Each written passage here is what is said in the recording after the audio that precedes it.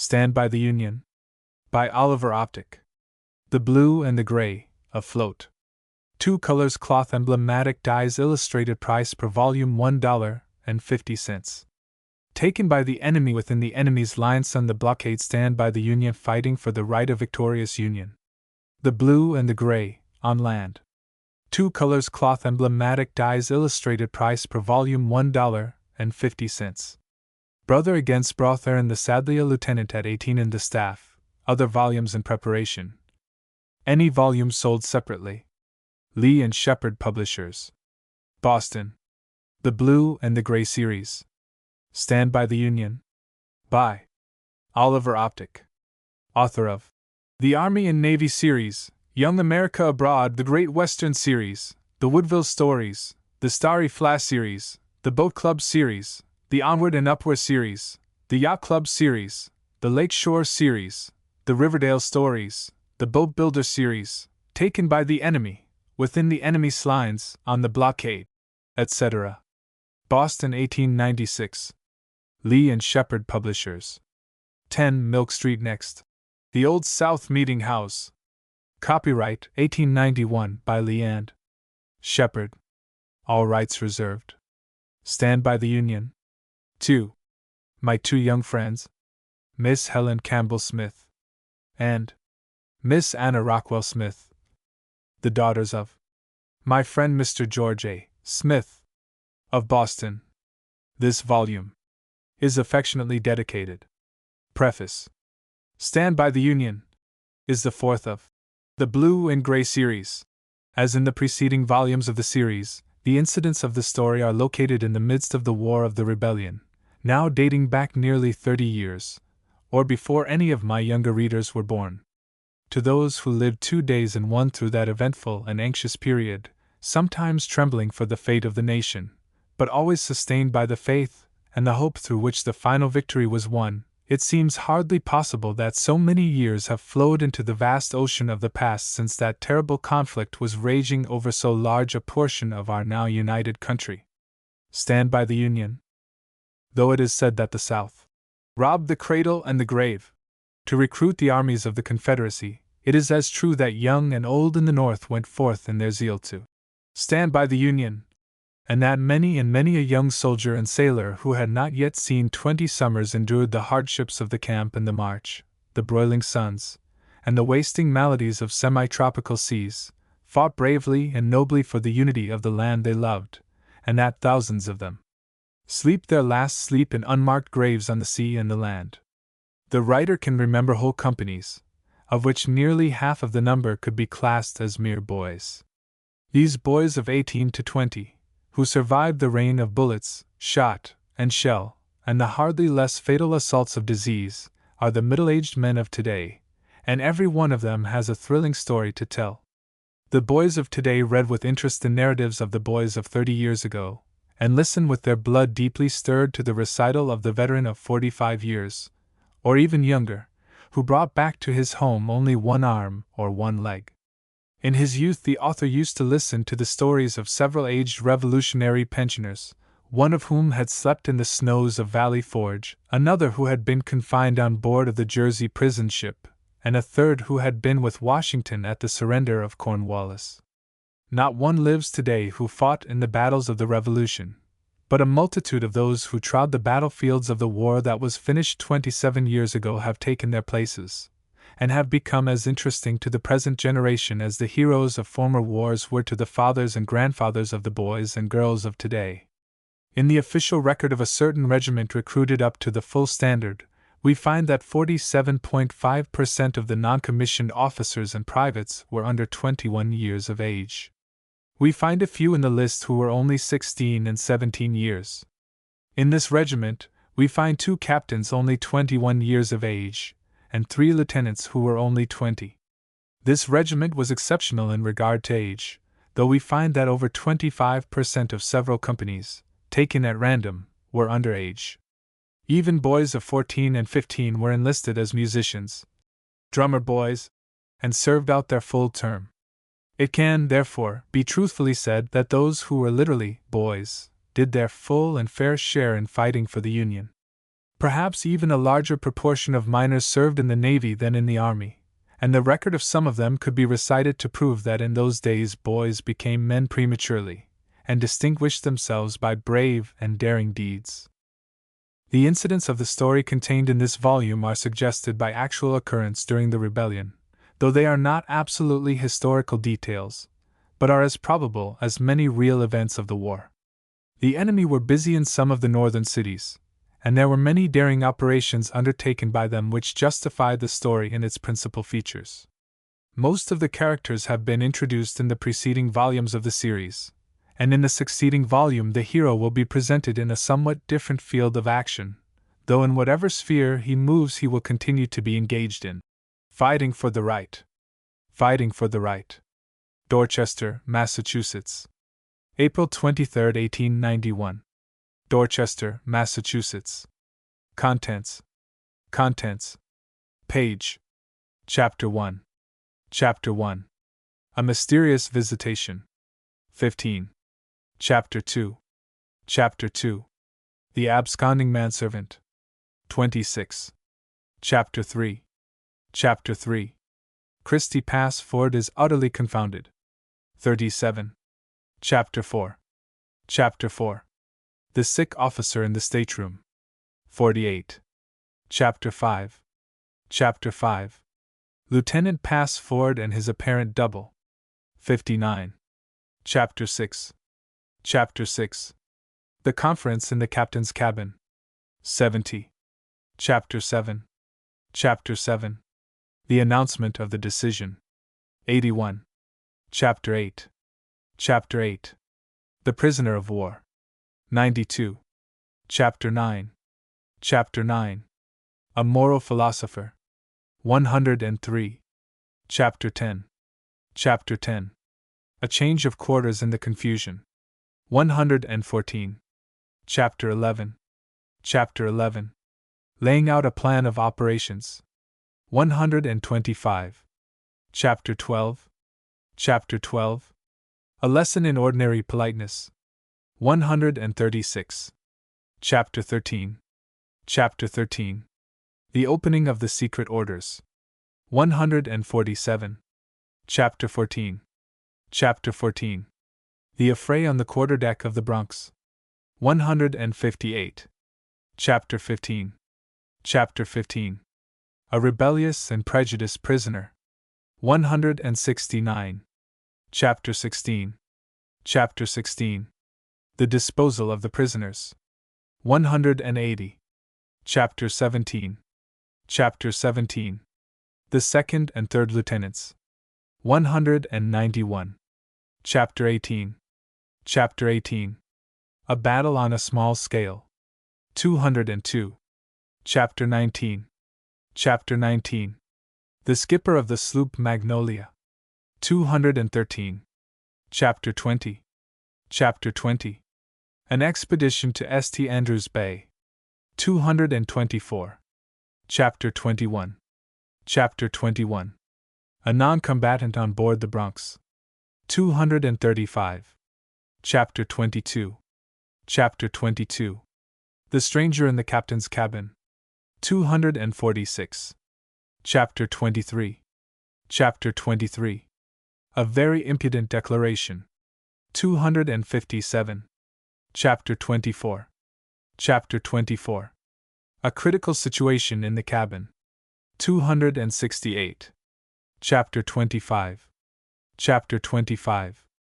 The Destruction of a Prominent Facial Member. 279. Chapter 26. Chapter 26. The Meeting with the Belevite at Night. 290. Chapter 27. Chapter 27. The Planning of an Expedition. 301. Chapter 28.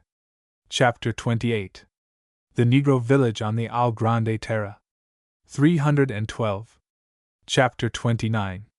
Chapter 29. A Professional Visit to the Fort. 323. Chapter 30. Chapter 30. The Attack upon the Fort. 334. Chapter 31. Chapter 31. A Wounded Commander. 345. Stand by the Union. Chapter 1. Chapter 1. A Mysterious Visitation. "Who's there?"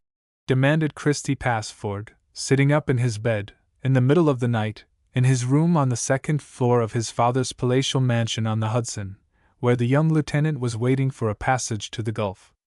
"Who's?" There was no answer to his inquiry. "Who's there?" he repeated in a louder tone. All was as still as it ought to be in the middle of the night, and no response came to his second inquiry. The brilliant young officer, who had just passed his 18th birthday, knew what it was even better than an older person to pass a whole night on difficult duty, without a wink of sleep, for he had been accustomed to spend a portion of every night in planking the deck on his watch. But at Bonnydale, his quiet home, far removed from the scenes of actual conflict, he was an industrious sleeper, giving his whole attention to his slumbers, as a proper preparation for the stirring scenes in which he was again about to engage. He slept soundly, but he had dreamed that someone opened the door of his room, or someone had actually done so. He was not a believer in dreams, and when an impression had fastened itself upon his mind, he was inclined to investigate it. It seemed to him that he had been awakened from his sleep by the opening of the door of his chamber. Some member of the family might be sick, and he might be needed to go for the doctor, or for some other service.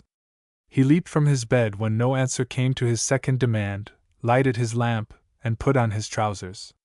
With the light in his hand, he opened the door, but there was no one there, and not a sound of any kind could be heard.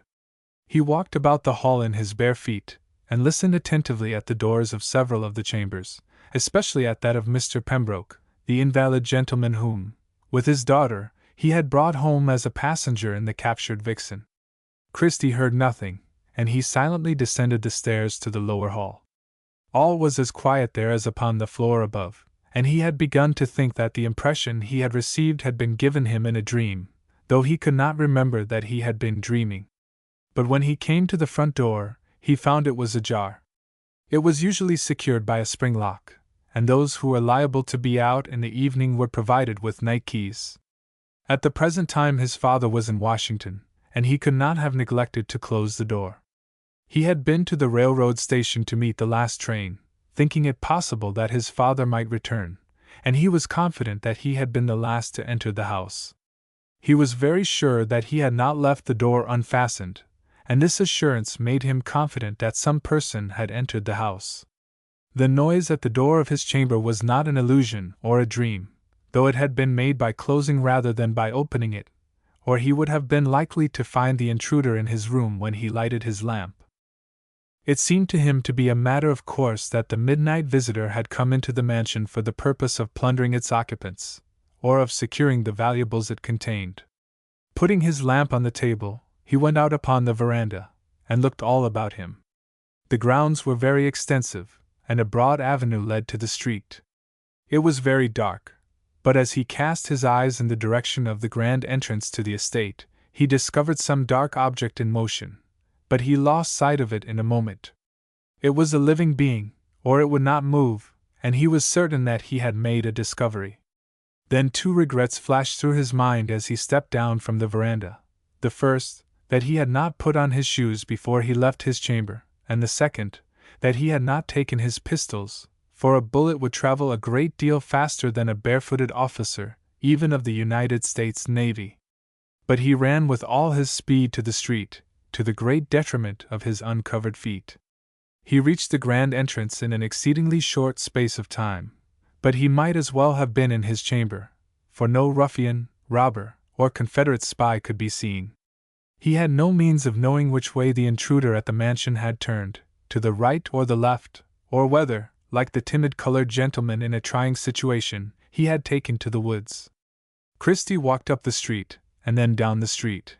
But the underbrush had recently been cut in the grove, and he did not venture to explore it without any protection for his feet. He peered into the gloom of the night with all his eyes, and listened with all his ears for over an hour, and then, watchful and careful officer as he was, there were 500 chances against him to 1 in his favor, of finding the intruder, and he reluctantly returned to the mansion. Like the other male occupants of the house, the lieutenant was provided with a night key. For one who had only just developed a tolerably thriving mustache, Christie was a prudent and methodical young gentleman. As a part of his method, he had a great many small drawers in his rooms, and a dozen or more keys, but he had never lost them, for the reason that he carried them chained to his nether garment. But he had 2 sets of keys, one for the house, and one for the ship. He had taken the night key from the former, and put it in his vest pocket, and when he reached the front door of the mansion, the key he wanted was in his chamber, and he had been careful to shut the door when he left the house. He could not get in, and he walked around the building to find a window which had not been closed. His mother had a reasonable dread of robbers, and she always looked out for the windows before she retired. He did not wish to arouse the family by ringing the great gong bell, but it was too cold to spend the rest of the night outdoors in his half-clothed condition, for he was as liable to take a severe cold as any less brilliant individual, and he might have to spend a month in his chamber, instead of reporting to the flag officer of the Eastern Gulf Squadron, in command of the Bronx. He rang the bell, and the sound from it reverberated through the entire mansion.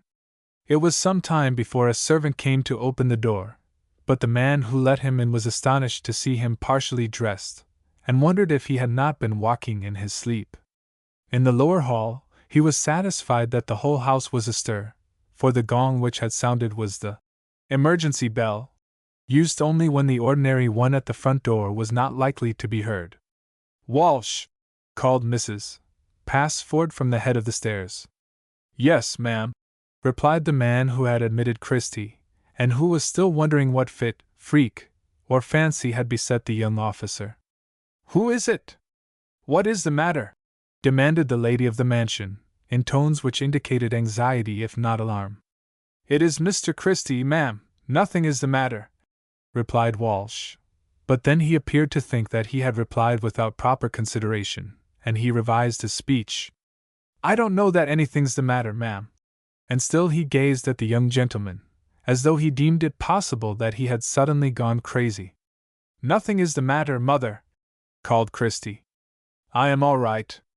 "But why are you out at this time of night, my son?" "It is nearly 2 o'clock in the morning," said Mrs. Passford, as she descended the stairs. "You are not half dressed, Christie."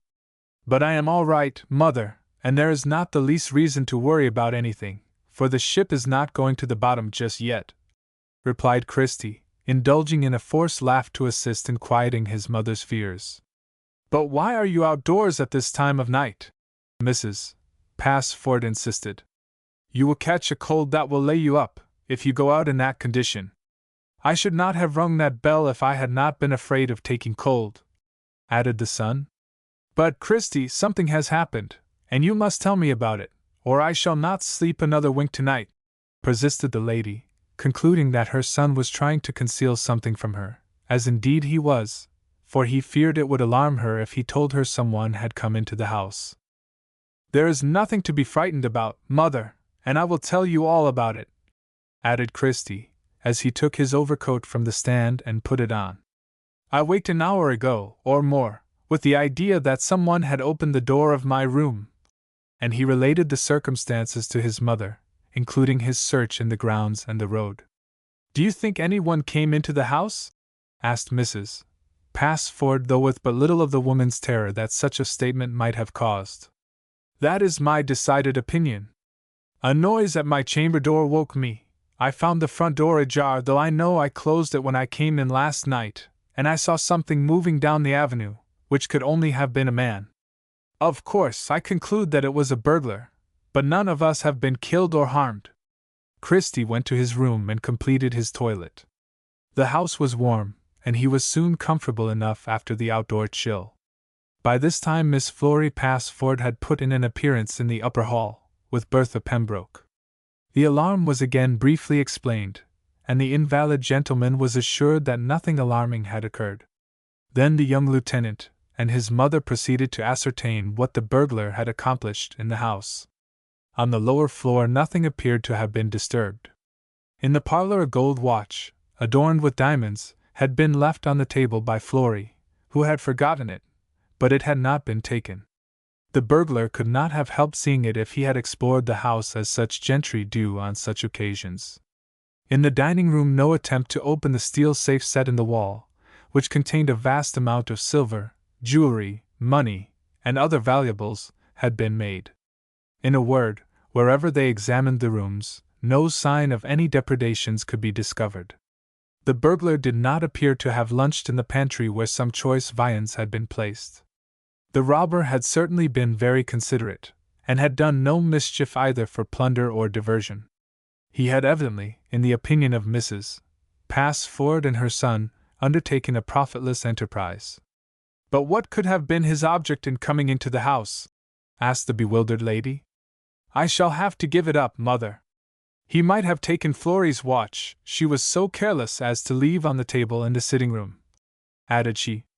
"But he did not. He could not have been disturbed until you spoke to him, and he might have ransacked the whole of the lower part of the house. But he did not." They had given up the examination of the premises, and given up the conundrum, and Christie was leading the way upstairs. He went into his room, followed by his mother. "He must have come into your room, my son, or you would not have heard him at the door. Perhaps he has robbed you," suggested Mrs. Passford. The young officer declared he had nothing there to steal. As he spoke, he took from his coat pocket on the bedpost an envelope containing his commission and other papers. It was safe, so were his purse and watch. The mystery was not solved till Christie embarked for the Gulf. Chapter 2. Chapter 2. The Absconding Manservant.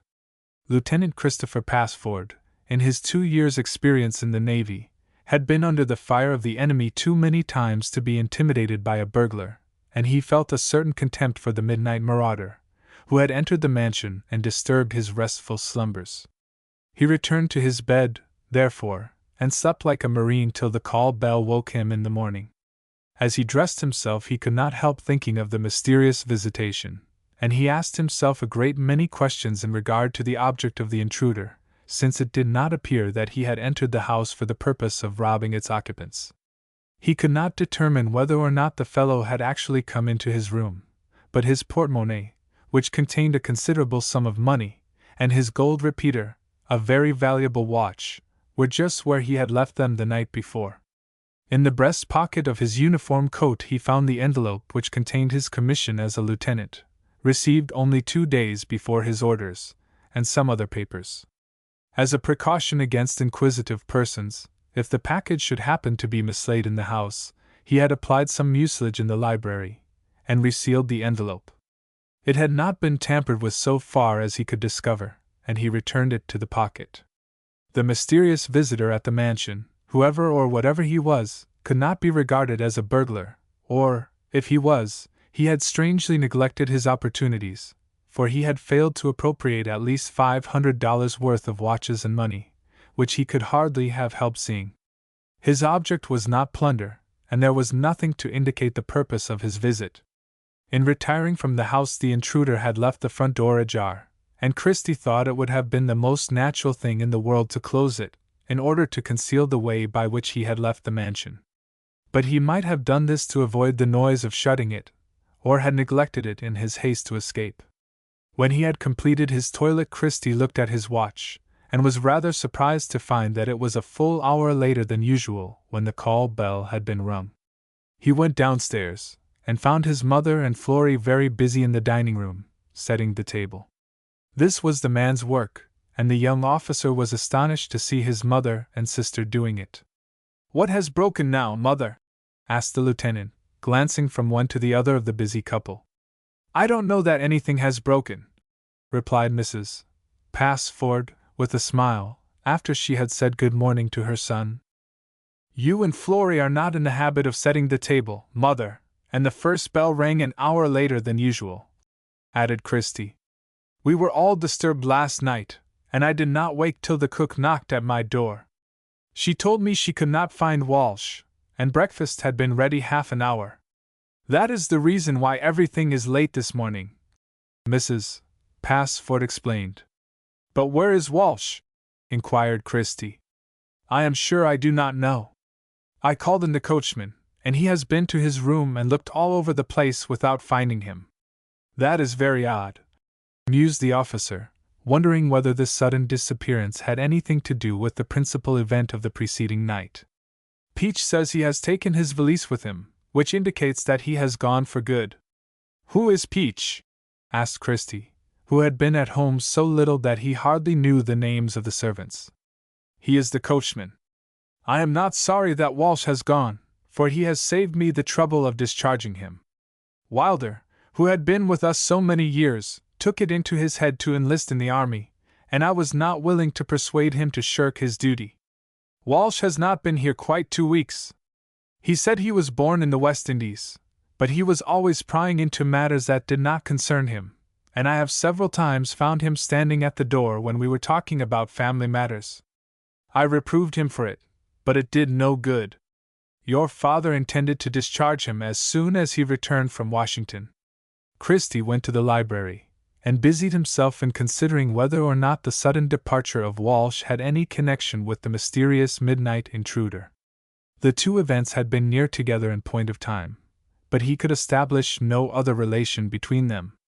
Then it flashed upon his mind that the manservant had been the person who had opened or closed his door and visited his room, but he was sure he had seen a man near the grand entrance of the estate. He had been all around the house, and Walsh could not have escaped his observation. He had answered the bell, and admitted him after his search. He concluded that the servant was not the person who had disturbed his slumbers. The morning mail brought a letter from Captain Passford, informing the family that he was detained in Washington, and that he could not be at home to say goodbye to his son, who was to leave that day in the store ship Vernon. He wrote a special letter to Christie, containing not only his adieus, but the good advice he would otherwise have given him in person. The breakfast was rather a sad gathering on account of this parting, for Christie was to leave in another hour. Bertha Pembroke and her father were quite as sad as the mother and sister, and the young officer did his best to cheer up the family and the guests. He tried to make them laugh, but he found it was uphill work. "You will be in command of a steamer, Christie, when you reach the Gulf. I hope you will not be rash, and try to do too much," said Mrs. Passford, as they rose from the table. "I don't think I am ever rash, Mother, and if I have been exceedingly fortunate, it was more because the circumstances favored me than because I ran great risks," replied Christie very seriously, for he was sensitive on the point his mother had brought up. "Father has said a great deal to me on this subject, and I have always done my best to carry out his principles. It is not my fault that I have a friend at court, and have had opportunities that have not been offered to many others. But the tide may turn against me on my next cruise." "I hope it will not, my son," added his mother very earnestly. "No one knows what is going to happen, and I may spend the next year or two in a Confederate prison. I don't think my Uncle Homer would cry his eyes out if such should be my fate, for he has lost several vessels and cargoes of cotton on my account," returned Christie. "But I am sure he has no ill will against you." "I don't think he has. By the way, Christie, have you heard anything from him or his family lately?" asked Mrs. Passford. "Not a word, and I am not likely to hear from them. Corny Passford was exchanged, and sent back to the South a year ago or more, and I have no idea what has become of him since." After breakfast Christie packed his valise, where he placed the new uniform in which he intended to present himself on the quarter-deck of the Bronx. The carriage was at the door to convey him to the railroad station. The parting was not less tender than it had been on former similar occasions, and Mrs. Passford preferred that it should be in the house rather than at the railroad station, in the presence of curious observers. Many tears were shed after the carriage drove off, for the patriotic young man might find a grave in Southern soil, or beneath Southern waters.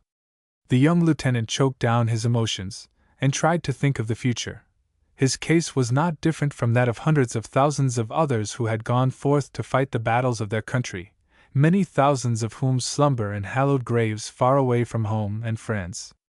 As the train moved on towards the great city, he obtained the command of his emotions, and felt a new inspiration of patriotic ardor. On his arrival in New York he hastened across the ferry to the Navy Yard. As he approached the opposite shore, he discovered a steamer getting underway. He had not seen the vessel on board of which he was ordered to report as a passenger, but when he asked a deckhand what the steamer was, he was informed that it was the Vernon. The ferry boat had just gone into the slip, and Christie was terribly startled to learn that he was late. He was still 2 hours ahead of the time indicated in his orders, and the Vernon was actually getting underway. The young officer was more excited than he had ever been in the face of the enemy, for the present looked like a case in which his honor was at stake. He felt that it would be his ruin if the Vernon sailed without him. There had been some mistake in his orders, or in those of the commander of the store ship, and he was likely to be the sufferer for it. He rushed to the stern end of the ferry boat in order to obtain a better view of the steamer, and at this moment he discovered a boat, pulled by one man, headed towards the Navy Yard. "Boat ahoy!" shouted Christie, with almost frantic earnestness. "On board the ferry boat," replied the man, resting on his oars. $5 if you will put me on board of that steamer before she gets off," added the officer. "I'm the one for your money," returned the oarsman, as he headed his boat into the slip. Without much difficulty Christie dropped his valise into the boat, and then dropped himself in after it. The belated passenger cast an earnest look at the Vernon, which had just begun to move, though at a snail's pace, and he hoped he should be able to get on board of her. "Naval officer, sir?" interrogated the boatman. "Yes, but I have no time to spare, and you must not stop to talk," replied Christie rather sharply. "Time enough, sir, if you are going on board of the Vernon, and I will give you one of my oars if I don't put you on her deck," said the boatman very positively. "I hope you are nimble with your feet and hands, sir. I will take care of that part of the matter if you will put me alongside the steamer," answered Christie. "No more talk, if you please, for you are wasting your wind. I have plenty of it for this job. You said $5, I believe, sir," added the man, looking earnestly at his passenger. $5 is just what I said," replied the lieutenant, as he took a bill of that denomination from his porte-monnaie, rolled it around the boat hook, and fixed it so that it should not blow away. "Thank you, sir," said the rower, as he pulled with more vigor even than before, and did not say another word till the boat was alongside the Vernon. Christie found a rope hanging over the side, to which the boatman attached his valise, the young officer going up the line hand over hand as though he was used to that sort of thing. The oarsman secured his $5 bill, and Christie hauled up his valise. He felt that he had saved himself from the dishonor of failing to obey his orders, and he looked about him for someone who would be able to explain to him how the steamer happened to be sailing 2 hours before the time named in his orders. 3 or 4 sailors were at work in the waist, where the lieutenant came on board, and Christie was not a little astonished to observe that Walsh, the absconding manservant, was one of them. Chapter 3. Christie Passford is utterly confounded. The appearance of Walsh, fully dressed in the garb of a seaman, was so great a surprise to Christie Passford that he hardly noticed any other person on the deck of the Vernon.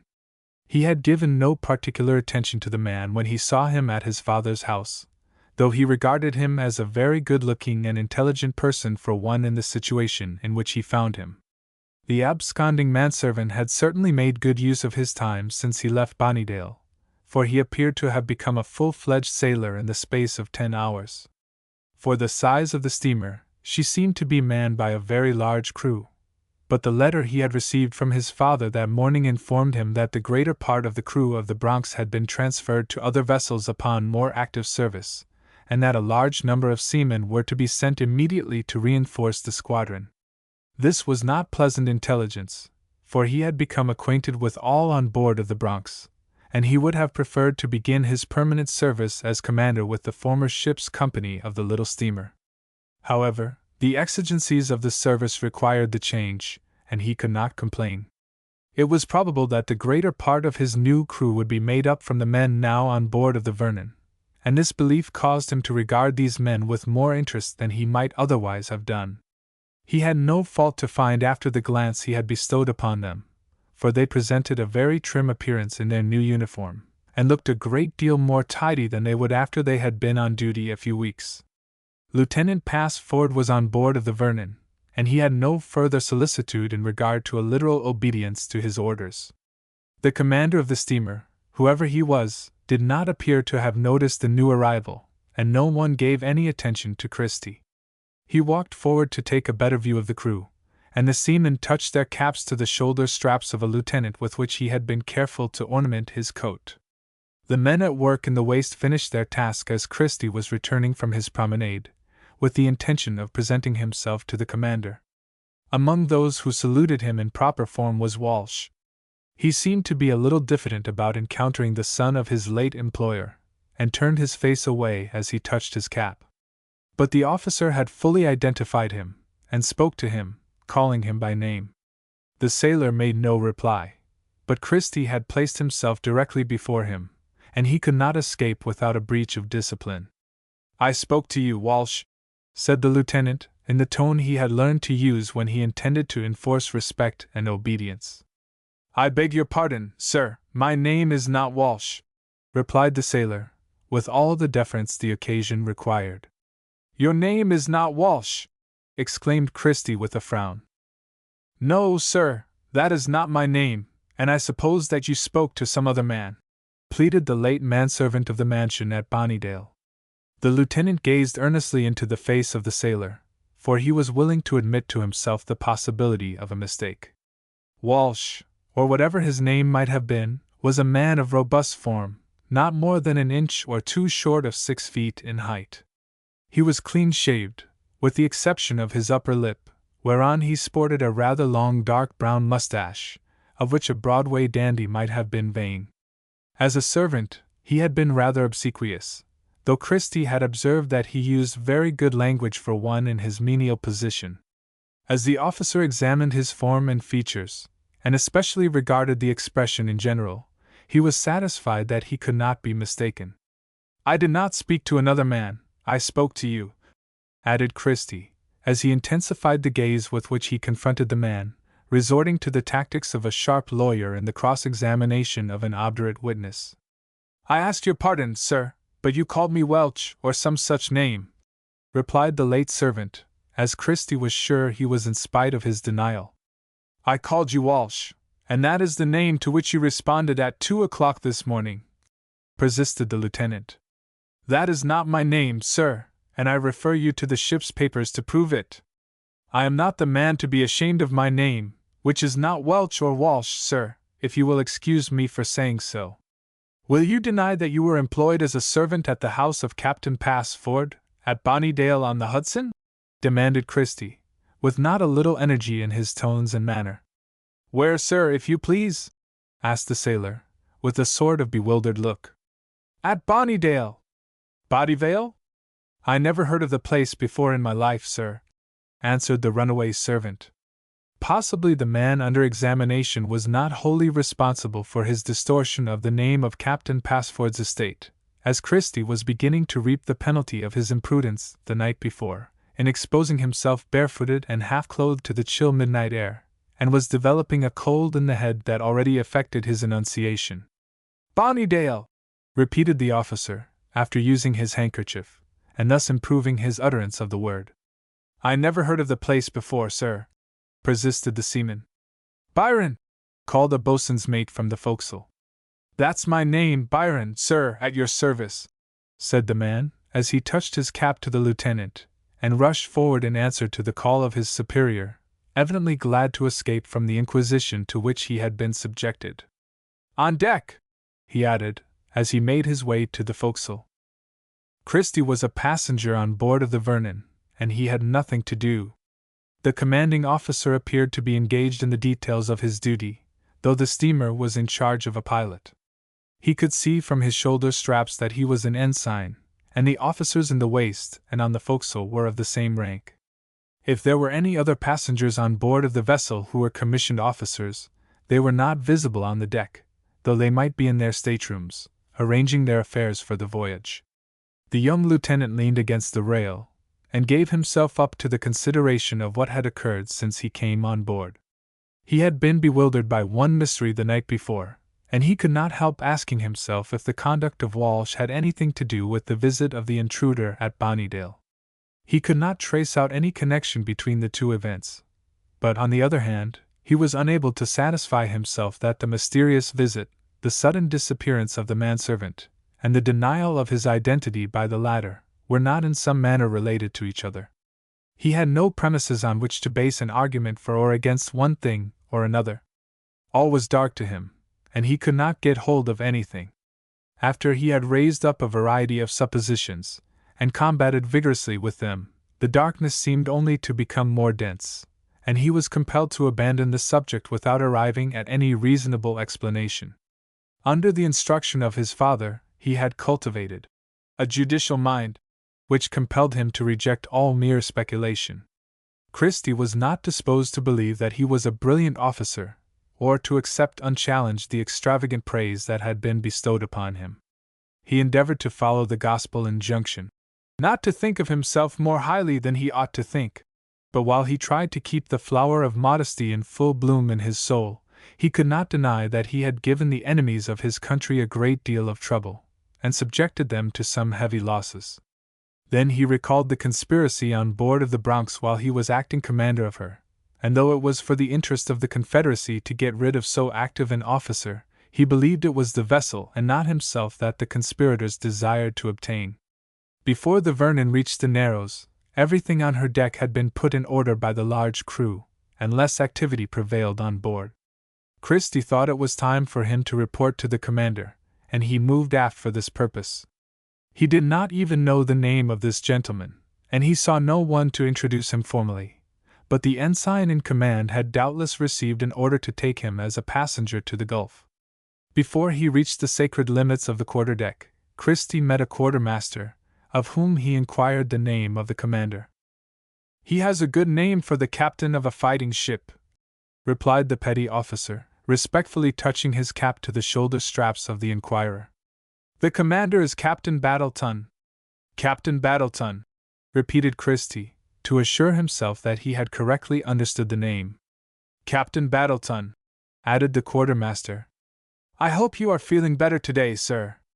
"I am feeling very well today, except that I have started a cold in the head," replied Christie, astonished at this display of interest in the state of his health. "I am glad to hear it, sir, for you appeared to be quite sick last night when you came on board," added the quartermaster. "Did I indeed? I was not aware of it. I came on board last night. I was not aware of that fact," said Christie. The petty officer did not hear his remarks, for he had been called by the second lieutenant in the waist, and with a touch of his cap, hastened away. The lieutenant opened his eyes very wide, as he looked down at the seams in the deck, and wondered whether he were asleep or awake. He had been quite sick, and he had come on board the night before. It was very strange that he was not at all aware of either of these facts. He felt reasonably confident that he had slept in his own chamber at Bonnydale the night before, and at that time he was certainly in a very robust state of health, however it might be at the present moment. Even now, he could not complain of anything more severe than an embryo cold in the head, which the medicine his mother had given him would probably reduce to a state of subjection in a day or two. At first, he was disposed to be amused at the answers the quartermaster had given him, for it was evident to him then that he had been mistaken for another person. It looked as though some officer had come on board, and reported under his name, for he had not yet learned anything in regard to the gentleman who had appeared to be quite sick when he reported himself. It had the elements of another mystery in it. But the petty officer could easily have made an honest mistake, and this was the solution he accepted, without bothering his bewildered brain any further about it. The commander appeared to be less occupied at this moment than he had been before, and Christie stepped forward to the quarterdeck, and politely saluted him. Captain Battleton was not less punctilious in his etiquette. He was a young man, though he was apparently 6 or 7 years older than Christie. He was an ensign, and looked like a gentleman who was likely to give a good account of himself when he was called to more active duty than that of commanding a store ship. "Good morning, Lieutenant Passford," said Captain Battleton, as he extended his hand to his passenger. "I am glad to see that you are better." Christie was utterly confounded at this salutation. Chapter 4. Chapter 4. The Sick Officer in the Stateroom. Captain Battleton spoke to Christie as though he had met him before, and needed no introduction. He was glad to see that the young officer was better, which indicated that he had been sick. He was confounded by the situation, for he had not been sick an hour, and he had never seen the commander of the Vernon in his life. The petty officer had told him that he appeared to be quite sick when he came on board the night before. What he had learned within the last few moments was even more perplexing than the mysterious visitation at Bonnydale. Then the appearance of Walsh on board, and his denial of his identity, were still in his mind, and he wondered whether or not all these strange circumstances had any connection. But he was standing in the presence of the commander of the steamer, and he had no time to reach a conclusion of any kind, satisfactory or otherwise. Christie took the offered hand of Captain Battleton, and looked earnestly into his face to determine whether he had ever seen him before, but the face was entirely new to him. He was quite confident that he had never seen the commander before.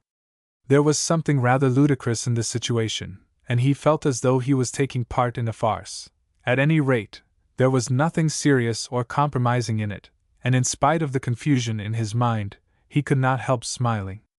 "I thank you, Captain Battleton, for your very kind interest in the state of my health, but with the exception of the first signs of a cold in the head, I never was better in my life," said Christie in reply to the salutation of the commander, still holding his hand. "Then you have improved wonderfully since last evening," added Captain Battleton. "I am glad to be informed of the fact, for I am not conscious of any such improvement as you describe. In fact, I am not in quite so good condition in a sanitary point of view as I was last evening, for I took my cold about midnight, or a little later, last night," added Christie, his smile becoming a little more pronounced. It was now the turn of Captain Battleton to be puzzled, if not mystified, by the statement of his passenger, and he looked inquiringly into his face as if to ascertain if he was not the victim of a practical joke. But naval officers on duty are not given to pleasantries, and if he had any such suspicion, he banished it at once, for there was nothing in the appearance of the lieutenant to warrant it. "Pardon me, Mr. Passford, but were you not sick when you came on board of the Vernon last evening?" asked the commander, with something like a frown upon his brow as the situation became more bewildering. "If you will excuse me for making an indirect reply, Captain, I did not come on board of the Vernon last evening," answered Christie, his smile becoming still more decided, and if he had not been on the quarter-deck of a vessel in service, he might have suspected that he was himself the victim of a practical joke. "You did not come on board of the Vernon last evening!" exclaimed Captain Battleton, gazing very earnestly into the face of his passenger. "I did not, Captain," replied Christie quietly, though he was amused rather than disquieted by the earnestness of the commander. "You did not?" "Certainly not, and if my simple affirmation is not enough, I could prove that I slept in my father's house at Bonnydale last night, took my breakfast there this morning, and was in the city of New York at 10 o'clock this forenoon," answered Christie in the best of humor. "This is very strange," said Captain Battleton, fixing his gaze upon the planks on which he stood, possibly considering whether he or his passenger was dreaming or out of his head. "If I were still at Brooklyn, doubtless I could find the boatman who put me on board of the Vernon not more than an hour ago," continued Christie, willing to convince his auditor that he was entirely in earnest in his statement. "I beg your pardon, Mr. Passford, but I did not intend to question the truth of your reply to my question," said the commander, fearing that he had overstated his doubts. "I am simply bewildered, confused, confounded by this interview." "So am I, Captain," added the lieutenant, laughing outright at the perplexity in which both of them were involved. "I have told you the simple truth in regard to my movements." "And you did not come on board of the Vernon last evening?" "Emphatically I did not." "You were not sick last evening?" "I was not even as sick as I am at this moment," replied Christie, using his handkerchief. "I don't understand it," said Captain Battleton, shaking his head. "Now, Captain, will you permit me ask what you do not understand, for I assure you I am profoundly ignorant of the situation which perplexes you." "I was ordered to be on board of the Vernon at 1 o'clock, and I found her under way at 11. I happened to find a boatman before I left the ferry boat, who put me on board, or I should have missed my passage. That is simply all I know about the matter." When I called upon you in your stateroom this morning, you told me that. I beg your pardon, Captain Battleton, but I have not been in any stateroom, sick or well, on board of the Vernon, and I respectfully suggest that it was quite impossible for you to have called upon me this morning, or at any other time," Christie interposed, very pleasantly, though quite as perplexed as the commander. "Of course I shall not raise an issue as to your veracity, Mr. Passford, but after the statement you have made to me, I must change the form of my phraseology," continued the commander, using a smile to cover any possible doubts or suspicions in his mind. "When I called at the stateroom of the officer who reported on board last evening as Lieutenant Christopher Passford, he told me that I was expected to get under way and proceed to my destination as soon as the officer and the seamen were on board." "Did he bring you an order to this effect?" asked Christie more seriously. "He did not, and perhaps I have made a mistake, though my superior officer told me at the yard that it would be safe for me to obey the verbal order," replied Captain Battleton, looking somewhat troubled. "I have no intention to meddle with what does not concern me, Captain. It appears that Lieutenant Passford has already reported to you," said Christie, and this was the astounding fact to him of the situation. He was absolutely confident that he was himself Lieutenant Christopher Passford, and as absolutely confident that the other officer could not be that person, whoever else he might be. The commander appeared to be considering what Christie had suggested to him in regard to his orders, and the passenger had a minute or two to think of the situation in which he found himself placed. But what was the use to think of it? He was at the end of a blind alley, where there was no light from any direction except that by which he had entered it. He had no premises from which to reason, and it was useless to consider the matter. "Mr. Passford, I find myself placed in a very unpleasant position," said the commander, after he had deliberated a few minutes. "I have stated the facts to you, and the deduction I have to draw from them is, that I have two persons by the name of Lieutenant Passford on board. That seems to me to be a correct deduction," added Christie. "The brilliant officer who bears this name is too well known to hide his light under a bushel. I have not the honor to be personally acquainted with him, and therefore I am unable to decide which of the gentlemen who report to me under that name is the real one." "Precisely so. You will pardon me if I add that I think one or the other of them must be an impostor," added Captain Battleton with some diffidence. "That is a perfectly justifiable conclusion, and it rests with you to decide which is the genuine Lieutenant Passford, and which is the impostor," replied Christie frankly.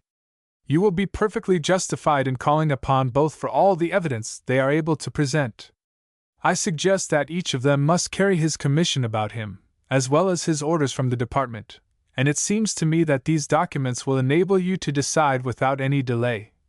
And Christie involuntarily put his hand upon his breast pocket, where he carried these valuable papers. He could feel the envelope that contained them, and he was satisfied of the triumph which awaited him when the evidence should be required of the two claimants of the name. At the same time he felt that he was moving in a cloud of mystery, which had begun to enfold him in the middle of the preceding night. "I thank you for the suggestion, Mr. Passford, and I must say that you seem to be entirely fair," said the commander. "If I am the impostor, I do not know myself, but I have no desire to forestall your decision. You saw the sick officer when he came on board last evening, and you have visited him in his stateroom today. Do I look enough like him to be taken for him?" asked Christie with a smile, as he placed himself in an attitude to be scrutinized by the commander. "I am sure that you do, sir, and when I saw you on the quarter-deck for the first time, I had no doubt you were the officer who came on board sick last evening," replied Captain Battleton. "That makes it all the more remarkable, for I was not aware that there was any officer in the Navy who resembled me so closely," added Christie, more bewildered than before, and beginning to scent a plot of some kind against him, or his country. "I must say that any man who will take upon himself the position and reputation of the real Lieutenant Passford is a bold man, and even, if he succeeds in taking his place, he will fail in playing the role. I should thank you, Captain Battleton, for the compliment, if I were not under suspicion of being some other person. May I ask when it will be convenient for you to settle the question, for it is not pleasant for me to feel that I am looked upon as even a possible impostor?" I shall not regard you as an impostor, Mr. Passford, for I mean to be entirely impartial, and I shall not brand you even in thought until the evidence warrants me in doing so," replied the commander, as he called the surgeon who was just coming on deck. "How do you find your patient, Dr. Connolly?" "I find him. I thought I found him, but he appears to be on deck," replied the surgeon, as he fixed his gaze upon Christie, prelude by a start, dramatic enough to prove that he was astonished to find his patient was not in his room below. "I left him not 5 minutes ago, for I have not yet been able to discover what ails him. He complained of a severe headache and pains in his bones, but he has not a particle of fever, or any symptom of anything that I can discover. I am glad to see you on deck, Mr. Passford. How is your headache?" "If I have had any headache, I have entirely recovered from it," replied Christie, laughing heartily. "I came on board only an hour ago, doctor, and I have had no headache, thank you. Looking at you more closely, I see that you are not my patient, and you will excuse me for giving you a headache. But you resemble my patient very closely," added the doctor. "I did not answer your question, Mr. Passford," interposed Captain Battleton. "In an hour we will settle the question." Christie seated himself and began to consider the strange situation. Chapter 5. Lieutenant Passford and his apparent double. The Vernon continued on her course, and in another hour the pilot had been discharged. Christie had puzzled his brains over the events of the day and the night before without being able to arrive at any satisfactory conclusion. He was extremely anxious to see the officer who had taken his name and assumed his character, as he was to obtain all the information within his reach. His reflections assured him that someone had chosen the role of an impostor for the purpose of accomplishing some treasonable object, and he was anxious to fathom the mystery for his country's sake rather than his own. Captain Battleton would soon begin his investigation, and Christie was confident that the sick officer would be proved to be the impostor. He was not at all worried or even disturbed in regard to the result, for he felt that truth is mighty and must prevail. His only solicitude was to unravel the plot. Bands of Confederates had been put on board of several steamers for the purpose of capturing them, and it was possible that this plan had been adopted to obtain possession of the Vernon, for she was a good vessel, and was fitted out as a man of war. It was plain enough to Christie that the remarkable attempt of one or the other of the officers on board as passengers to personate the other had been explained to those on the quarter-deck, for he observed that they all regarded him with curiosity, and were interested in the matter. As the surgeon passed near him he spoke to him. "Does your patient below seem to be improving, doctor?" he asked. "He still complains that his head and his bones ache, so that I cannot say he is improving," replied Dr. Connolly. "How old a man does he appear to be?" "I should take him for a young man of 20 or 21, but he says he is only 18. He is a very young officer to be put in charge of a steamer, for I understand that he is ordered to the command of the Bronx. But then he has made a reputation as the commander of that vessel, which doubtless justifies his appointment. Does he talk at all?" "Oh, yes, he has told me about some of his exploits, and as he seems to forget his aches when he speaks of them, I have encouraged him to talk as much as possible." "Is he really sick, doctor?" asked Christie, with a smile which meant something. "He says he is, and I have to take his word for it," replied the surgeon, with a corresponding smile. "I heard you tell the captain that you could not make out the nature of his malady. I cannot so far, though that does not prove that he is not sick, but I will venture to say he could not get his discharge from the Navy on his present symptoms. He may have drunk too much wine or whiskey recently, though he certainly was not in liquor when he came on board." "How is your patient, Dr. Connolly?" asked Captain Battleton, joining them at this moment. "About the same the last time I saw him. He ate all the toast I sent to him, and seemed to enjoy it. I don't think he is in a dangerous condition," replied the surgeon. "I am glad to hear it. Have you informed him that we have another lieutenant on board of the Vernon?" continued the commander. "No, Captain, I have not. That is not my affair, and I don't meddle with what does not concern me." "An excellent rule. Is he aware of the fact that there is another Richmond in the field?" If he is, he has said nothing to me about the matter. Do you think he could go out into the cabin, Doctor? Asked the captain. I wish to see him on a matter of the utmost importance. Is he dressed? He is. He dressed himself this morning, and sits up part of the time. Then you will oblige me by getting him into the cabin. I mean my cabin. I will be there in 10 minutes. The surgeon went below, leaving the commander and Christie together. Can you make anything of this affair yet, Mr. Passford? Asked Captain Battleton.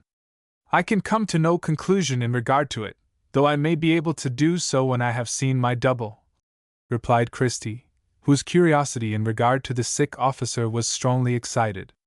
It looks like a conspiracy of some kind, but I can go no farther in the direction of a solution. The commander looked at his watch after they had conversed a little while longer, and then invited Christie to visit his cabin with him. The other Lieutenant Passford was seated in an armchair at the table. Christie looked at him with the deepest interest, but the back of the other was turned to him, and he did not get a full view of his face. The sick man was dressed in the naval uniform with the shoulder straps of a lieutenant.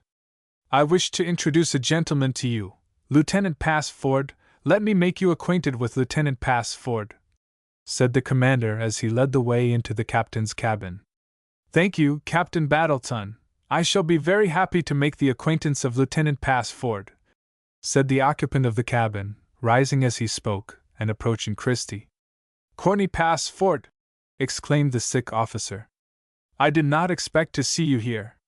This gentleman is my own cousin, Captain Battleton, though I am sorry to say that he is a rebel, but for all that he is one of the finest fellows in the known world, and you will appreciate everything about him except his politics, which I do not admire myself.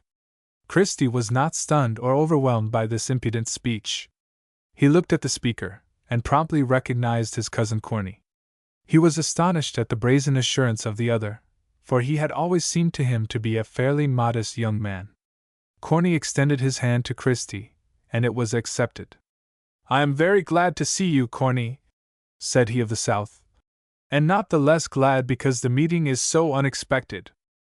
It is certainly very unexpected on my part, Corney, replied Christie, who began to comprehend the object of his cousin, but there was something so ludicrous in the situation that he was more disposed to laugh than to look upon it seriously. I am very glad to see you, Corney, continued he who bore that name in reality. I did not expect to find you on board of the Vernon. How are Uncle Homer, Aunt Lydia, and Gertie? I have not seen my Uncle Homer for several months, but I had not the remotest idea that you had an Uncle Homer, replied Christie, laughing heartily, for the situation seemed so amusing to him that the serious part of his cousin's obvious plan had so far hardly dawned upon him. I should like to inquire of you, as one good turn deserves another, in regard to the health of your father and mother and Gertie. My father is quite well, but he left Bonnydale last Tuesday to go to Washington, and had not returned when I left home. My mother is quite well, and so is Florrie, replied the sick officer, who did not appear to be suffering from a very severe headache just then, for he was quite cheerful and animated.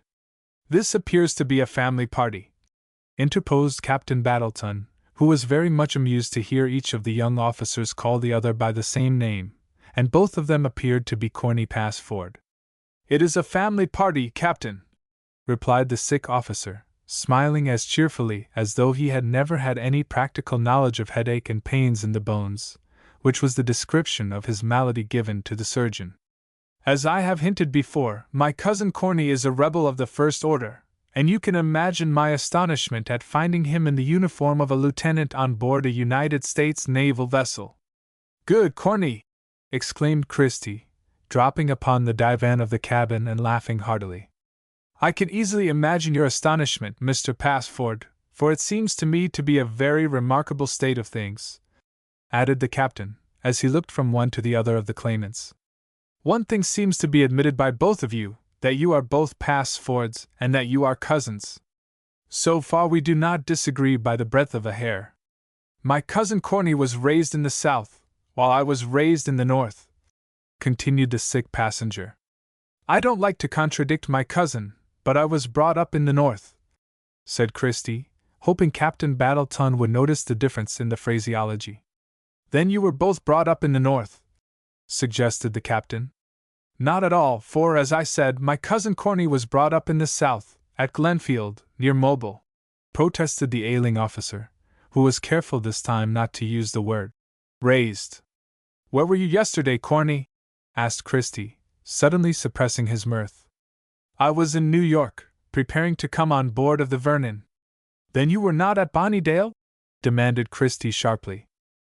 "Of course I was there, but it was a pretty day, and I went to the city to attend to some affairs of mine," replied the sick man, with the first signs of embarrassment he had exhibited.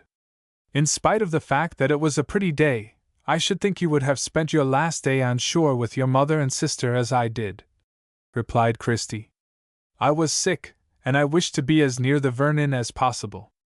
I felt better in the afternoon and attended to my affairs, but I got bad again in the afternoon, and I came on board in the evening, for I was afraid I should not be able to do so in the morning," answered the invalid, becoming as lively as before.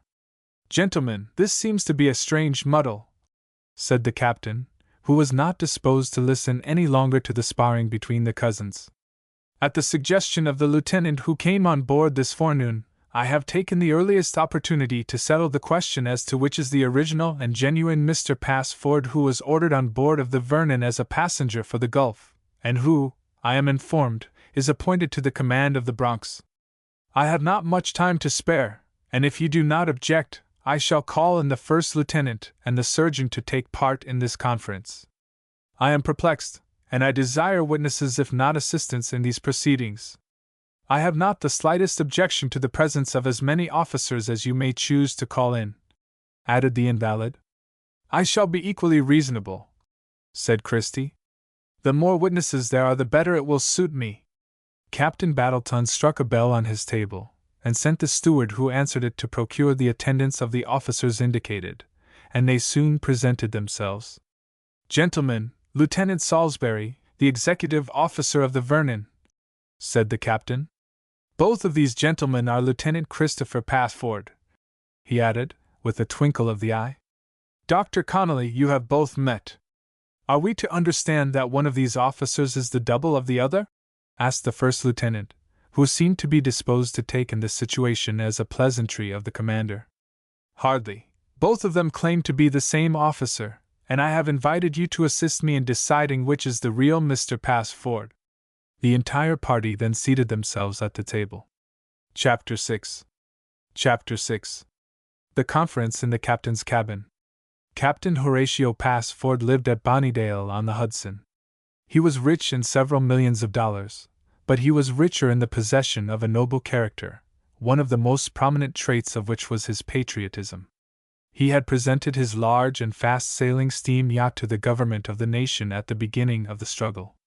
His motto was, "Stand by the Union," and from the first he had done everything in his power to sustain his country against the assaults of dissolution. He had a wife, a daughter, and a son, and his family were as patriotic as he was himself. At 16, Christie, the son, had gone into the Navy. He had learned to be a sailor and an engineer in his repeated cruises in the Bellevuite, his father's large steam yacht, now a man of war in the Navy. In 2 years the young man had worked his way up to the rank of lieutenant. He was very large for his age, and his nautical and mechanical education had prepared him for service to a degree which made him almost a prodigy, though his courage and skill had been fully equaled, if not surpassed, by other naval officers not older than himself. Homer Passford, the only brother of his father, had early in life settled in Alabama, and become a planter, where he had made a respectable fortune, though he was a poor man compared with the northern brother. He had a wife, a son, and a daughter. At the beginning of the War of the Rebellion he had promptly espoused the cause of the South, and from his point of view, he was fully as patriotic as his brother on the other side. He was ready to give himself, his son, and his fortune to the independence of the South. His character was quite as noble as that of his brother, and he had done all he could in person and with his wealth to ensure the success of the Southern cause. His son Cornelius followed the lead of his father, and was faithful to the teachings given him in his Southern home. He had enlisted as a soldier, but when it was found that he could be more serviceable to the Confederacy in certain irregular enterprises, he was detached for this service. He had been engaged in an attempt to capture the Belevite in connection with older and more skillful persons. The plan had failed, Corny had been severely wounded, and while on parole had lived at Bonnydale. From there he had been sent to a military prison, and had been exchanged. From that time, Christie knew nothing about him until he met him on board of the Vernon. Corny was 2 years older than Christie, but the latter looked even more mature than the former. The resemblance between them had hardly been noticed by the two families, though Christie had spent several months at different times at the plantation of his uncle. But the resemblance was noted and often spoken of by persons outside of the families, the members of which, being in the habit of seeing them often together, did not notice the similarity of features and expression. Both of them resembled their fathers, who were often mistaken the one for the other in their early years. After he found that the sick officer was his cousin Corny Passford, Christie began to apprehend the object of his southern relative, in presenting himself as the bearer of his name and rank in the Navy, though he had no time to consider the subject. Corny had given him no opportunity to look the matter over, for he had talked most of the time as opportunity was presented. Captain Battleton seated himself in the armchair which Corny had abandoned, and placed a quire of paper before him as though he intended to take notes of the proceedings. Christie was not at all disturbed by the formal aspect the affair was assuming, for he felt entirely confident that poor Corny would be a prisoner of war at its conclusion. He had his commission and his orders in his pocket, and he was positive that they would vindicate him. I reported to the department that I had only a single vacant stateroom in the ward-room of the Vernon, and I was ordered to receive Lieutenant Christopher Passford as a passenger, as I could not take another officer," said the captain. "It is not a serious question compared with others at issue, but the occupation of the single room, now in possession of the gentleman who came on board last evening, depends upon the result of our present inquiry. I should say there would be no difficulty in settling this question," said Mr. Salisbury. "These gentlemen are cousins, and both of them bear the name of Passford," added the captain, as he raised his finger, pointing to Corny. "Will you give us your name in full, if you please?" "Christopher Passford," replied the invalid officer, with the most unblushing effrontery. "Your father's name?" "Horatio Passford." "Where does he live?" "At Bonnydale on the Hudson," replied Corny confidently. "Excuse me, Captain Battleton, may I ask a question?" interposed the first lieutenant. "Certainly, Mr. Salisbury. This is not a court-martial, but an informal investigation, and I shall be glad to have you and Dr. Connolly entirely free to ask any questions you please," replied the captain, who was anything but a martinet. "Where did you say your father lived, Mr. Passford?" asked the executive officer. "At Bonnydale on the Hudson," answered Corny, as we may call him now that the reader knows who he is.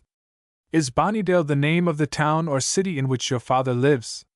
"It is the name of my father's place," replied Corny, and Christie, who was observing him very closely, saw that he was a little disturbed. "Bonnydale sounds like a fancy name, such as any gentleman might give to his estate, as Sunnyside was the home of Washington Irving. Is this the fact?" asked Mr. Salisbury. "I suppose it is," answered Corny, with increasing confusion. "Don't you know? We always called it Bonnydale, and I know no other name for it. But Bonnydale is not an incorporated town. In what city or town is your father's place situated?" "I know no name but Bonnydale," replied Corny, and the flush of fever or something else was on his cheeks now. "Nothing more, Captain," said the first lieutenant, and the stock of the other claimant mounted a little. "Mr. Passford," continued the captain, indicating Christie with his finger. "Your father's name, if you please." "Horatio Passford," replied Christie with a smile. "Where does he live?" "At Bonnydale on the Hudson." "Permit me, Captain Battleton," interposed Mr. Salisbury, and the commander nodded his acquiescence. "Is Bonnydale the name of the town or city in which your father lives, Mr. Passford?" "It is the name of my father's place," answered Christie, using the same words that Corny had. Bonnydale sounds like a fancy name, such as any gentleman might give to his estate," continued Mr. Salisbury, smiling, as he repeated the phrases he had used before.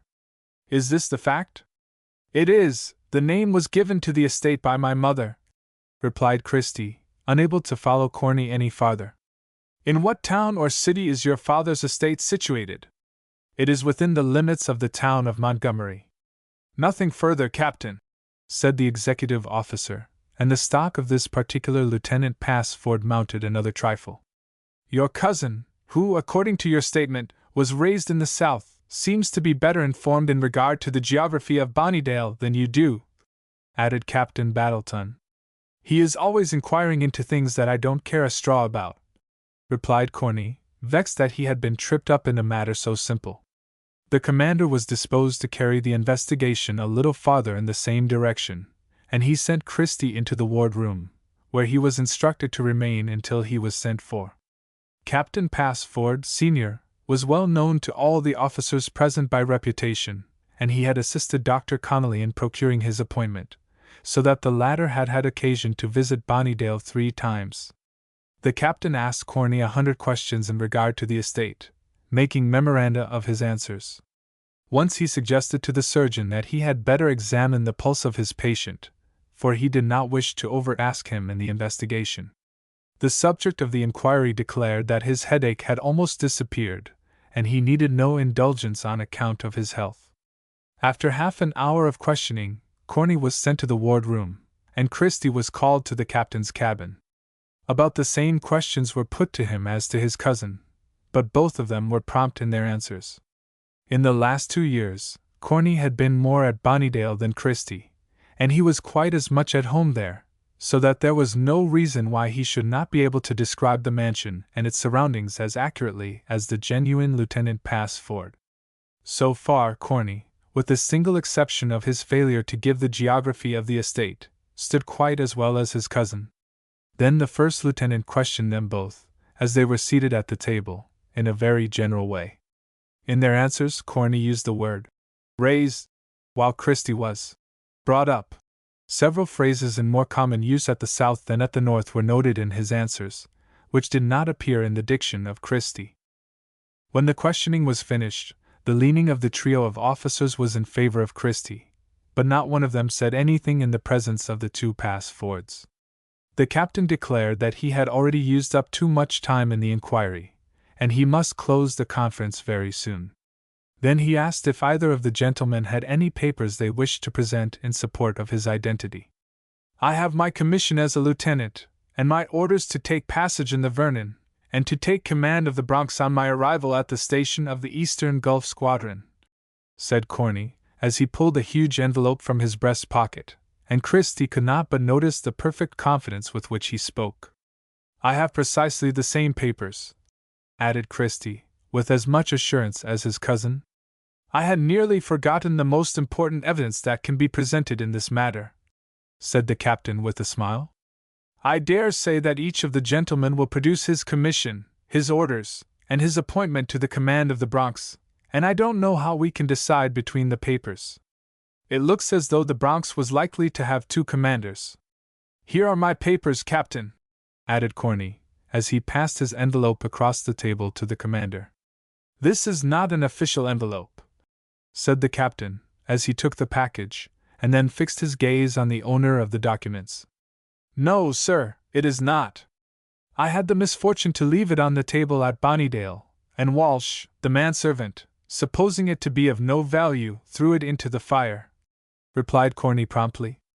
The commission and other papers were all right in every respect. Christie handed his envelope to the commander, and he broke it open. It contained nothing but a lot of blank paper. Chapter 7.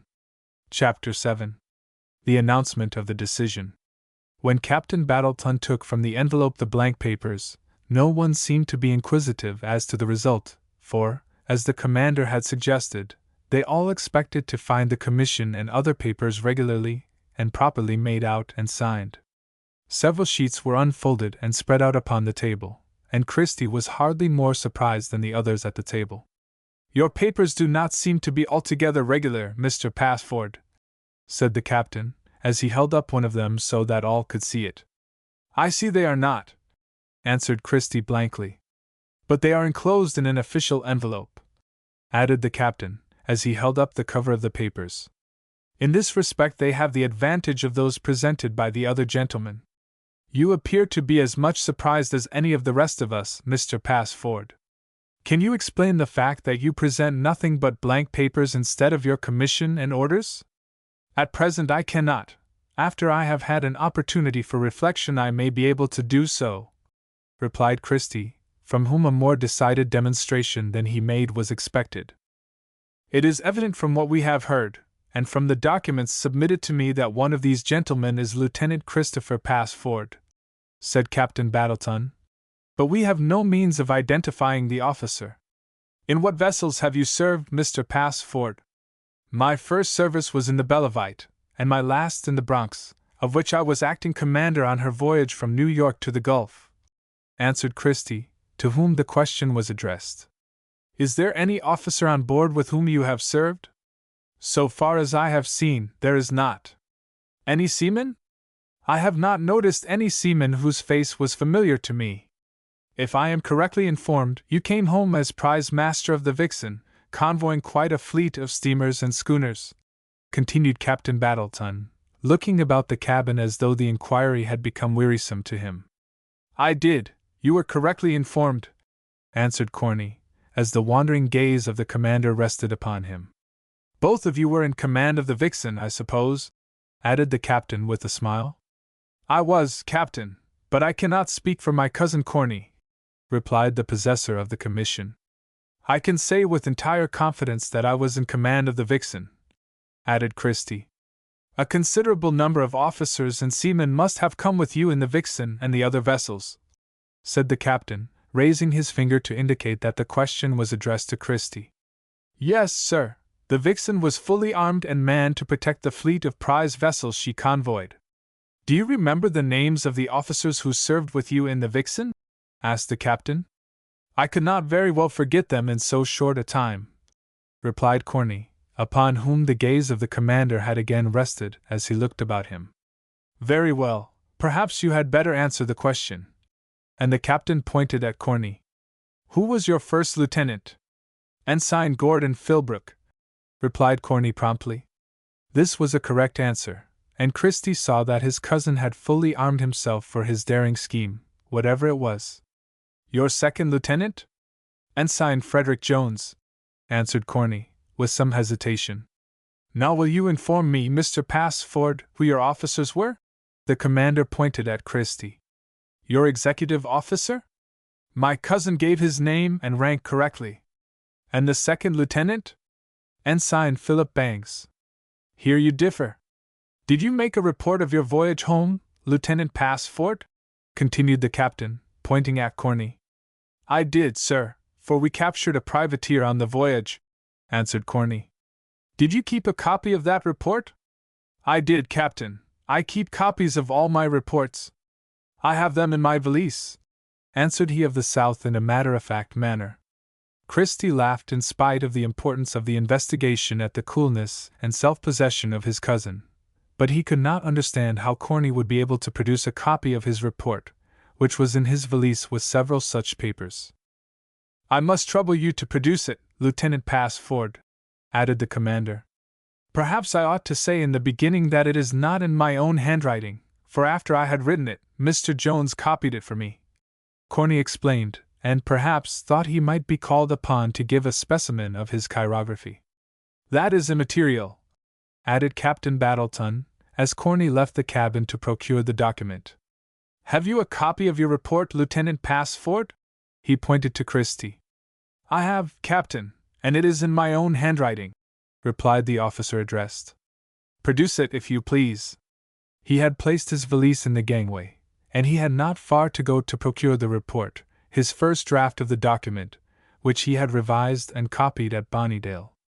"I don't think we are getting ahead at all, Mr. Salisbury," said the captain, while the cousins were looking for their reports. "I confess that I am as much in the dark as I was in the beginning," replied the executive officer.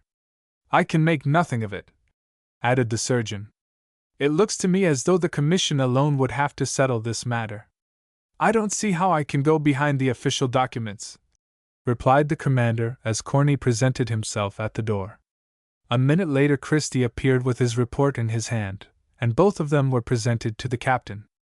The handwriting was as different as possible in the two papers. Corny's was in a large, coarse hand, but it was a fair copy, while Christie's contained several corrections and interlineations.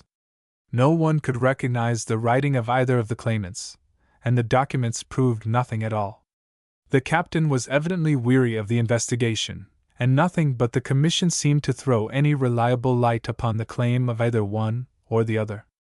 "Any further questions, Mr. Salisbury?" asked the captain, bestowing a bored look upon the executive officer. "Nothing more, Captain Battleton." "Dr. Connolly?" "Nothing, Captain." "Now, gentlemen, I will thank you to retire to the ward-room, and I will send for you to hear my decision," continued the commander, and the cousins retired together, and both of them appeared to be as good-natured as though they were in perfect accord on the question in dispute. "What is your opinion, Mr. Salisbury?" asked the captain, when the claimants had retired, careful not to indicate his own conclusion. "While I acknowledge that I am somewhat prepossessed in favor of the Lieutenant Passford who came on board this morning, I do not think he has established his claim to be the true Lieutenant Christopher Passford. The other uses some peculiarly southern phrases, as though he had been raised in the South, and he is not perfect in the geography of Bonnydale. I think the Commission is the only evidence upon which you can properly rely," replied the first lieutenant.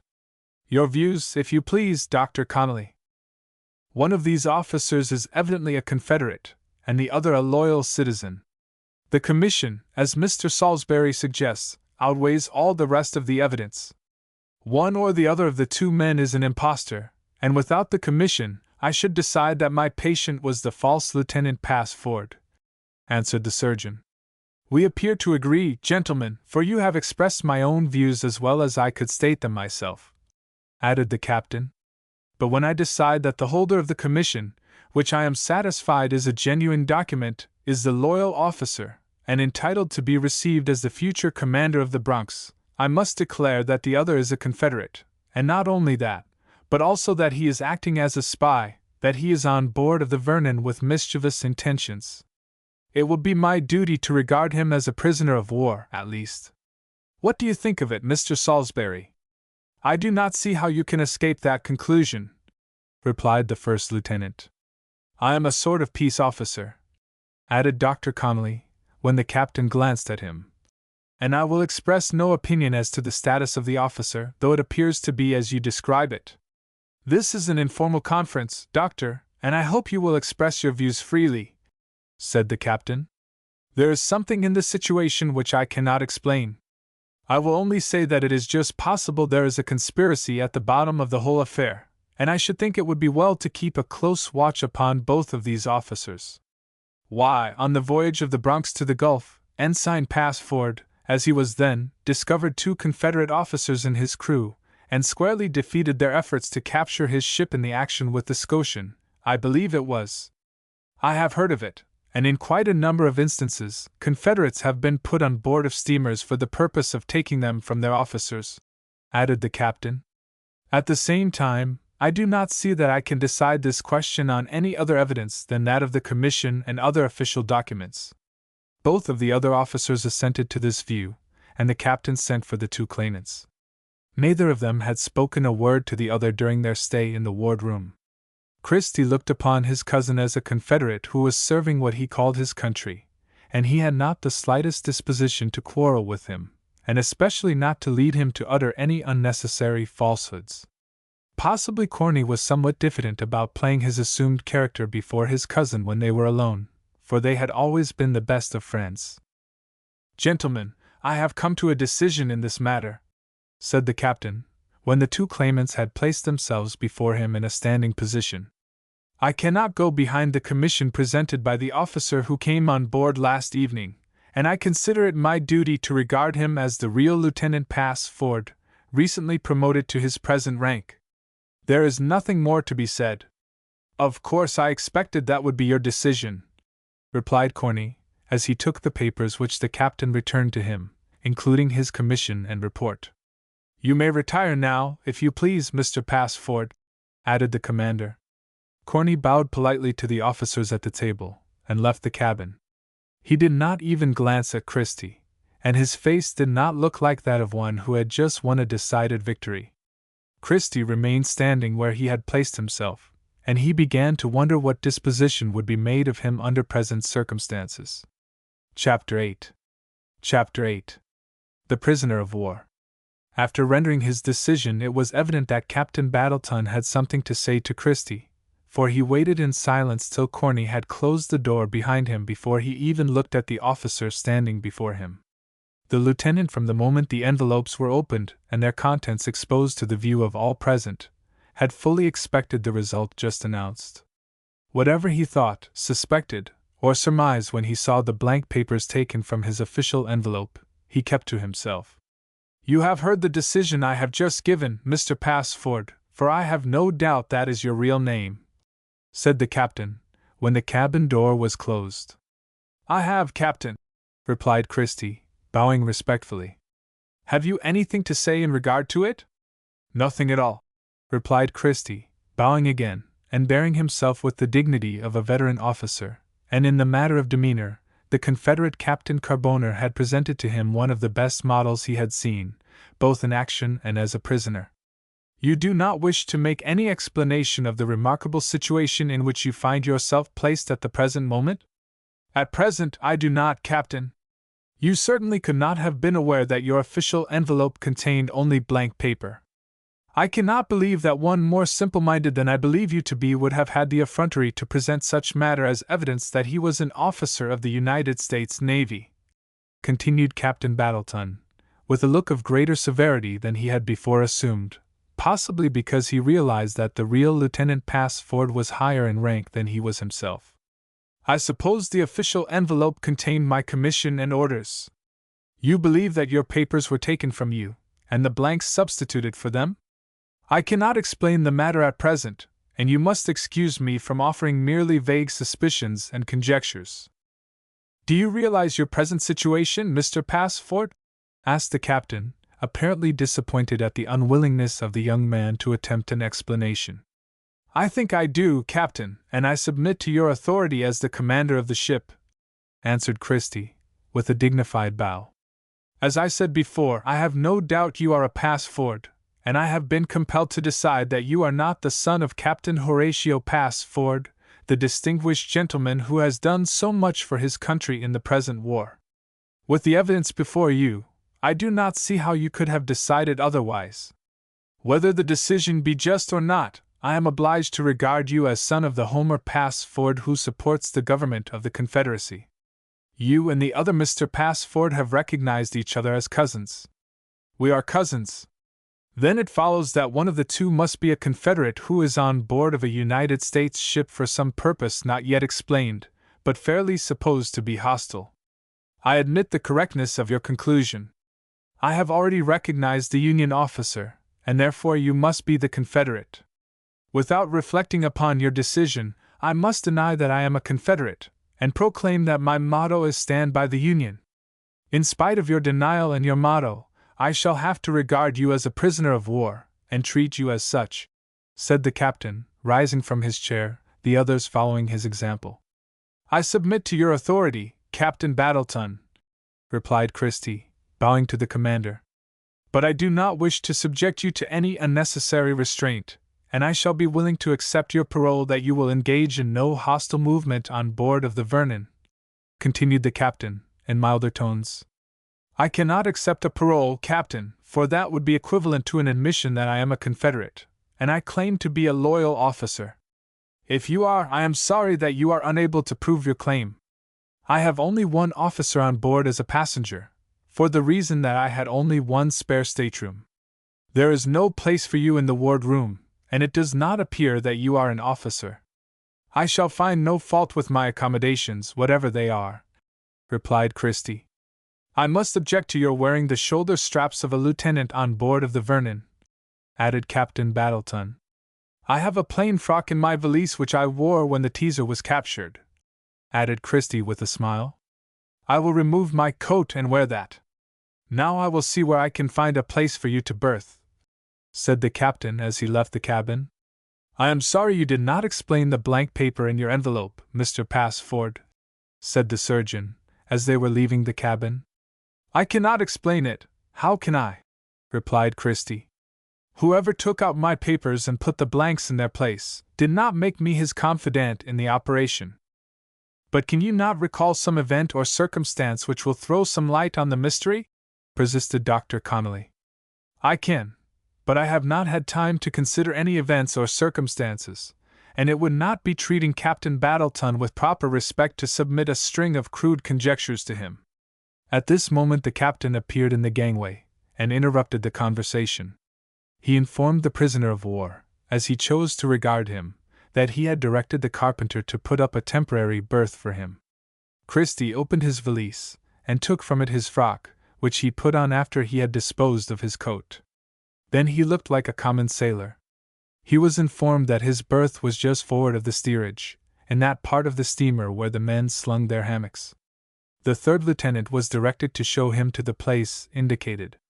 The carpenter and his assistants were still at work on the berth, and Christie, placing his valise near it, seated himself by it. For the first time since he came on board of the Vernon, he had an opportunity to reflect upon the events of the day.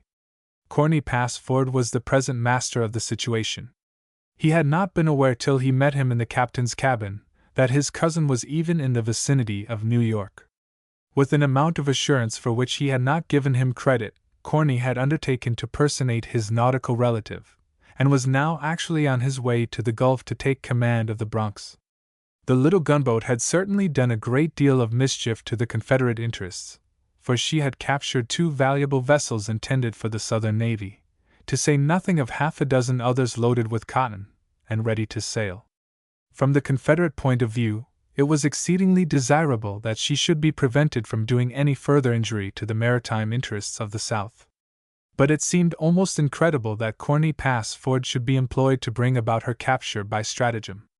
His cousin was not a sailor, at least he had not been one the last time he had met him, and it was hardly possible that he had learned seamanship, navigation, and naval tactics in so short a time, and so far as Christie knew, with little practical experience. He had seen the commission which Corney presented to the captain of the Vernon, and recognized it as his own. In spite of the statements his cousin had made, Christie saw that the handwriting of the report he submitted as a copy of the genuine document was in Corney's usual handwriting. Where had he obtained the commission, and where the original report? These were not hard questions, now that the preliminaries of the plot had been fully developed. Walsh, the manservant at Bonnydale, was now a seaman on board of the Vernon, under the real or assumed name of Byron. He denied his identity, as he would naturally do under the circumstances, but Christie had not a doubt that he was the man who had suddenly disappeared after the mysterious visitation of the night before. Doubtless, Corney had been the visitor at the mansion, and had procured the contents of the official envelope on this occasion. He appeared to have been unwilling to trust Byron, as the seaman preferred to be called, and had attended to the business in person with the assistance of his confederate. The report was lying on the table in his chamber, and Byron could have borrowed it for any length of time to enable Corney to make a copy. Whoever had visited his chamber in the night, whether Corney or the manservant, he must have taken the official envelope to the library, or some other part of the house, for it had been carefully opened, and restored to its former condition after the genuine documents in it had been replaced by the blank paper. It was now all as clear to Christie as though he had observed the proceedings of the conspirators, and taken notes of all they had done. The purpose of all these operations was quite as obvious as the details of the scheme. Either the Vernon or the Bronx was to be captured, perhaps both, for of course Christie could not determine in what manner the mischief was to be accomplished. Prisoner of war as he was, he never felt burdened with a greater responsibility than when he realized the actual situation. This responsibility was not of a personal nature. He did not have the feeling that he had been vanquished in the contest before the captain, and the fact that he was a prisoner hardly disturbed him. It was the prospective injury to the cause of his country which occasioned his solicitude. His object was to save the Vernon, the Bronx, or both, from being handed over to the enemy without a struggle to save them, one or both. He had no fault to find with the captain for his decision against him, which seemed to be natural and warrantable. He had no ill feeling against his cousin, for he was trying to serve the cause he had espoused. He was even willing to believe that he would have done the same thing himself under like circumstances. After he had considered the subject for a couple of hours, he went back to one of his first points, relating to the fitness and capacity of Corny to accomplish the task he had undertaken. It was evident enough on the face of it that his cousin, even if he had been a veteran naval officer, could not carry out the plan alone. He must have confederates, in the double sense, on board of the Vernon. In the early stages of the war, men who had served in the Navy as officers were coming home from all parts of the world to take part on one side or the other in the struggle. Those even who were disloyal could obtain commissions in the loyal Navy if their consciences would let them take the oath of allegiance with a mental reservation. Christie had encountered several of this kind. Many of the seamen were foreigners who cared little on which side they served, and one or more of the 4 officers in the wardroom might be at work for the Confederacy. Christie thought he was in an excellent position to investigate the matter, and he decided that this should be his first duty. Among the crew there must be some who were to take part in the plot of Corny, whatever it was. Before the close of the conference, the Atlantic had begun to be quite sloppy, and the Vernon was now laboring in an ugly cross sea, which caused her to roll heavily. Chapter 9. Chapter 9. A Moral Philosopher.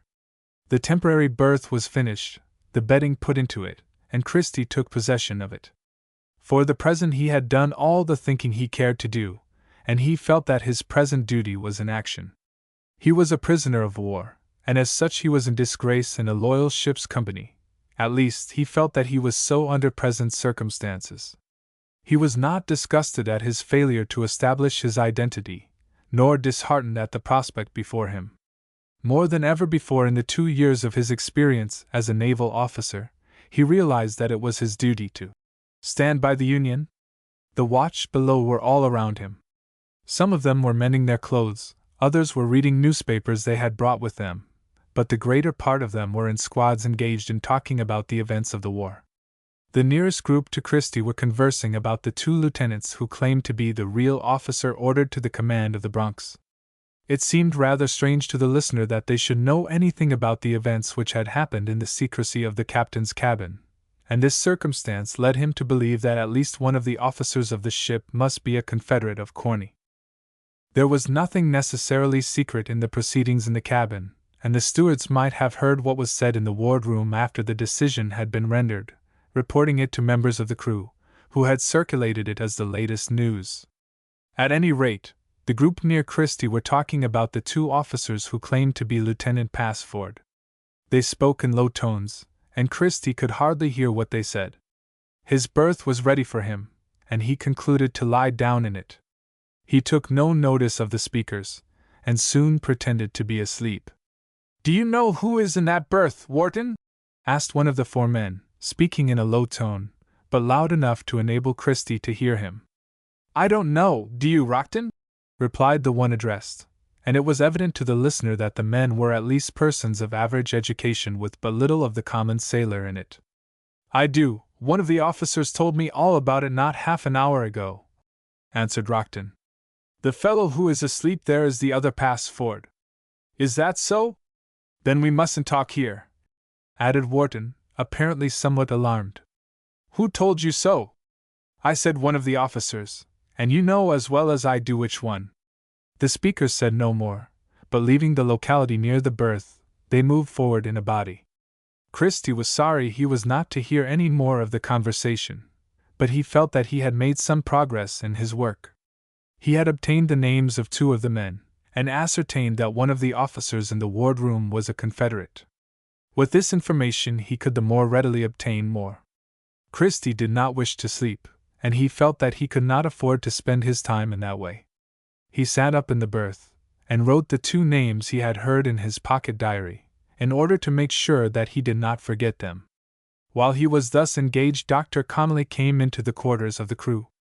"Well, Mr. Passford, are you all right?" asked the surgeon, as soon as he discovered Christie in the dim light of the place. "All right in every respect," replied the young officer cheerfully. You are not seasick? Inquired the doctor, laughing. Seasick? No, sir, I believe I never was seasick in my life. You are more fortunate than your cousin, for he is having quite a hard time of it, added the doctor, who seemed to be very much amused that the future commander of the Bronx, who had been to sea so much, should be afflicted in this manner. He was always seasick when he first went out, and it appears that he has not yet got over the habit. He was so badly off on one occasion that my father thought of taking him on shore and sending him back to Mobile by land. Do you refer to the lieutenant appointed to the command of the Bronx on our arrival in the Gulf? Asked Dr. Connolly, laughing. I do not. I am that person myself, replied Christie very decidedly. By the way, I wonder that the commander did not subject the two claimants to an examination in navigation and seamanship. It might have thrown some light on the subject. Probably Captain Battleton did not think of that, taking it for granted that you were both sailors. But the other Mr. Passford is not in condition to undergo such an examination at present. I do not ask for it, though of course I am anxious to have the truth come out, for just now I am in disgrace as an impostor, to say nothing of being regarded as an enemy of the Union, replied Christie. He who occupies a stateroom in the steamer is my own cousin, and the pleasantest relations have always subsisted between our families. I have nothing against him personally, and I would do him a kindness as readily as ever before in my life. But he has placed you in a very awkward position, Mr. Passford. I am willing to believe that he is doing his duty to his country, and his grand mistake is in believing that the fraction of it in rebellion is his country. If you are the genuine Lieutenant Passford, in spite of the captain's decision, your cousin has told lies enough today to swamp a reprobate, to say nothing of a Christian, added the surgeon, seating himself at the side of the berth. I do not regard his statements as lies in any proper sense of the word, Dr. Connolly, replied Christie with considerable spirit. I have had occasion to deceive the enemy on several occasions, and nearly 2 years ago I looked up the morality of lying on the field of battle and its surroundings. I think my father is as good a Christian man as draws the breath of life, and I found that I simply held to his opinions. Your father is good authority, added the surgeon. I studied history a little in relation to this subject, for I wanted to know whether any lies I might tell in serving my country were to be registered against me. I know that I would not tell a lie in the ordinary relations of life, but I am sure that I should have been a traitor to the Union if I had told the enemy the simple truth on several occasions. I captured a schooner loaded with cotton by pretending to be what I was not. If it is justifiable to kill a man in war, it must be justifiable to tell a lie to the enemy. I think you are right, Mr. Passford. You spoke of history. George Washington is regarded as one who could not tell a lie from the time the little hatchet story had birth to the end of the Revolution. We read that he strongly impressed Clinton with the belief that he intended to attack New York, and the school history says that this deception was so successfully practiced that Washington was some distance on his way to Virginia before Clinton suspected where he was leading his army. Bancroft says that Clinton was deceived by letters which were written to be intercepted. The books say that Washington used every art in his power to deceive Clinton. He wrote letters containing the barefaced lie that he intended to attack New York when he intended to attack Cornwallis. It was not a mere white lie, for he intended to deceive. We don't regard Washington as a liar, and he was not a liar in any proper sense of the word. All the high-toned generals on both sides in the present war do not hesitate to deceive the enemy, for it is a part of their duty to do so. In my judgment, a lie that is acted is the same as a spoken lie. You are a moral philosopher, Mr. Passford, said the surgeon, laughing at the earnestness of the speaker. Hardly, doctor. I looked up the subject for my own benefit. I simply mean to say that I do not consider my cousin a liar, replied Christie, who was an earnest debater when he became warm in his subject. Dr. Connolly left him, and made his tour of inspection among the men. The steamer was still rolling heavily, and the prisoner found himself more comfortable in his berth than on the lower deck.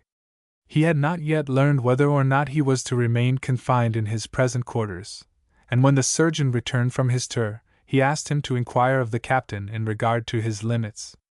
He was informed that he could go on deck for an hour in the forenoon, and an hour in the afternoon. It was nearly night, and he did not avail himself of this permission.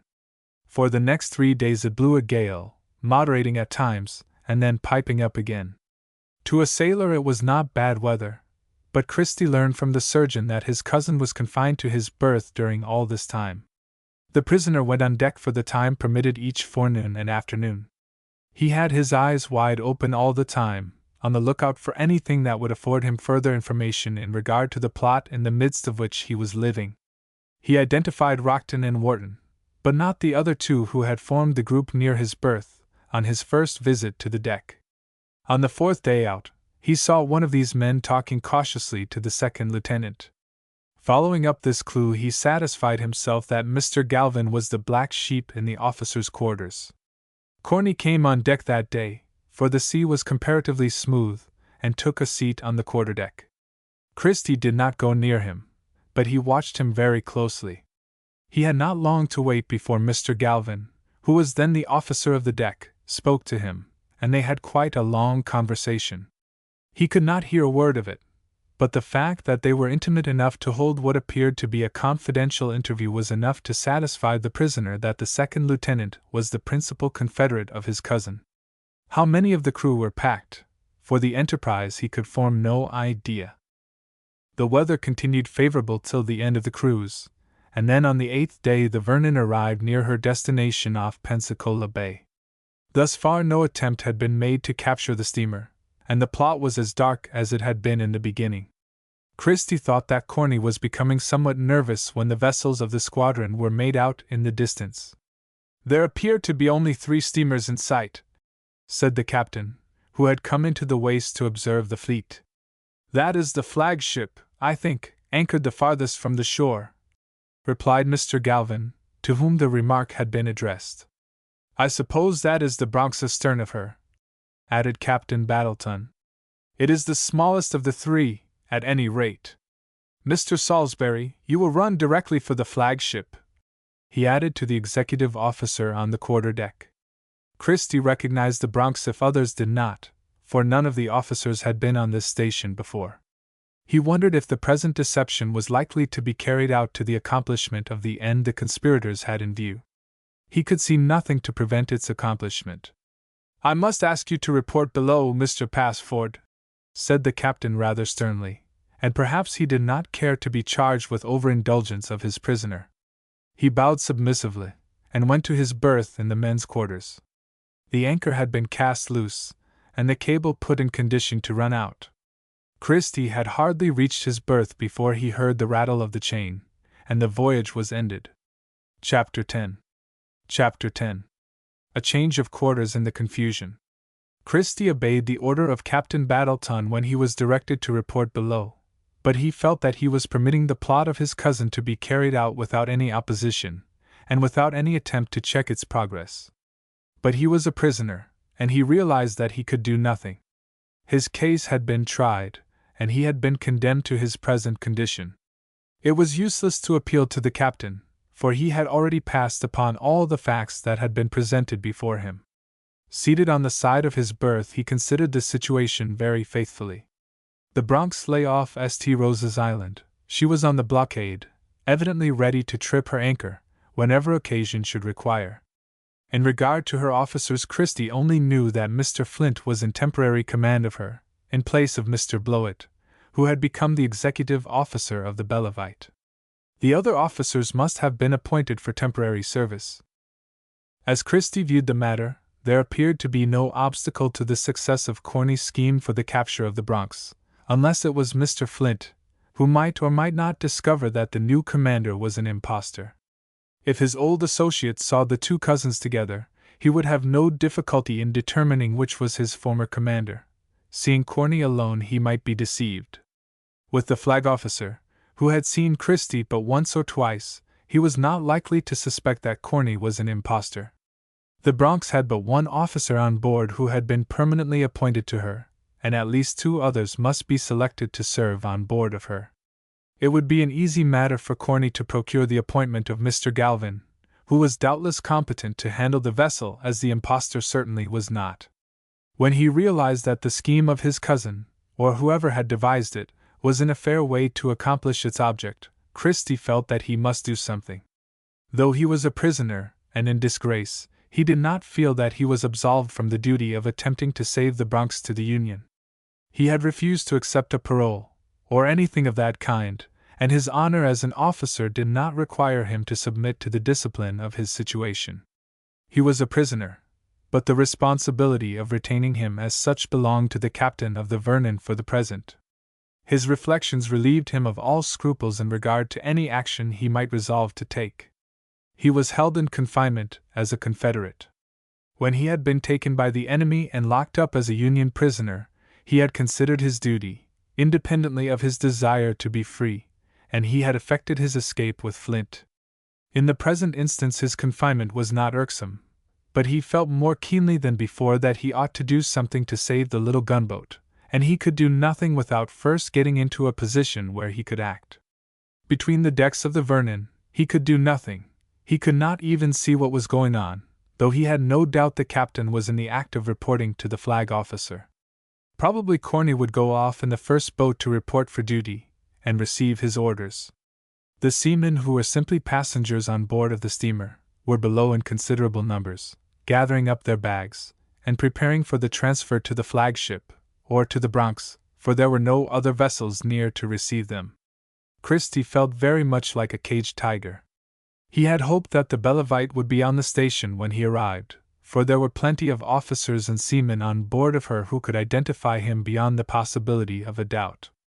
In that case he intended to make a strong appeal to Captain Battleton, for he would then have the means of arriving at a correct conclusion. Then he could explain in what manner he had been robbed of his papers with some chance of having his statement accepted. The prisoner walked up and down the lower deck, doing his best to conceal the agitation which had taken possession of him. No one took any notice of him, for the seamen had become accustomed to the presence of the captive officer. While he was struggling to contain his emotions, he heard the rattle of the cable again, and saw the chain descending to the locker below. "What does that mean, my man?" asked Christie of one of the men near him. "They appear to be weighing the anchor." "That is what they are doing," replied the man indifferently. "What is that for?" "The flag officer has not told me yet what he is about, and I am not good at guessing, though I am a Yankee," replied the man chuckling, as though he believed he had said something funny.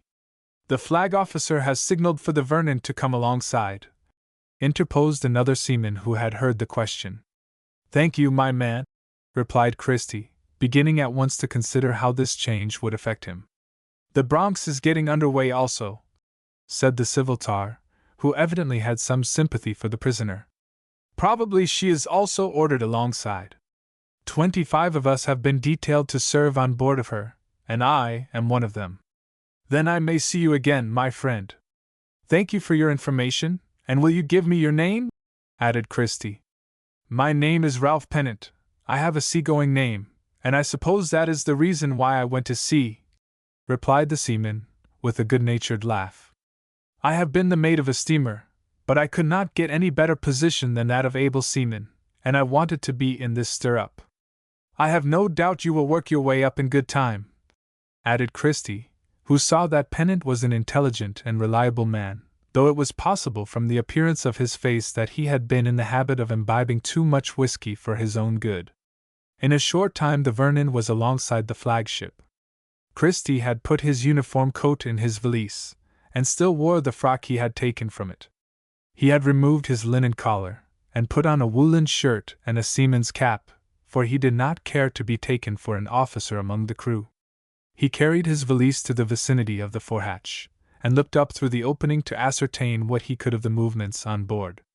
"There comes the Bronx," said a seaman standing at the head of the ladder. "Aye, and she is coming alongside the Vernon," added another. The store ship had been made fast to the flagship, and at this moment came a call for all hands to go aft. Christie could not endure the suspense any longer, and taking his valise in his hand he went on deck, just as the Bronx came alongside.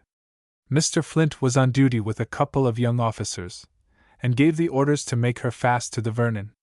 Captain Battleton was going up the side of the flagship, followed by Corney. Christie put his valise in a convenient place, and then concealed himself in the firemen's quarters under the topgallant forecastle. He found a place beneath a bunk which would effectually conceal him unless a very thorough search should be made for him. But he only kept this place as a resort in case of emergency, for he placed himself where he could see out at the door, and it was a good location to overlook all that took place on the quarterdeck where the officers were, and the waist where the men had been assembled. The second lieutenant was calling over a list of names, which Christie concluded was the draft of seamen for the Bronx. Possibly Captain Passford had used some influence in this selection, for all the other hands were to be put on board of the flagship to be assigned to such vessels as needed to be reinforced by the officers of the staff. As the names were called, the men passed over to the starboard side, with their bags in their hands, for there was evidently to be no delay in making the transfer. But it was a full hour before Captain Battleton and Corney returned from the flagship. The prisoner on the forecastle thought his cousin looked very complacent, and his return indicated that his plot had not miscarried, and that the flag officer had not challenged the identity of the future commander of the Bronx. Corney's first movement on board of the Vernon was to take the hand of Mr. Galvin, whom he appeared to be congratulating on a promotion or appointment. The second lieutenant promptly handed his list to the third lieutenant, Mr. Winter, who proceeded with the calling of the names. Corney and Mr. Galvin immediately went below, and Christie concluded that the officer he had spotted as the traitor had been appointed to the little gunboat, either as first or second lieutenant, and that they were making their preparations to go on board of her. In a few minutes they appeared with the steward of the wardroom carrying their baggage. Corney politely saluted Mr. Flint, the acting commander of the gunboat. Mr. Galvin was introduced, and there was plenty of bowing and formal politeness. Corney presented his commission and orders for the inspection of the officer in command, and for the present the formalities were completed. Corney was evidently in command of the Bronx, but Christie could not determine the position of Mr. Flint, and he watched his movements with intense interest for some time. The late acting commander did not leave the deck, as he would have been likely to do if he had been relieved and ordered to report on board of the flagship, though he might have been superseded as executive officer, a position which he was clearly entitled to hold. A little later, the draft of seamen were ordered to file on board of the Bronx. Then the observer saw Mr. Galvin, with a rather pompous gesture, point to the men who were coming on board, and say something he could not hear to Mr. Flint. He had evidently directed him to receive the seamen as they came on deck. This indicated that the late second lieutenant of the Vernon had been appointed executive officer of the Bronx. Christie felt that the time for action had come. Taking his valise in his hand, he joined the file of men, and cleverly inserting himself between a couple of them, he went on the deck of the Bronx without being challenged as to his right to do so. Doubtless Captain Battleton had reported that he had a prisoner on board, though he had not had time to tell the whole story of the investigation, which had probably been postponed to a more convenient time. Mr. Flint went forward to receive the seamen as they came on deck, and he ordered them to pipe below and leave their bags there. "Where is your bag?" asked Mr. Flint, as Christie, the actual commander of the Bronx, passed him. "What are you doing with a valise?" "I have no bag, sir," replied Christie in submissive tones. "Find a bag, for we shall throw that valise overboard," added Mr. Flint. "I don't think you will, sir, after the circumstances have been explained." Suddenly the officer started back, and began to look very sharply at the presumed sailor. But the file pressed behind him, and Christie was too glad to move with it to delay a moment longer. He went below to the familiar quarters of the crew, and saw many of his old seamen still on board, though many of them had been taken to reinforce other vessels. Christie deposited his valise in a secure place near the door leading into the steerage. All hands were on deck attending to the transfer of seamen, even to the stewards. The way was clear, and the late prisoner promptly decided what to do. He thought the captain's cabin was the proper place for him, and he went there. Chapter 11. Laying out a plan of operations. Christie had deposited his valise in a place where it was not likely to be seen unless a search was made for it. There was no one in the wardroom to obstruct his advance to the captain's cabin.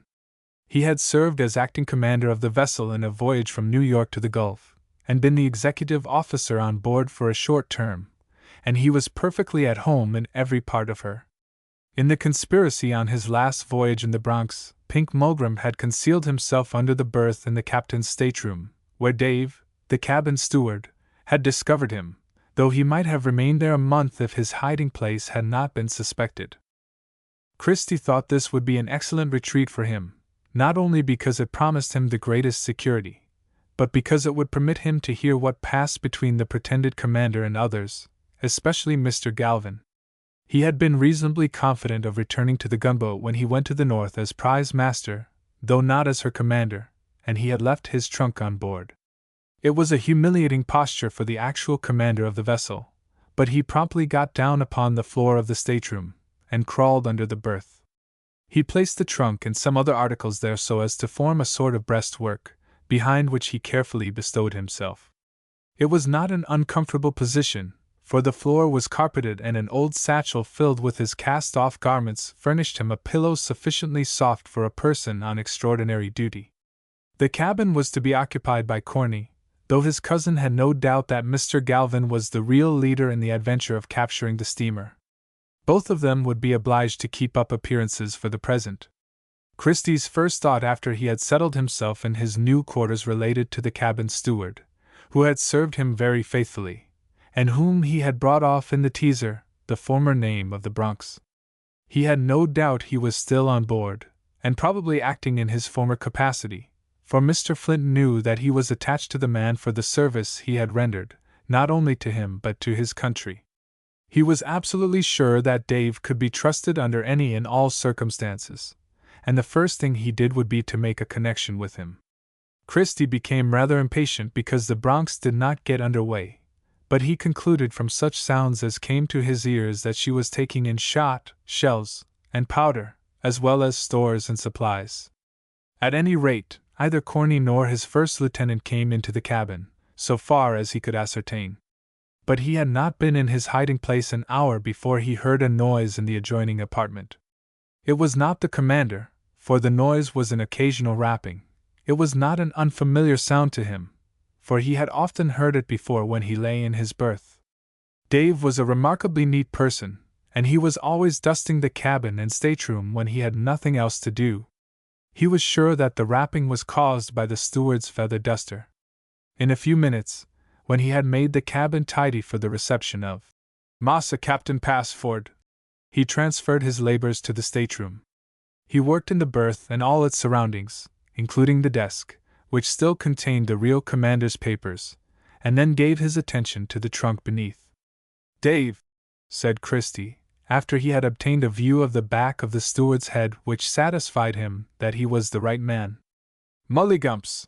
exclaimed Dave, as he suspended his labors on the trunk. No doubt he was greatly surprised to hear his name, pronounced as though it came up through the deck, as he had abundant reason to be. "Dave," repeated Christie, in a more decided tone after he had heard the voice of the steward. "Is that you, Pink Mulgrim?" demanded Dave. "I'd give you the whole state of Alabama, but I thought we'd done rid of you long ago. Who's there?" "Don't you know me, Dave?" asked Christie, speaking out plainly so that the steward might recognize his voice. "Maggywags. That sounds like Massa Christie's voice, but I done seen him on deck 5 or 10 minutes ago." "No, you didn't, Dave, that was Corny," replied Christie. "Gollywops! But he was in command of the Bronx, for I done seen Mr. Flint hand it over to him." "Go way! You can't fool this colored person." "I tell you the truth, Dave, but things are mixed," added Christie. "I believe you, they be mixed if you be the captain when I done seen him on deck just now. Sit down on the floor, Dave, and I will tell you all about it," continued Christie, though the difficulty of convincing the steward was not unexpected. "Let me see your face before you told me anything," persisted Dave, as he pulled out one end of the trunk, and dropped upon his knees where he could see under the berth. Christie crawled to the front of the berth, and thrust his head out into the stateroom in as natural a position as he could place it. "Woollywogs!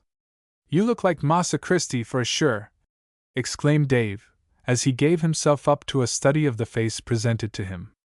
"But the captain looks like Massa Christie too." You have never seen my cousin Corny, I believe, Dave, but he looks like me. Now sit down, and I will tell you all about it. I never saw Massa Corny, but I done hear enough about him when I was at Bonnydale. Show me your knife and your watch, Massa Christie. He complied with the request, as he saw that it was a very simple means of identification, for the steward had some skill as a mechanic, and he had frequently sharpened the knife, and knew the repeater of the lieutenant from having seen it so often, for it was a very peculiar watch. Dave's last doubt vanished when these articles were produced. But the other Massa Passford looks just like you, added Dave. If you saw us together you would not mistake him for me, replied Christie, as he proceeded to explain the situation to the steward, upon whom he depended for very important assistance.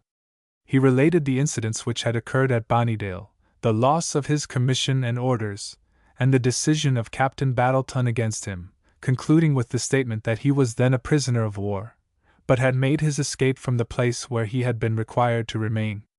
A prisoner of war! Exclaimed the steward. The commander of the ship a prisoner! That is exactly the situation, Dave.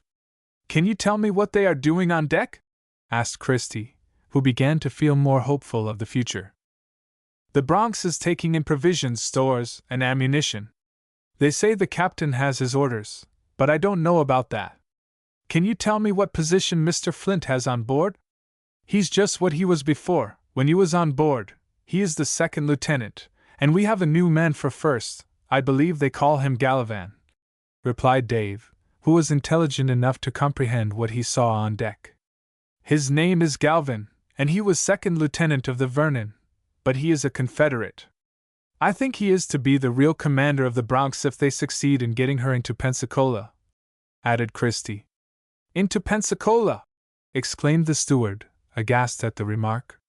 Of course my cousin Corny intends to hand the vessel over to the Confederate government. Golly wumpus! My old master will get me back then, groaned Dave, who had been very happy in his new service and at Bonnydale, where he had spent considerable of his time while Christie was waiting for the fitting out of the Bronx. I think I had better get on board of the flagship right off. Don't do it, Dave, for I hope to save the vessel to the Union, and you can render me the most important service in this matter, added Christie. Then I stay for sure. I don't go back on you, Massa Christie, protested the steward warmly. Thank you, Dave. There ain't no hole in this millstone for me, continued Dave, suddenly becoming very thoughtful. I don't see how Massa Corny can run away with the steamer when she has her officers and crew on board. I have just told you that the first lieutenant is a Confederate officer, and I have not yet learned who is the third lieutenant. Among the crew I know there are at least 4 men, and there may be 20 of them, who are to take part in this plot. The loyal men will not be likely to interfere with the officers unless they have a leader. The fact that the Bronx is headed into a Confederate port would not create a rebellion on board unless they were informed of the actual situation. By the time the Union men found out the plot, it would be too late for them to do anything, for the vessel would be under the guns of the forts. But what are we going to do, Massa Christie? Asked the steward, dazzled by the situation. We must recapture the vessel before she gets into port, and what I want most now is to see Mr. Flint. You must fix the matter in some way, Dave, so that I can see him. Now go on deck, and ascertain what is going on there. If you get a chance, speak to Mr. Flint, but be extremely careful. You can trust Dave, Massa Christie, replied the steward, as the officer drew back into his hiding place. Dave arranged the trunk and other articles to the best advantage for the concealment of the lieutenant, and then left the stateroom. Christie, as soon as he had become acquainted with the situation, had arranged his plan of action, and the new officers of the Bronx were likely to encounter a mutiny, either to inaugurate or end their sway. In less than half an hour, the steward returned to the stateroom with the information that he had spoken to the second lieutenant, and informed him that the real commander of the Bronx was concealed under the berth in the captain's stateroom. Mr. Flint has not had his breakfast yet, and he will come below for it very soon, added Dave. He was just coming down for it when he got the signal to come alongside the flagship. Did Mr. Flint say anything? Asked Christie. Not a word, sir. Only said he would be down to his breakfast in a few minutes. The lieutenant took out his memorandum book and looked at the names of the men he had spotted as disloyal, Rockton and Wharton, to which he had added 2 others, Nichols and Swain, after he had observed that they were very intimate with the 2 whose names he had learned from their own mouths.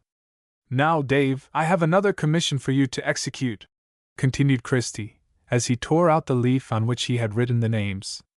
"Not less than 25 of the crew of the Bronx came from New York in the Vernon. One of them is Ralph Pennant, and he is an intelligent man, and one that can be trusted. You will see him. Tell him the commander is an impostor." "Do you know what an impostor is, Dave?" "I reckon I do, sir. Your cousin Corny is an impostor," replied the steward promptly. "You will find this man, and give him this paper. The names on it are those of disloyal men.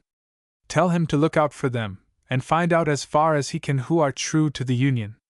Christie had hardly finished his instructions to the steward before he heard footsteps in the cabin. Dave looked into the apartment, and discovered Mr. Flint, who went into the stateroom at once. Chapter 12. A lesson in ordinary politeness. Though the second lieutenant of the Bronx had not been to breakfast, it was not his stomach that made the first demand upon him. He directed the steward to remain in the gangway and apprise him of the coming of any person in the direction of the cabin and wardroom. Dave took his station on the steps. Mr. Flint entered the stateroom, and the first thing he did was to drop down on his knees and thrust his right hand into the space under the berth. It was instantly grasped by Christie, and given a warm pressure. "Is it really you, Captain Passford?" asked the second lieutenant. "No doubt of it," replied Christie. "I thought you were somewhat changed in your looks when I saw you come on board of the Bronx, and then I felt that the greeting you gave me was rather stiff for an old comrade who had passed some time with you in a Confederate prison," added Mr. Flint. "We have no time to talk sentiment now.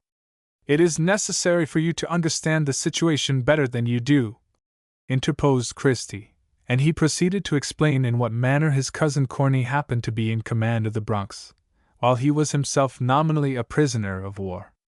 "Your absence from the between decks of the Vernon has been discovered, and Captain Battleton has caused the strictest search to be made for you on board of all 3 of the ships. The last I saw of him he was evidently talking with the flag officer about you, as I judged from his looks and gestures," replied the second lieutenant. "He has not found me yet, and I think that the stateroom of the commander of the Bronx is the last place he will think of looking for me. But I have no time to talk of merely selfish matters, for I am not at all worried about my personal safety while we are within Union lines. If this plot succeeds, and the conspirators get the ship into a Confederate port, I shall feel differently about this matter. Has any third lieutenant been appointed, Mr. Flint?" "There has, Captain. He is a young man by the name of Byron, but I did not learn his rank." "Byron!" exclaimed Christie, recalling Walsh, and the name he had insisted was his own when he first encountered him on board of the Vernon.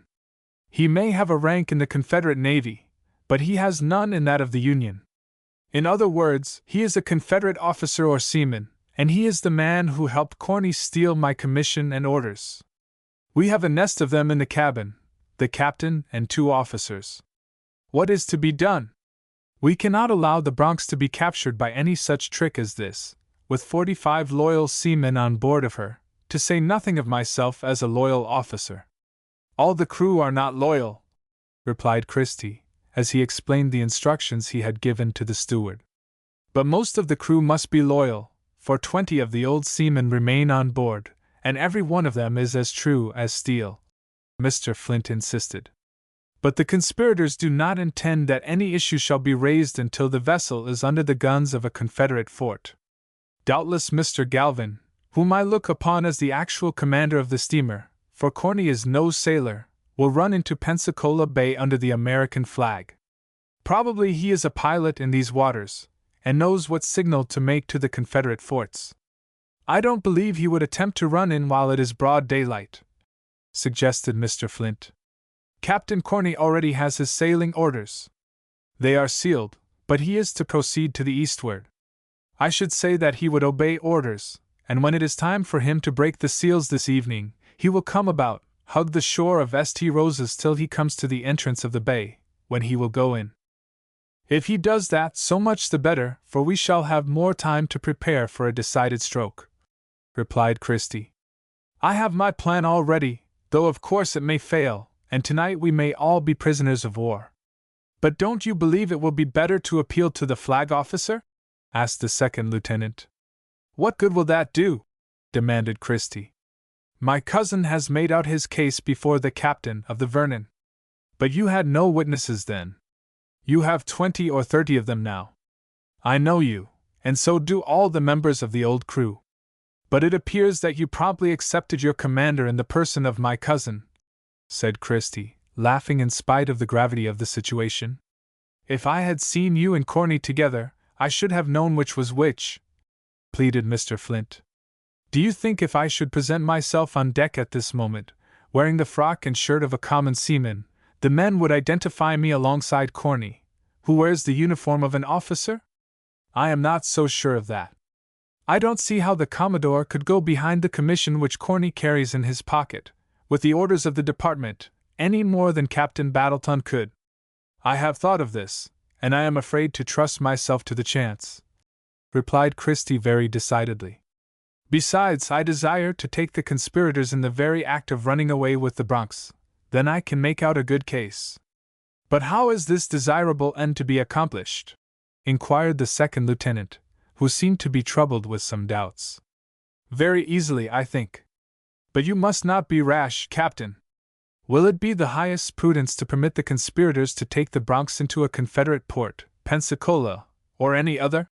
demanded Christie with more earnestness than he had yet manifested. "We may not be able to help ourselves. By taking the bull by the horns in good season, I am confident we can prevent this mischief." Without discussing this matter any farther, Christie detailed his plan to Mr. Flint, which was certainly very simple, and the second lieutenant could raise no objection to it. He was requested to select the men who were to take part in the enterprise, and all the particulars were definitely arranged. There was nothing more to be done, and Christie was left to himself to consider what he had done. The hungry officer helped himself hastily from the table which was waiting for him in the wardroom, and then hastened on deck. The transfer of cargo, so far as the Bronx was concerned, was completed. It appeared that the flag officer was hurrying the departure of the steamer on her mission, whatever it was. He had just had a long talk with Corny, and doubtless there was danger that the object of the cruise might be defeated by delay. In a short time the Bronx was under way, headed to the eastward, in accordance with her verbal orders, for the sealed envelope was not to be opened till 9 o'clock in the evening, as Christie learned from Mr. Flint. The deck was in charge of the second lieutenant, who was seeing that everything was put in order. But it might have been observed that he was more familiar with the men than was his habit. For the first time since he came on board, Corny went below to take a look at his quarters, Dave bearing his valise before him. At the same time Mr. Galvin presented himself in the wardroom to take possession of the stateroom of the first lieutenant, which was the farthest forward on the starboard side. It had been Christie's room during his service in the Gulf, though he had made himself at home in the captain's cabin when he was acting commander on the voyage from New York. "This is my cabin, is it?" said Corny, as he followed the steward into the apartment. "I think you ought to know it by this time, Captain Passford," answered Dave, and the remark was enough to condemn the impostor in the opinion of the servant. "You lived in here when you were in command of the vessel. All right. You may go into the ward-room and ask Mr. Galvin to come in here," added Corny, who did not feel quite at home in the cabin, and was in mortal terror of committing some indiscretion in his unaccustomed position.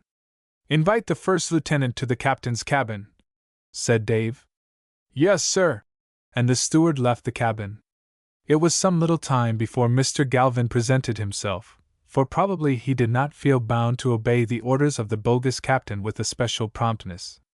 However, he came after a quarter of an hour, and seated himself familiarly in an armchair at the table. He had the bearing of the superior officer, to which Corny made no objection. "We are all right so far," said Corny. "Perhaps we are, but you talk too much by half, Passford, and I have been dreading that you would make a slip of some kind," replied Mr. Galvin rather crustily. You were as stupid as a Kentucky mule when you stopped to talk with Byron in the waist. And you were as stupid as an Alabama mule when you snapped at me for doing so in the presence of some of the sailors," replied Corny, with considerable spirit, and Christie, who heard all that was said, was glad to have him maintain the dignity of the family in his new situation. "I hope you will not make a donkey of yourself before we have finished this business," added the executive officer for the time being. "Now have you looked at your orders?" "I have not. They are sealed orders, and I am not to open them till 9 o'clock this evening," replied Corny. "I believe you have lost all the wits you ever had, Passford," said Mr. Galvin contemptuously. "If I did, you did not pick them up. I am not going to banter with you, Passford." "Where are your orders?" demanded the first lieutenant in a tyrannical manner. "They are in my pocket," replied Corny sourly. "Hand them over to me, and let us have no more fooling. I will take care of the orders myself." "What? Are you not going to give them to me?" demanded Mr. Galvin, apparently as much in astonishment as in anger. "Not till you change your tone. I wish you to understand that I am in command of this ship, and I have my commission in my pocket. I intend to be treated with decency at least. Well, this is pleasant, and it will be my duty to report your conduct to my superior officer. In command of this ship? Why, you don't know enough to lay off the course of the ship, or even to box the compass. I know enough to understand when I am treated like a gentleman. Change your manners, or I will order you to leave my cabin. You talk to me as though I were a small boy, and had nothing to do with the enterprise in which we are engaged," returned Corny. "Do you expect me to obey your orders?" demanded the executive officer in a sneering tone. "If you don't, I will send for the second lieutenant and a file of men to put you out of my cabin." There was a silence for a few moments. "This will never do, Passford," said the tyrannical officer. "I don't think it will, Galvin. Behave like a gentleman, and we shall have no difficulty," added Corny. "Will you permit me to see your orders, Mr. Passford?" said the officer. The breach was closed, and Corny produced the sealed envelope. Chapter 13. Chapter 13. The opening of the secret orders. Christie listened with interest to the conversation in the captain's cabin, though so far it had afforded him no information in regard to the present situation, and it was hardly likely to do so, for he had already been told by Mr. Flint what the next movement of the Bronx was to be. She had already been ordered to proceed to the eastward, and her sealed instructions would reveal the enterprise in which she was to engage. The steamer had been so successful while in command of Captain Blowett in breaking up the shipping of cotton in a port where a larger vessel could not operate, that Christie promptly concluded that she was to be used in a similar enterprise. The listener was amused rather than impressed by the conversation which was in progress so near him, and especially at the display of dignity and authority on the part of his cousin. Mr. Galvin had proved himself to be a very gentlemanly officer in what little Christie had seen of him on the voyage from New York, but the situation was entirely changed so far as he was concerned. It appeared from the conversation, as the listener had for some time supposed, that the second lieutenant of the Vernon was the real leader of the enterprise of which Corny was the nominal head. Probably the restraint of over a week imposed upon him had fretted his spirit, and when he found himself alone with his incompetent superior, he became conscious of the superiority his knowledge and training gave him. Christie rather sympathized with him in his contempt for the one who was only nominally his superior, though that could not excuse the breach of good manners of which he had been guilty, whether in the old or the new navy. He felt that Mr. Galvin was a man of ability, and that he was the only person whom he had to fear in carrying out his plan for the recovery of the vessel. "I am not a naval officer, though I have given a good deal of attention to the study of nautical subjects in connection with this enterprise, and I am not a cipher," continued Corny, after he had handed the sealed envelope to his companion. "I expect to be treated with reasonable consideration, even while I defer to you in all nautical matters. Let us understand each other. I acknowledge that I was altogether too brusque with you, Mr. Passford, and I beg your pardon for my rudeness," said Mr. Galvin. "I am entirely satisfied, Mr. Galvin, and here is my hand," added Corny, who doubtless felt that he had fully vindicated himself. "I have been living on a hot gridiron for the last 10 days, and in the first moments of freedom I overstepped the limits of propriety. I hope we understand each other now, for we are engaged in an important enterprise, and we cannot afford to be at variance," replied the naval officer. "Our work is yet unfinished, though it has progressed admirably so far. Have I your permission to open this sealed envelope?" "Certainly, Mr. Galvin. I had heard so much about sealed orders in the instructions given me for this undertaking, that I was under the impression that they were not to be seen till the time marked on the envelope." "It is not necessary to obey the orders of the Yankee flag officer under present circumstances," answered Mr. Galvin in a chuckling tone, as it sounded to the listener. The naval officer read the orders aloud for the benefit of his associate. The flag officer had obtained information that a steamer was loading with cotton at St. Andrews Bay, and Captain Passford was instructed to visit that locality and capture the vessel, and any others that might be found there. "Why was it necessary to give secret orders for such an expedition as this?" asked Corny. "It was wise on the part of the Yankee Commodore to make his orders secret, for information might have been sent by telegraph or otherwise to St. Andrews, which would have enabled our people to get the steamer mentioned out of the way, or to prepare a successful resistance to the gunboats sent to capture it," Mr. Galvin explained in the tone of one who enlightens an ignorant person. "I see, that is plain enough," added Corny. "How far is it to St. Andrews?" "If I remember rightly, it is 83 miles from the entrance to Pensacola Bay. But you do not run away with the idea that it is necessary for you, as the present commander of the Bronx, to visit this place?" asked the naval officer. "Of course we are not bound to obey the orders of the Union flag officer," added Corny. "But now you know the situation thoroughly, Mr. Galvin, and I suppose you are ready to arrange your plans for the future." "There is not much planning to be done. All we have to do is to run into Pensacola when we are ready to do so," replied the naval officer. "Do you think it advisable to do so at once?" asked Corny, and his motive seemed to be simple curiosity, for he was not competent to give advice on a naval question, though he was in nominal command of the steamer. "Certainly not, for as soon as it was seen on board of the flagship that the commander of the Bronx was disobeying his orders, we should be chased by the 2 ships on the station and fired upon." "How shall you manage it?"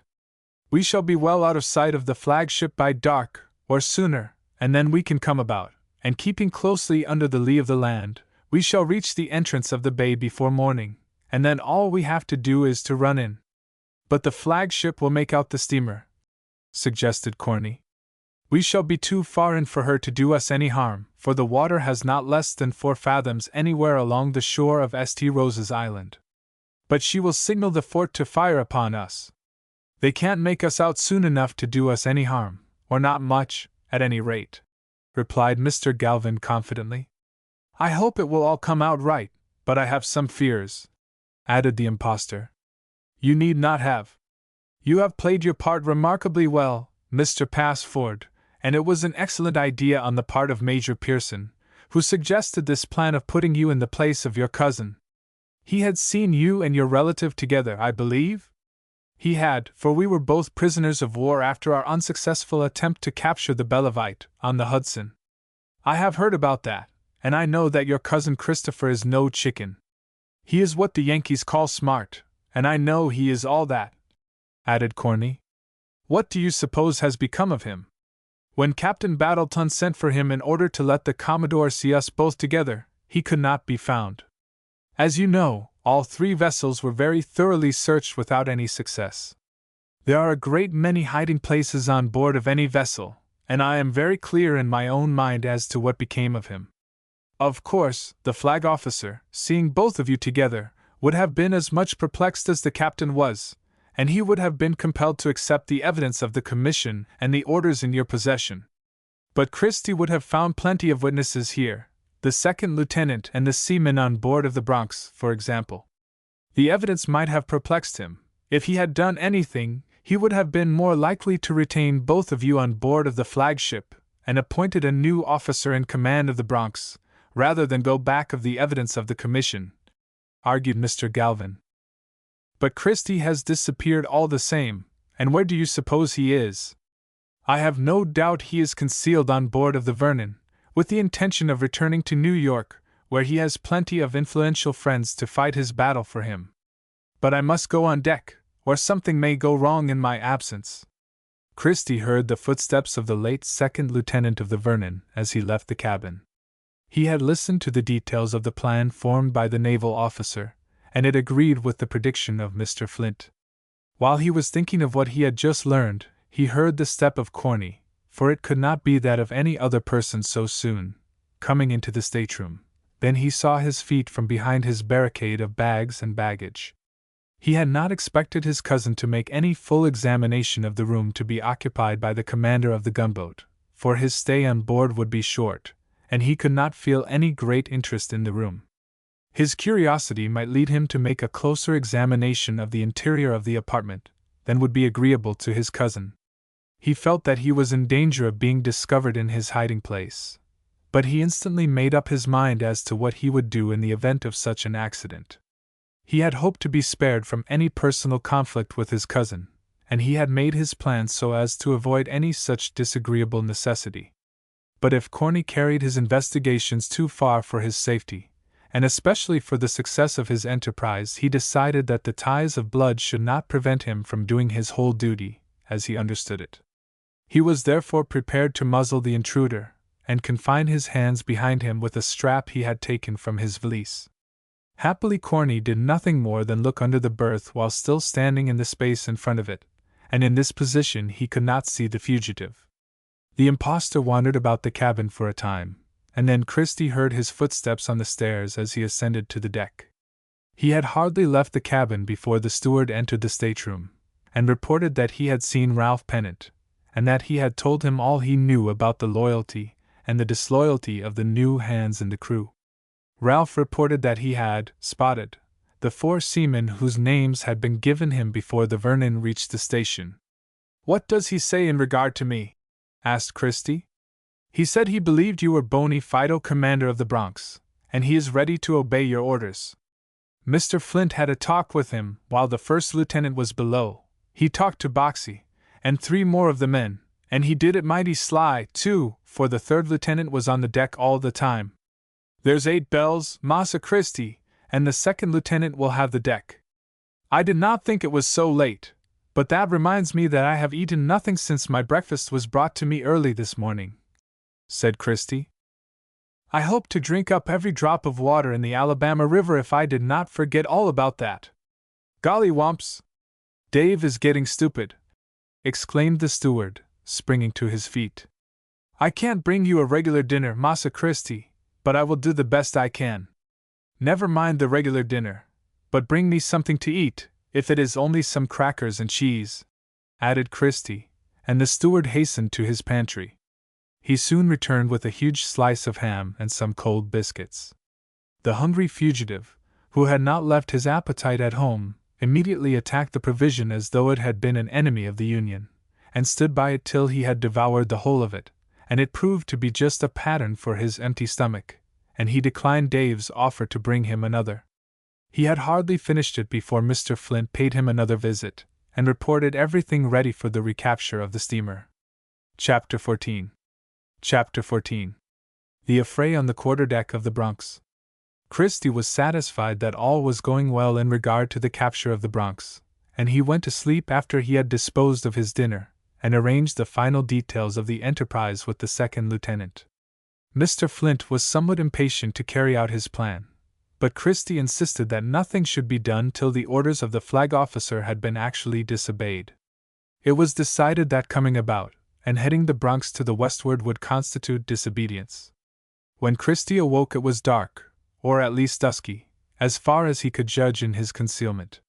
He heard the rattle of dishes, knives and forks in the cabin, and he understood that the captain was taking his dinner.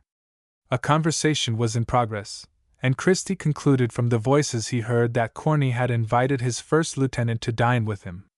"I think we shall be in Pensacola Bay by daylight," said Mr. Galvin, "and we have just the right kind of weather for our enterprise. It is cloudy, and it looks as though we might have a fog, for they often come up after dark when the wind is as it is now. What time shall you come about? Asked Corny, apparently from curiosity rather than any especial interest in the navigation of the steamer. About 9 o'clock, perhaps sooner. Byron will have the deck from 8 bells for the first watch. I hope and expect Flint will turn in at that time, for he will have the mid-watch. It might be a little awkward if he happens to be on deck when we change our course from east to west. Christie did not believe that the second lieutenant would turn in at the time indicated, though he might make a pretense of doing so, and shut himself up in his stateroom. Mr. Galvin proceeded to say that he should have Rockton and Wharton ready to make Mr. Flint a prisoner in case he became too inquisitive. Nichols and sails would be available near the quarterdeck in case any demonstration was made by any portion of the crew. But there will be no trouble of any kind, added the first lieutenant.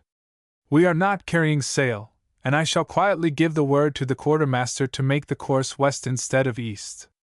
Flint is the only man on board who is at all likely to question the regularity of the proceedings on board, and I do not see how he can do it, for he knows nothing at all about the orders under which we are sailing. In fact, we shall be on the other tack before the time comes to open the sealed envelope. I hope it will all come out right, added Corny. You may depend upon it that we shall be under the guns of Fort Barrancas, or farther up the bay, before daylight, replied the actual commander. What am I to do, Mr. Galvin? Asked Corny.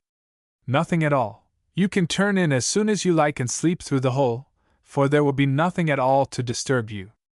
As I said, Flint is the only person on board who is likely to make the least trouble, and he will be asleep in his berth. If he asks hard questions when he comes on deck at 8 bells for the mid-watch, our men will secure him. That is the whole of it. I must go on deck now, for I can smell the fog. How are you going to get to the entrance of the bay in a fog? Inquired Corny. If we keep her due west we shall be all right, and I know this coast as well as I do my father's plantation, replied Mr. Galvin, and Christie heard him open the door. I think I shall go on deck and see the fun, if there is any, and turn in if there is none, added Christie.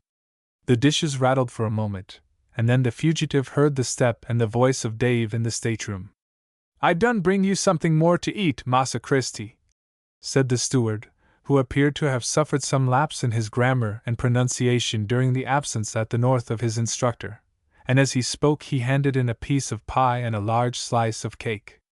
Christie was not very hungry after his late dinner, but he ate the dainties brought to him, and found that the cook of the Bronx had lost none of his skill. He might not have an opportunity to eat again very soon, for he did not lose sight of the fact that failure was possible, and he might soon be an occupant of a Confederate prison with Flint, as he had been once before. Dave busied himself in clearing the cabin table, and Christie impatiently waited the time for the decided action which had been planned. About half an hour later, when he realized from the condition of the stateroom that it was quite dark, the sounds coming to him assured him that the course of the Bronx had been changed as indicated by Mr. Galvin. No noise or confusion on deck followed it, and the naval officer's prediction seemed to be in a fair way to be realized. Another half hour elapsed, and except the monotonous plaint of the screw, no sound was to be heard. A footstep came from the cabin, where Dave was at work, or appeared to be, for he had been stationed there for his part of the program which was presently to be carried out. "Steward, light the lamp in my stateroom," said Corny, and Christie was glad to find that he intended to retire for the night, for he had no duties to perform unless there was a disturbance on the quarterdeck. The lamp on gimbals was lighted, and Corny took possession of the room, and had not a suspicion that he was not its only occupant. He lay down in his berth after he had removed his coat and shoes, and in a few minutes Christie judged that he was asleep from the sound of his breathing, which soon degenerated into a mild snore. Mr. Flint was to make a beginning in the project, or, as Dave called it, open the ball. In less than another half hour, Christie heard a knock on the cabin door, which was the signal from the second lieutenant that it was time to begin operations. He crawled to the front of the space beneath the berth at the sound, and at the same moment Dave came in at the door of the stateroom, which had been left open. The steward lost no time in acting his part, the first step of which was to jam a handkerchief into the half-open mouth of Corny Passford, but he had been counseled to use no more force than was necessary to subdue him. Dave then turned him over on his back in spite of his aimless struggles, for, as he was roused from his sound slumber, he was too much bewildered to accomplish anything like an effective resistance. The strap which Christie had provided for the purpose was used in fastening his hands behind him, and so far as Corny was concerned, the battle was fought and the victory won. Christie had crawled out of his narrow quarters under the berth as soon as Dave began to operate on the sleeper above him, and he stood ready to assist the steward if his services were required. But there was hardly anything like a struggle, for Corny had been so completely surprised that he was incapable of doing anything in self-defense. With his hands strapped behind him, and with the gag still in his mouth, he was permitted to remain in the berth under the guard of Dave. Not a particle of noise had been made in the stateroom, at least, none that could be heard on the deck above. Christie hastened from the little apartment through the cabin to the gangway, where he found Mr. Flint at the head of the stairs prepared to execute the part of the work assigned to him, which was to fall upon Mr. Galvin, but he did not appear to be in a favorable position for the attack. "What are you waiting for, Mr. Flint?" asked Christie in a whisper, as he joined the second lieutenant. "He has gone into the waist," replied the officer in waiting.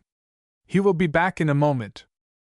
Christie had looked into the wardroom as he passed the door, for the captain's cabin was not provided with a separate companionway, as is usual on men of war, for the space could not be spared in so small a vessel.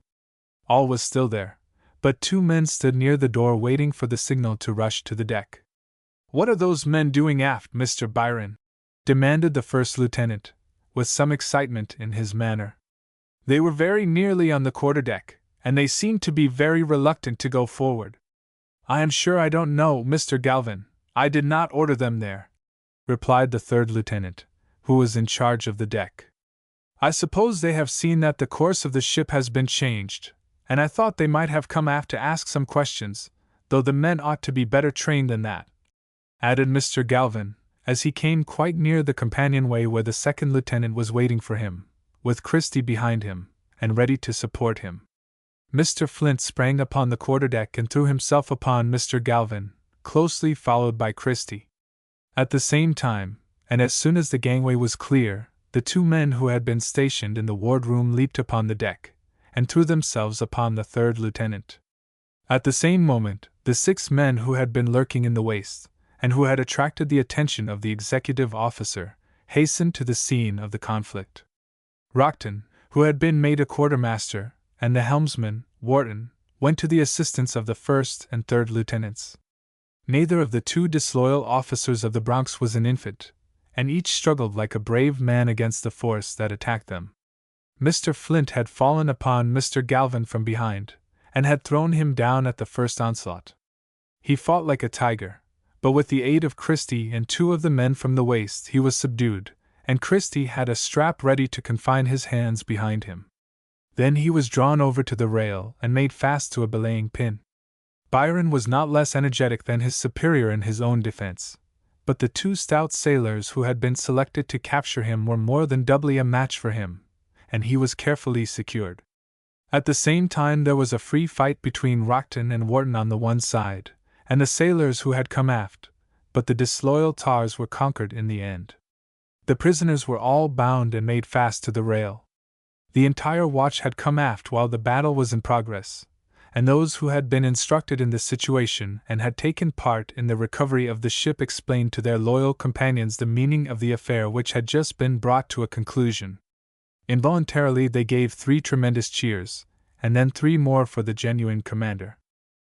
Not a few of them who had served with Christie in the Gulf declared they had not believed that the person who was the nominal captain was their old first lieutenant.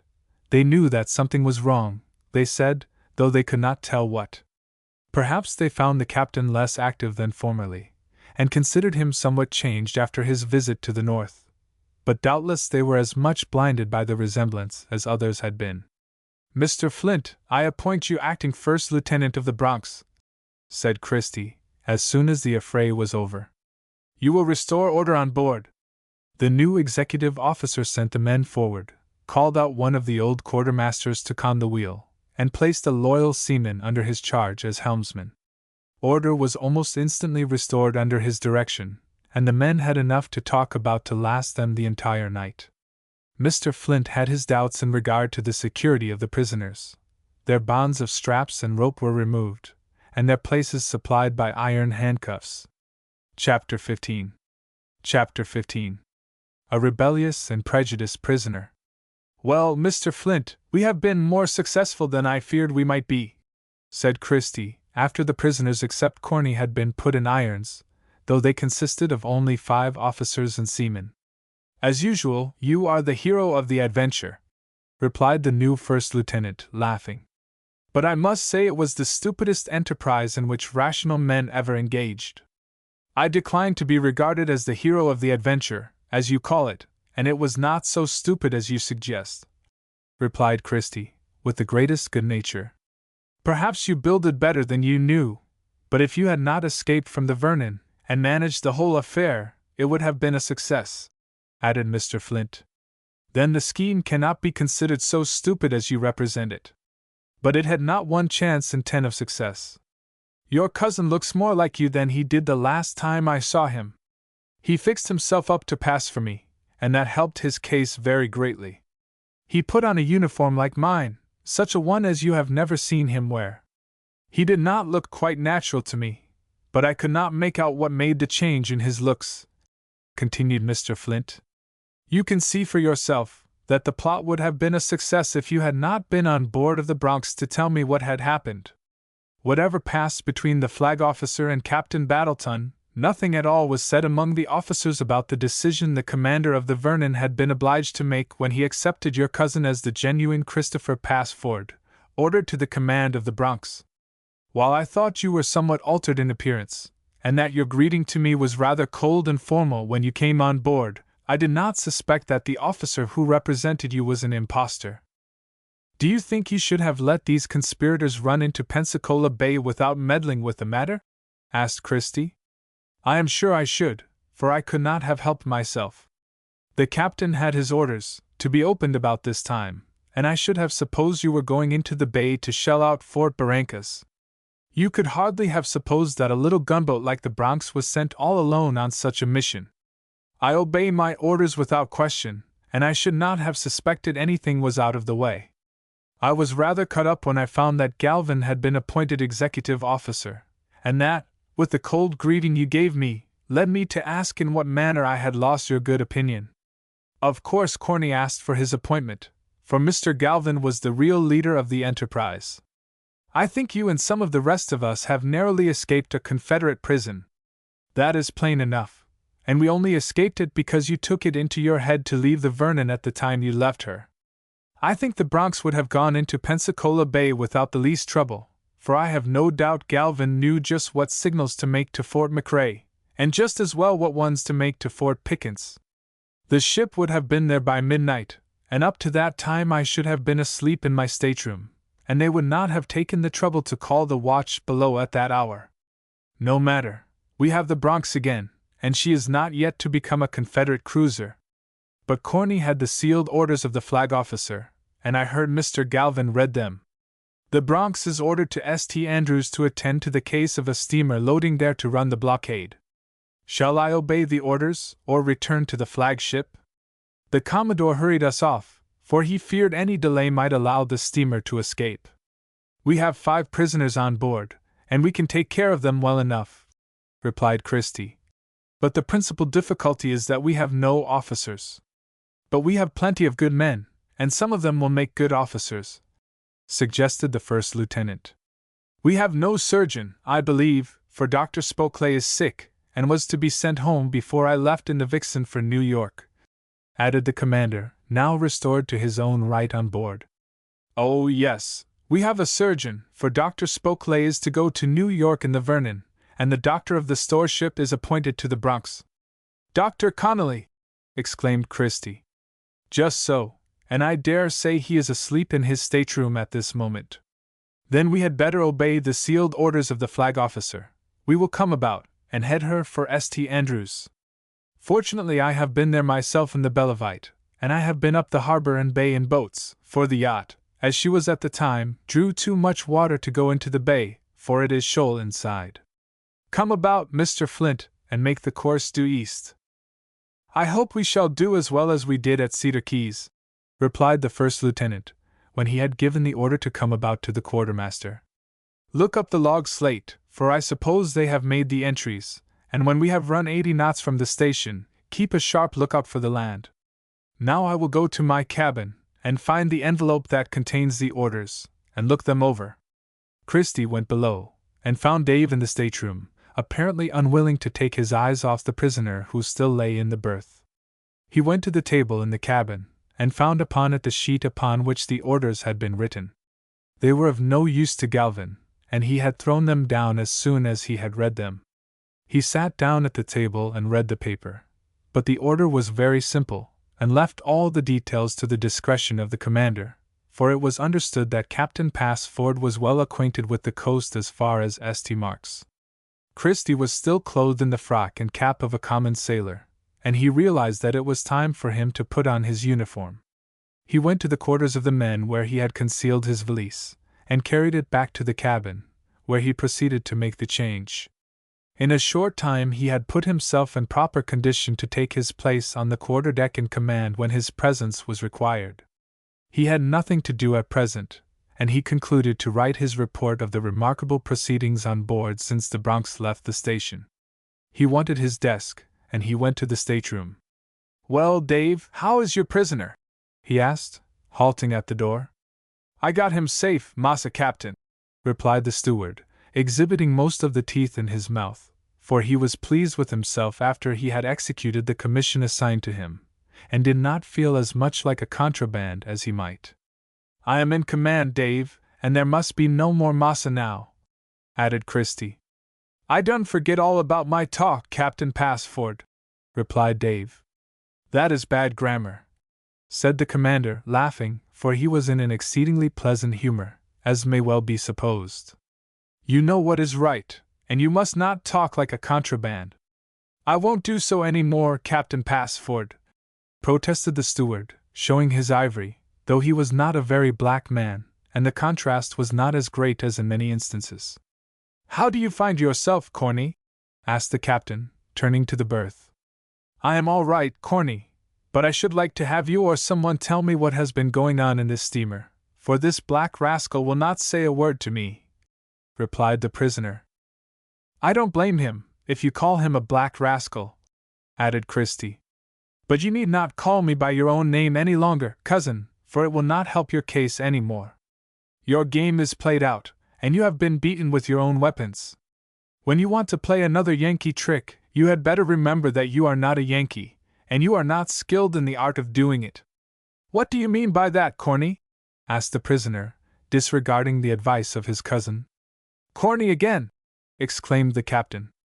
"I am the commander of this steamer, and I have been assaulted in my berth," replied the sufferer, warming up a little. "Phew! Then you are still the commander of the Bronx?" repeated Christie, laughing at his cousin's persistence. "You know that I am. Wasn't the commission decided to be mine?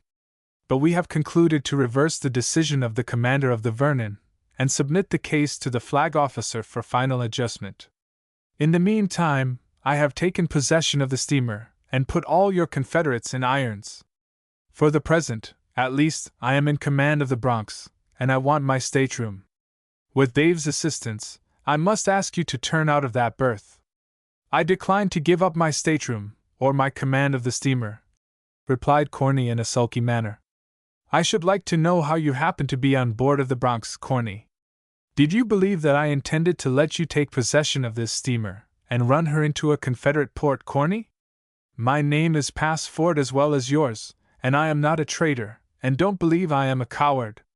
At a time which suited my convenience, I left the Vernon and came on board of the Bronx.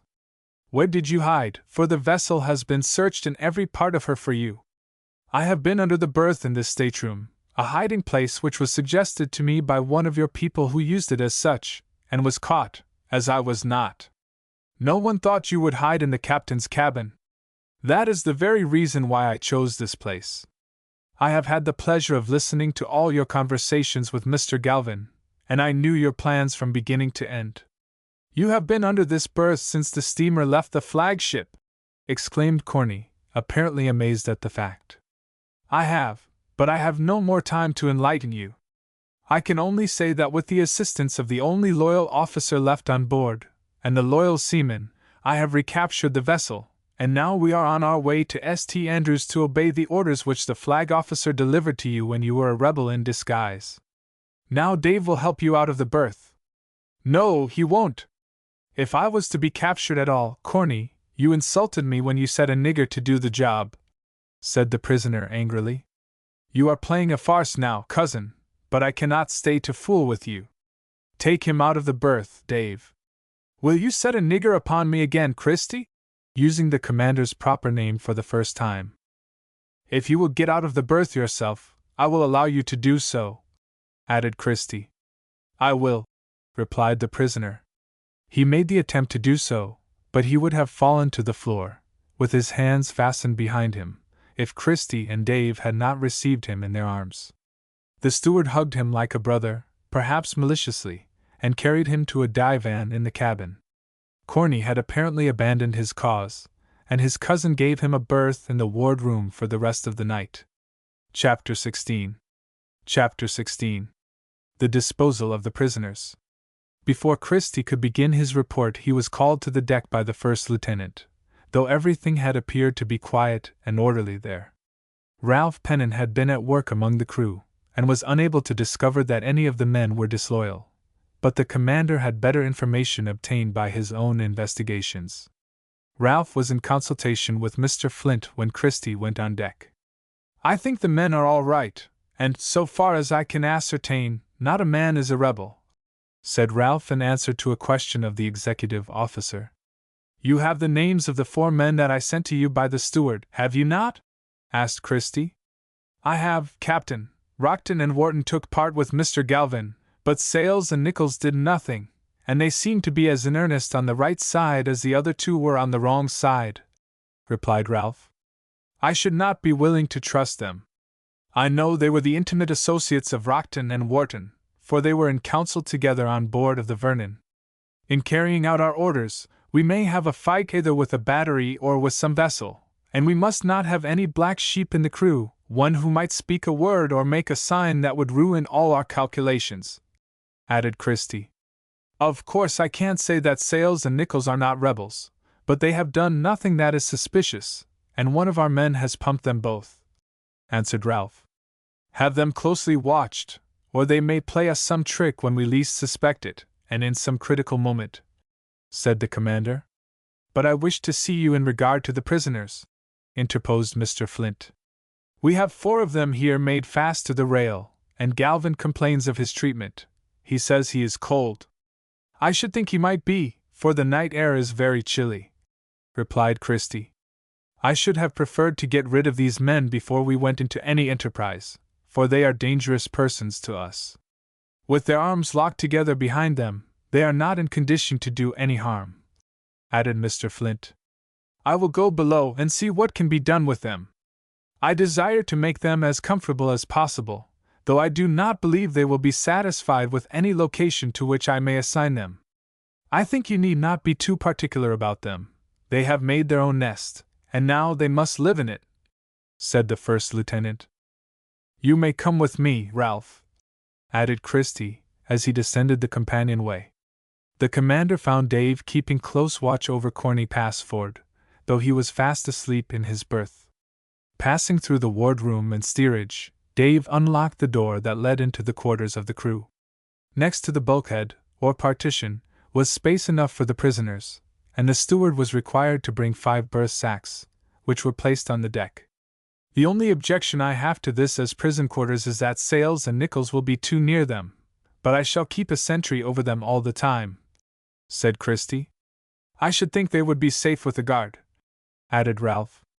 Now, Dave, you awake your prisoner, and I will relieve you of all responsibility in regard to him. He is dressed, is he not? Continued the commander when they reached the wardroom. He is, Captain Passford, for he did not undress when he turned in last night, replied the steward. What is the matter now? Asked the prisoner in the wardroom, after he had rubbed his eyes for a time. Nothing is the matter now on our side of the house, but I must put you with the other prisoners," replied Christie. "You may unbuckle the strap, Dave, so that he can get out of the berth." "Who are the other prisoners?" demanded Corny, as though he had a right to know. "They are your confederates in the plot, Corny." "Who do you suppose they are?" "Jeff Davis is not one of them. The most important one, not even excepting yourself, cousin, is Mr. Galvin, late First Lieutenant of the Bronx." "Is he a prisoner?" asked Corny, as he got out of the berth. "Of course he is. Do you think I should let him lie around loose on deck?" "The next one is the manservant at Bonnydale by your appointment, formerly Walsh, but now Byron. He is a very good actor, but he has played out his role. He was by profession an actor in Mobile," added Corny. "I should think he might have been. By the way, Corny, where is my commission that you and he stole from my pocket at Bonnydale?" "That is my commission," replied Corny, putting his hand involuntarily on his left breast, where he had carried his papers on board of the Vernon. "You stole it, cousin, and you must give it back to me," added Christie, very decidedly. "I shall not," replied Corny, with quite as much firmness. "Take it from him," said the commander. The hands of the impostor were now free, and he placed himself in a defensive attitude, but Ralph Pennant, who was rather above the average stature, threw his arms around him, and he was pinned as tightly as though he had been put into a strait-jacket. Corny was probably stiff in his arms from their confinement, and he was unable to make a very spirited defense. While the seaman held him, Christie took the envelope from his breast pocket and transferred it to his own. But there was considerable noise made in the brief scuffle, which waked some of the sleepers. From one of the staterooms an officer rushed out and demanded the cause of the disturbance. The person proved to be the surgeon. "We are putting things to rights on board," replied Christie, who had not seen the doctor before, for he had retired early to his room. "I don't quite understand this matter," said the surgeon. "What are you doing, Mr. Passford?" "Captain Passford, if you please, Dr. Connolly, for I have the honor to be in command of the Bronx at the present moment. This is Mr. Passford," added Christie, pointing to his cousin. "Then you have reversed the decision of Captain Battleton?" "For sufficient reasons I have. With the assistance of the loyal members of the ship's company, I have taken possession of the vessel, and we are now on our way to carry out the orders of the flag officer. Conduct the prisoner to his future quarters," said Christie, in a very businesslike manner. During this conversation, Ralph, still holding his prisoner, had sent the steward on deck for a pair of handcuffs, which the seaman proceeded to apply to the wrists of Corny. "What are you about?" demanded the prisoner, attempting to shake off his captor when he felt the cold iron. "Just giving you a pair of bracelets," replied Ralph, as he grappled again with his victim, and asked Christie to adjust the handcuffs. "Just for ornament, you know." In the grasp of such a powerful man as Ralph Pennant, Corny was powerless, and he was compelled to submit, though his opposition appeared to be merely a matter of form with him, for he could not help realizing that it was utterly useless. But he had not been in the affray on deck, and he had not learned the full lesson from experience. The irons were locked upon his wrists, and the seaman was directed to conduct him to the place assigned to all the prisoners. "This is mean of you, Christie, to put me in irons," said Corny reproachfully as he turned to his cousin. "I might have asked Captain Battleton to put you in irons on board of the Vernon, but I did not. If he had done so, I should not have complained. I have been a prisoner of war, and I had to take my chances. We may be in action for aught I know in a few hours, and I do not mean to have half a dozen rebels at my heels to trip me up if I can help it. The circumstances are entirely different from those on board of the Vernon." "I don't think so," muttered Corny. "You treat your own flesh and blood as though blood was nothing but water with you. I stand by the Union, and those on the other side must keep out from under. When I was in a Confederate prison, my Uncle Homer, your father, did not do a single thing for me. Lead on, Ralph." Dr. Connolly was so much astonished at the proceedings that he did not turn in, but completed his toilet, and came out into the ward-room again. He looked troubled, for he had heard nothing of the struggle on the quarter-deck, and the situation was a revelation to him. He looked and talked as though he thought that Christie and his associates who had captured the vessel were simply mutineers. The captain sent the steward for Boxey, and giving him a pair of pistols and a cutlass, informed him that he was to stand guard over the 5 prisoners until he was relieved. The old man, who had been one of the seamen on board of the Bellevitte when she was a yacht, took his place forward of the berth sacks, and began his march athwartship. "You know me, don't you, Boxey?" said Corney as he recognized the old salt, who was the sheet-anchorsman of the crew, and who was generally their spokesman. "You will hold no conversation with the prisoner, Boxey, but you may let them talk among themselves, and note what they say if it is of any importance. You will be relieved with the first watch." Ralph Pennant and 3 seamen conducted the other prisoners to their quarters. They were supplied with blankets, in which those from the deck wrapped themselves up. Corney and Galvin began to compare notes at once, but Boxey kept his ears open as he marched up and down within 2 feet of his charge. "I hope you have not committed any rash act, Mr. Passford," said Dr. Connolly as the party passed through the wardroom. "I do not stand on mere forms, Dr. Connolly, but if you continue to call me simply Mr., I shall understand from it that you do not recognize me as the rightful commander of the Bronx," replied Christie, as he invited the surgeon with a gesture to enter the captain's cabin. "I beg your pardon, Captain Passford. I used the title of Mr. from habit, and not as meaning anything," replied the surgeon. "I was forced by the evidence, and quite as much by the lack of evidence, to concur with Captain Battleton in his decision. I find no fault with you on that account, Doctor," added Christie. "You made no protest to the flag officer, but suddenly disappeared. When I went to my stateroom in the evening, your cousin was in command, and had sailed to execute the orders given him. You can judge of my astonishment when I learned just now that the captain and his officers were prisoners," the surgeon explained. "I do not propose to submit to another investigation by you, or any one but the flag officer, but for your information I am willing to give you the facts," said Christie with dignity, of which he had a full supply whenever it was needed. "As long as the officers in charge of the Bronx continued to obey the orders of the Commodore to proceed to the eastward, I did nothing, but when they headed the steamer to the westward, which they did as soon as it was dark, I understood very well that they were disobeying their orders, and intended to run the Bronx into Pensacola Bay, and deliver her to the Confederate authorities. Then I carried out my plan and captured the vessel." The surgeon was satisfied with this evidence. Chapter 17. Chapter 17. The second and third lieutenants. The surgeon went on deck with Christie, where he was presented in due form to Mr. Flint, though he had been introduced to him before in his former position as second lieutenant. The commander went forward to the bridge and pilot house, and consulting the log slate, found that the last entry gave 78 knots from the station. But it was foggy, as Mr. Galvin had predicted that it would be, and the quartermaster conning the wheel said it was as dark as a stack of black cats. Nothing could be seen in any direction, and the commander decided that it was not prudent to proceed any farther. The leadsman was ordered to sound, as the screw was stopped, and he reported 16 fathoms with the deep-sea lead. Christie ordered the quartermaster to go ahead again, and keep the handline going all the time.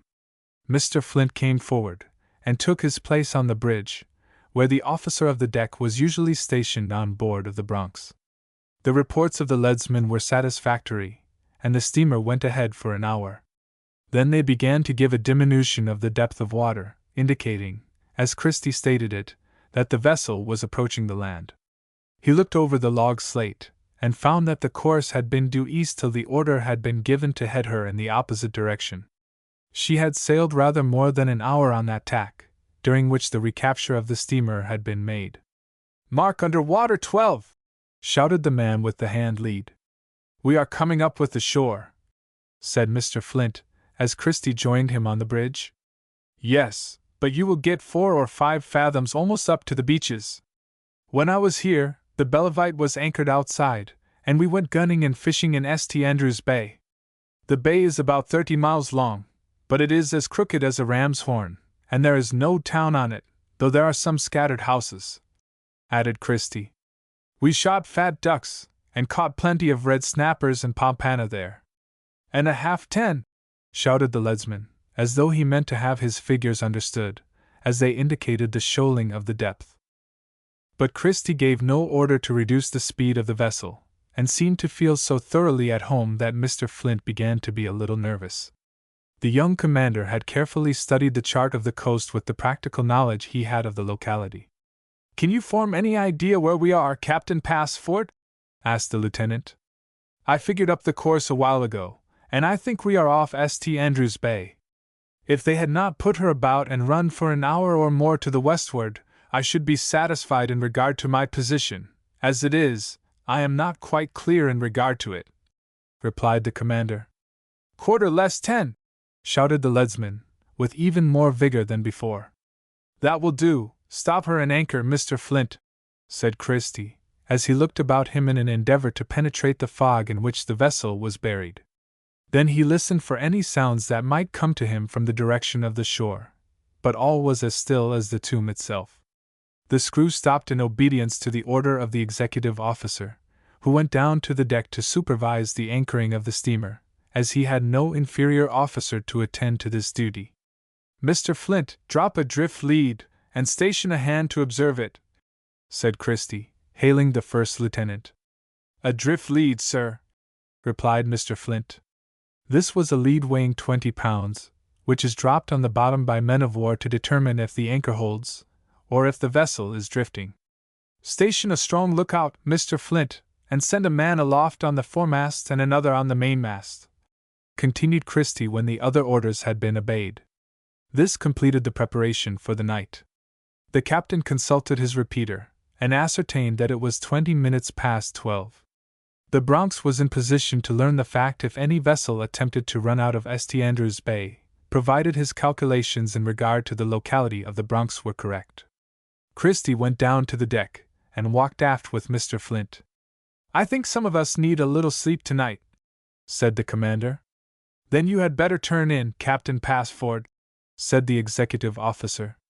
"We can do nothing more tonight except to keep a sharp lookout." "You are the only officer on board except myself," replied Christie. "We are still in the dark as to what we have to do here. We may have to send off a boat expedition, as we did at Cedar Keys, and we are in absolute need of more officers. We have plenty of material out of which to make them, and we can do as we did after the fight with the Scotian and the Erin, when we made them," replied Mr. Flint. "We have men of good education in the crew, who have either commanded coasters, or been mates on steamers. If you will name one, I will name another," added Christie. "Quartermaster Camden. He commanded a 3-masted schooner in the coal trade. He is not college educated, but he is a remarkably well-informed man who shipped in the Navy to learn the details of duty on board of a man of war. I appoint him acting second lieutenant," added Christie. "I am sure he will get a commission as soon as he applies for it, Captain," added the first lieutenant, pleased with the prompt decision. "Now, who is your man?" "Ralph Pennant. I had my eye on him while I was aboard of the Vernon, where he became a sort of oracle among the seamen on account of his abundant information on general subjects. He talks like a man with a good education, and he has been mate of a steamer of good size. But I know very little concerning him, and am afraid he has won out." "What is that, Captain?"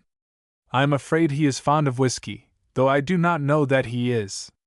He can't get any whiskey here unless it is served out to him, so that habit, if it is his habit, will do him no harm," argued Mr. Flint. "I appoint him third lieutenant temporarily. That will amount to their being made ensigns when you go north again if they prove to be worthy of promotion," added the executive officer, with a chuckle. "That was what happened to Bawkirk and Amden. If they are worthy, I shall certainly do the best I can for them," added Christie, gaping. Camden was called aft and formally appointed second lieutenant, but Ralph was in the watch below, and was in his hammock. The commander retired to his stateroom, and, letting his report wait till another day, he was soon sound asleep. In accordance with the directions he had left with the first lieutenant, Christie was called with the watch at 4 o'clock in the morning.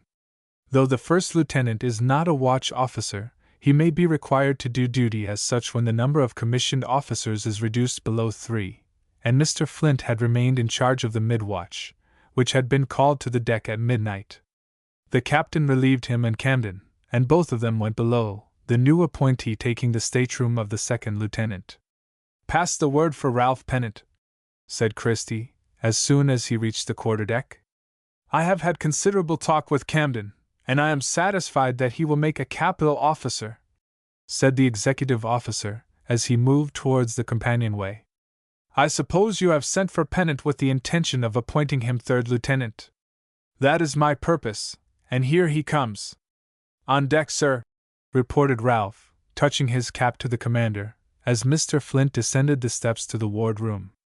"I think you told me that you had had some experience on board of steamers, Pennant," replied Christie. "I told you that I had been the mate of a steamer," answered the seaman. "What is your age?" 20 years. "Then you are older than you appear to be," continued Christie, and he proceeded to question the seaman in regard to his education and experience as a seaman. He had not been mistaken in his estimate of the man, so far as he could judge from his answers.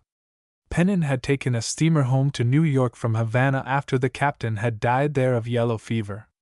He had expected to be given the command of the vessel, and when he failed to obtain the position he resigned his place as mate, but secured the same position in another and larger steamer. "Do you ever drink whiskey, Pennant?" asked Christie abruptly. "At present, no, sir," replied the seaman decidedly. "I learned a few months ago that I failed to obtain the command of the steamer I brought home from Havana because it was said I took too much whiskey. I knocked off then, and have not drank a drop since. That was a sensible thing to do. You are aware that we are short of officers, I suppose?" said the commander. "Yes, sir, and since I came on deck I heard that Phil Camden had been appointed acting second lieutenant," replied Pennant. "That is true, and now I am going to appoint you acting third lieutenant. You will call the watch aft. I am very much obliged to you, Captain Passford, for this favor, and I know you would not give me the place if you did not think me worthy of it," replied the seaman as he went forward and called the watch to the mainmast. "My men, I have just appointed Ralph Pennant acting third lieutenant, and you will obey and respect him as such," said Christie, addressing the watch, and then dismissing them. The men gave 3 hearty cheers as they were dismissed, proving to the commander that Pennant was a popular man among them, as Camden had also been proved to be when his appointment had been announced to the starboard watch. As in politics, legislation, war, and business, the masses of the people soon ascertain who are their natural leaders. The crew of the Bronx, or that portion who had come from New York and the Vernon, had been prompt in discovering the abilities of the 2 men now promoted. "Now, Mr. Pennant, you may remove your bag to the wardroom, and the third stateroom on the starboard side, counting from the forward one, is yours for the present," continued Christie. "But I have no uniform, Captain Passford," suggested the appointee. "I have one in my stateroom, but it is altogether too small for you," replied the commander, glancing in the gloom of the night at the stalwart form of the third lieutenant, lacking not more than an inch of 6 feet, and his weight could not have been less than 180. "We will see what can be done in the morning. The crew all know me, and I dare say I can get along without a uniform till we get back to the station, where I could get one from the storeship, but it is not likely that I shall need one then. I cannot say as to that. When you go forward, take a look at the prisoners, and report to me," added Christie as Mr. Pennant went below. In a few minutes he reported that the prisoners were all fast asleep. Boxey had been relieved as guard, and another seaman was marching back and forth by their couches. It was still dark and foggy, and a hail came from the masthead forward. Chapter 18. A battle on a small scale. "On deck!" shouted the lookout at the foremast head. "Light on the starboard bow!" "Silence, all!" cried the commander, as soon as he heard the hail from aloft. "Go forward, Mr. Pennant, silence the hands, and direct the lookout to hail in lower tones." The third lieutenant sprang forward to obey the order, and Christie followed him at a more moderate pace, consistent with his dignity as the officer highest in rank on board. It was not so much a question of dignity, however, with him as it was the intention to preserve his self-possession. A light had been reported on the starboard bow, but Christie had no more means of knowing what it meant than any other person on deck. It suggested a blockade runner, a battery, or a house near the shore where he did not expect to find one. The captain went on the bridge, but he could not see the light. He descended to the deck, and then mounted the forerigging. The lookout saw him, and said he could not see the light any longer.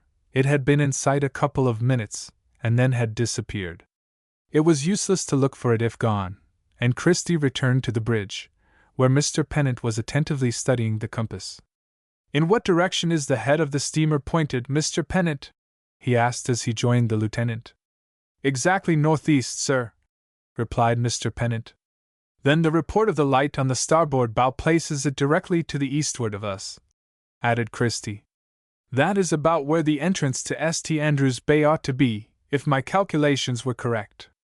We have been running to the eastward since we left the blockaders' station off Pensacola Bay.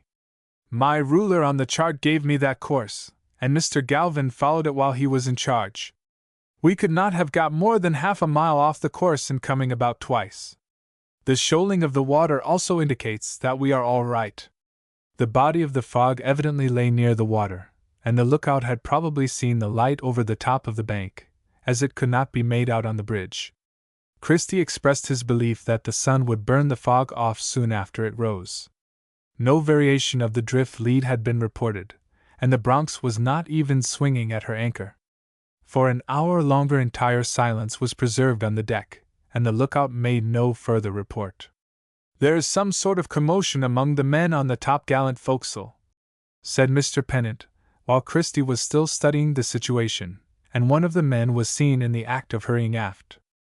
"I heard men's voices off to the eastward," said this man, when he had mounted the bridge, and touched his hat to the officers there, and he spoke in a whisper, in conformity with the orders given. "Could you hear any slapping of a paddle wheel, or other noises that sound like a steamer?" asked Christie in the same low tone. "No, sir, nothing but the voices, but I think the speakers must be in a vessel of some sort, for the sound since I first heard it, and could hardly make it out, comes from farther south," replied the man. "Take a force of 12 men, with pistols and cutlasses, Mr. Pennant, in the first cutter, and pull down to the southeast. Whatever you find in the shape of a vessel or a boat, capture it, and return to the Bronx. Get off with as little noise as possible, and muffle your oars." Silently Mr. Pennant selected his crew for the boat, saw them armed, and had the cutter lowered into the water. In a very short space of time the boat was off. The commander did not believe that anything very serious would result from this boat expedition, for he was confident there was no vessel of any size near the Bronx. The men in the cutter pulled very quietly, and hardly splashed the water with their oars, for they had all been trained by Christie himself to pull without noise when he was executive officer. This was the first responsible position Mr. Pennant had been called upon to fill, and he knew that his future depended in a large measure upon the skill and fidelity with which he obeyed his orders. His crew believed in him, and they were very painstaking in their efforts to work in silence. He had stationed Quartermaster Vincent in the bow of the boat as the lookout, and he was industriously peering out into the gloom of the fog and darkness to discover a vessel or a boat. He had heard the sounds himself, and he knew there was something there. When the boat had pulled about 15 minutes, Vincent raised his hand up into the air. This was a signal which the third lieutenant understood, for he had arranged several of them with the quartermaster. "Stand by to lay on your oars," said Mr. Pennant in the lowest tones that could be heard by the crew. "Oars!" At the last order the men leveled their oars, feathering the blades, and remained like 8 statues in their seats. Vincent listened with all his ears in the dead silence which prevailed. "I hear the voices again," he reported to the lieutenant in the stern sheets, in a voice just loud enough to reach him. "They are more to the southward." "Stand by," added Mr. Pennant, who had been duly trained in boat service at an oar. "Give way together! No noise!" The boat went ahead again, though only at a moderate speed consistent with the least possible noise. The quartermaster in the bow continued to gaze into the fog bank, though by this time there was a little lighting up in the east, indicating that the day was breaking. For half an hour longer the cutter continued on its course. Occasionally Vincent had raised his hand over his head, and then dropped it to his left, indicating to the officer in command that the sounds came from farther to the southward, and the coxswain was directed to change the course. In another half-hour the noises could be distinctly heard by the third lieutenant, and he directed the course of the cutter without the need of any more signals from the bow. His first move was to make a more decided course to the southward. Then he hastened the crew in their work. "Sail, ho!" called Vincent, who had not abated his vigilance on the lookout, and he pointed with his right hand in the direction he had seen the craft. Mr. Pennant concluded that the sail could not be far off, or it could not be seen, and it would be useless to maintain the dead silence, which was painful to all in the boat. He stood up in his place, and, after looking for a couple of minutes, he made out the sail himself. So far as he could judge from what he saw, the craft was a small sloop of not more than 35 feet in length. "Give way now, lively!" said the third lieutenant, in his ordinary tones. "I make her out, and she is a small sloop. We shall not have much of a brush." Under the vigorous pulling of 8 stalwart men, the cutter leaped forward at a speed that would have won an ordinary boat race, and in 10 minutes more, the sloop could be distinctly made out, the cutter running across her bow. She was close-hauled, with the wind from the southwest, and very little of it. On board of her were at least 10 men, as the quartermaster counted them, and there might have been more in her cuddy under the hail deck forward. "Boat ahoy!" shouted a man on the forecastle of the sloop. "On board the sloop!" replied Mr. Pennant, standing up in the stern sheets. "What sloop is that?" "The Magnolia, bound to Apalachicola," replied the spokesman of the craft. "What boat is that?" "The first cutter of the United States steamer Bronx." "Heave to, and give an account of yourselves," hailed the officer in command. "Stand by to lay on your oars," he added in a lower tone to his crew. "Oars!" But the boat seemed to be running too far away from the sloop, though it was near enough for the lieutenant and quartermaster to see that there was a decided commotion on board of her. "Hold water!" added the lieutenant. "Stern all!" The momentum of the cutter was checked, and the boat placed in a convenient position for a further conference with the sloop. Either by intention or carelessness, the skipper of the sailboat had permitted her to broach to, probably because he was giving too much attention to the boat and too little to the sloop. When the cutter lost its headway, it was not more than 50 feet from the sloop. "Hold the sloop as she is, and I will board you," said Mr. Pennant, as he saw the skipper filling away again. "Keep off, or we will fire into you!" shouted the man on the forecastle, who appeared to be the principal man of the party. "See that your pistols and cutlasses are ready for use," said the third lieutenant, in a tone loud enough to be heard by the crew only. "We are all private citizens," added the sloop's spokesman. "No matter what you are, I propose to overhaul you and judge for myself what you are," answered the officer in command of the cutter. "Let go your sheet, skipper!" Instead of obeying the order, the boatman hauled in his sheet, and the sloop began to fill away. Mr. Pennant could form no idea of what the party were. It was possible that they were private citizens, and non-combatants. If they were, they had only to prove they were such by submitting to a further inquiry. "Stand by, my men! Give way together, lively!"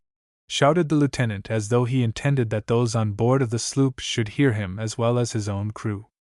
The cutter darted ahead, but she had not advanced half the distance before the men on board of the sloop fired a volley with muskets at the approaching boat. Mr. Pennant dropped his left arm very suddenly, and the stroke oarsman went down into the bottom of the boat. "Come aft, Kingston!" called the third lieutenant to the nearest man in the bow, and the one indicated crawled aft with all the haste he could make. "Take Hilton's oar," added Mr. Pennant, as with his right arm he drew the wounded man back into the stern sheets. The progress of the boat was hardly interrupted by the volley, and in less than a minute after the discharge of the muskets, her stem struck the bow of the sloop, though not till the lieutenant had checked her headway, and ordered the men to stand by to board the rebellious craft. The quartermaster made fast to the sloop, and then grasped his cutlass. "Lay her aboard!" shouted Mr. Pennant, and Vincent led the way, leaping directly into the midst of the 8 men in the standing room. "Do you surrender?" asked the lieutenant of the principal man on the forecastle, as he came alongside of him. "I don't see that we can help ourselves," replied the spokesman in a surly tone, for the prospect before him was not very pleasant, especially as a volley had been fired from the sloop, presumably by his order, for he was the one who had made the threat in the first place. "Don't strike, my men, they have surrendered," continued Mr. Pennant with a gesture to his men. "This is an outrage," said the man on the forecastle, who could not help seeing that the whole party were in a fair way to be annihilated if they made any further resistance. "I dare say it is, my friend," replied Mr. Pennant blandly, for he had been in the Navy long enough to adopt the characteristic politeness which distinguishes its officers. "Take possession of all the muskets and other weapons you can find, Vincent, and put them in the cutter." This order was promptly obeyed. Before it was fully carried out, an elderly gentleman crawled out of the cuddy and stood up in the standing room. He was a man of dignity, and evidently of importance. Chapter 19. Chapter 19. The skipper of the sloop Magnolia. "You were very unwise to order these men to fire upon the boat," said the dignified gentleman, addressing the man on the forecastle of the Magnolia. "It was a great mistake, Captain Flanger." "That's so!" exclaimed Mr. Pennant, feeling of his left arm as he spoke, for he had been wounded there, though the injury had not for a moment abated his energy. "I did not mean to allow the sloop to be captured by a boatload of men like that," replied Captain Flanger. "And if our men had used their bayonets we should have been all right. I told them to fix their bayonets, but they paid no attention to me. It was a great mistake," repeated the dignified gentleman, shaking his head. Mr. Pennant had time now to look over the craft he had captured, and the men on board of her. It was simply a large sailboat, and those on board of her wore plain clothes. They did not appear to be soldiers or sailors, though there was a number of bayonets scattered about the standing room. The seamen from the cutter had leaped on board of the sloop, with cutlasses in their belts, but there was not space enough to permit the use of the weapon, and they had seized each of the men by the collar and put a pistol to his head. "How many men have you on board, Captain Flanger?" demanded the third lieutenant, still standing up in the boat abreast of the person he addressed. "Count them for yourself," exclaimed Captain Flanger in brutal tones. "All right, I will count you first," added Mr. Pennant, as he reached over and seized the leader of the party by the collar with his right hand. Flanger attempted to shake off his grasp, but the lieutenant was a very powerful man, and he dragged him into the boat in the twinkling of an eye. He tossed him into the bottom of the boat, 5 of the boat's crew being still in their seats, trailing their oars, for only 7 of them had been able to get on board of the Magnolia for the want of space. "Tie his hands behind him," added Mr. Pennant to the men, who fell upon Flanger the moment he lighted in the bottom of the cutter. The prisoner was disposed to make further resistance, but 2 men fell upon him and made him fast to one of the thwarts. The leader of the party, as he appeared to be from the first, could do no further mischief, and the lieutenant gave his attention to the others on board of the sloop. The dignified gentleman, who was dressed in black clothes, though they had suffered not a little from contact with grease and tar, had seated himself in the standing room. He looked like a man of many sorrows, and his expression indicated that he was suffering from some cause not apparent. There were 9 men left in the standing room, including the gentleman in black. They were coarse and rough-looking persons, and not one of them appeared to be the social peer of him who had condemned the firing upon the boat. The skipper remained at the tiller of the boat, and he looked as though he might have Negro blood in his veins, though he was not black, and probably was an octoroon. He said nothing and did nothing, and had not used a musket when the others fired. He behaved as though he intended to be entirely neutral. A few drops of Negro blood in his veins was enough to condemn him to inferiority with the rude fellows on board of the sloop, though his complexion was lighter than that of any of his companions. "Vincent, pass 1/2 of the men on board of the cutter," said Mr. Pennant, when he had looked over the boat and the men on board of it. The quartermaster obeyed the order, and 4 of the party were placed in the bow and stern sheets of the cutter. 6 oarsmen were directed to take their places on the thwarts. The lieutenant retained his place in the stern sheets, which he had not left during the affray or the conference. 3 seamen, with a pistol in one hand and a cutlass in the other, were directed to remain on board of the sloop, but the party had been disarmed, and their muskets were in the bottom of the cutter, and they were not likely to attempt any resistance. The painter of the sloop was made fast to the stern of the Bronx's boat, and Mr. Pennant gave the order for the crew to give way. It had been a battle on a small scale, but the victory had been won, and the cutter was towing her prize in the direction of the gunboat. The lieutenant's first care was to attend to Hilton, the stroke oarsman who had been wounded in the affair. He placed him in a comfortable position on the bottom of the boat, and then examined into his condition. A bullet had struck him in the right side, and the blood was flowing freely from the wound. Mr. Pennant did the best he could for his relief, and the man said he was comfortable. "Sail ahead!" shouted the bow oarsman, looking behind him. "What is it, Gorman?" asked the lieutenant, standing up in his place. "A steamer, sir," answered Gorman. "I see her. It is the Bronx," added Mr. Pennant. By this time it was broad daylight, and apparently the fog was not as dense as it had been earlier in the morning. The boat with her tow continued on her course, now headed for the gunboat which the officer had made out. In 10 minutes more the expedition was within hailing distance of the steamer, which immediately stopped her screw. The cutter came up at the gangway of the Bronx, and Christie was standing on the rail, anxious to learn what the boat had accomplished. He had heard the report of the volley fired at the cutter, and had been very solicitous for the safety of her crew. He had weighed anchor as soon as he heard the sounds, and proceeded in the direction from which they came.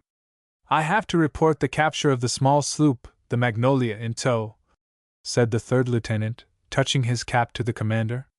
"We have 11 prisoners. Hilton is wounded, and I will send him on board first, if you please." "Do so," replied Christie. "Mr. Camden, pass the word for Dr. Connolly." A couple of men were directed to convey the wounded seaman up the steps, and he was handed over to the doctor, who had him conveyed to the sick bay. The obdurate Captain Flanger was next sent up to the deck, where Mr. Camden received him, and made him fast to the rail without note or comment, and even Christie made no remark except to give necessary orders. The other prisoners were not bound, and they were put under guard in the waist. The dignified gentleman in black was the last to come up the stairs. The moment he put his feet upon the deck, the commander stepped back, with a look of profound astonishment, if not of dismay, on his face, as he glanced at the important prisoner of the party. At first he seemed to be unable to believe the evidence of his senses, and gazed with intense earnestness at the gentleman. "Uncle Homer!" exclaimed Christie, extending his hand to him, which Colonel Passford, as he was called at home, though he was not in the Confederate army, warmly grasped, and the first smile that had been seen on his face played upon his lips. "I am glad to see you, Christie," said the prisoner, if he was to be regarded as such, for he certainly was not a sailor or a soldier. "I cannot say as much as that," replied Christie, still holding the gentleman's hand. "I must say I am sorry to see you under present circumstances, for you come as a prisoner in the hands of my men." "I am a non-combatant, Christie," replied Colonel Passford. "I have not served in the Confederate Army or Navy, or even been a member of a home guard. I have not time now to look into that question, but I can assure you that you will be treated with the greatest consideration on board of my ship," added Christie as he conducted him below, and left him with Dave in his own cabin, returning at once to the deck to inquire into the operations of the first cutter. The boat had been hoisted up to the davits, and the Magnolia was made fast astern. All hands had been called when the Bronx got under way, and the men were all at their stations. Mr. Pennant reported in all its details upon his expedition. Dr. Connolly said his patient was severely, but not dangerously, wounded. He would recover, but he would not be fit for duty for 2 or 3 weeks. "While you are here, doctor, I will show you my arm, which is beginning to be somewhat uncomfortable," said the third lieutenant with a cheerful smile. "Are you wounded, Mr. Pennant?" asked the commander, who had listened to his report at length, without suspecting that he had a wound. "I was hit in the left arm, but very fortunately the wound did not disable me," replied the lieutenant as he proceeded to take off his coat.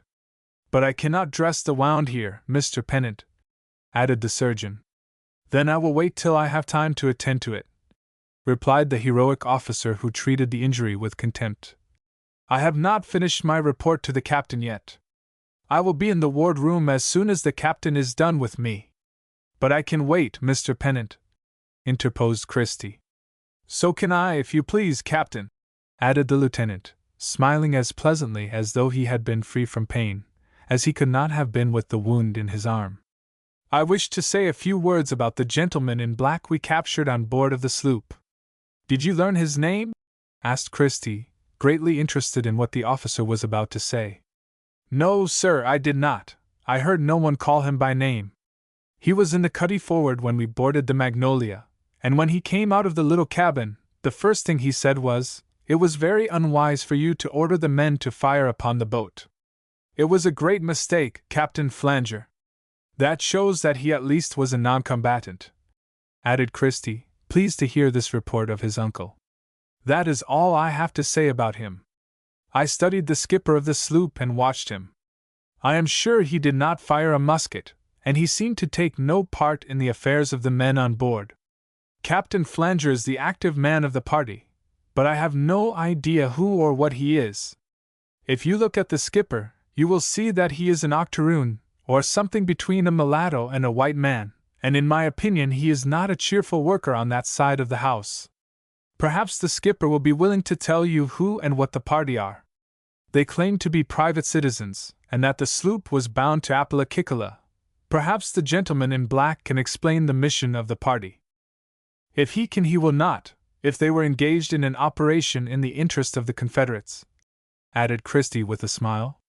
That gentleman is Colonel Homer Passford. He bears your name, said Mr. Pennant.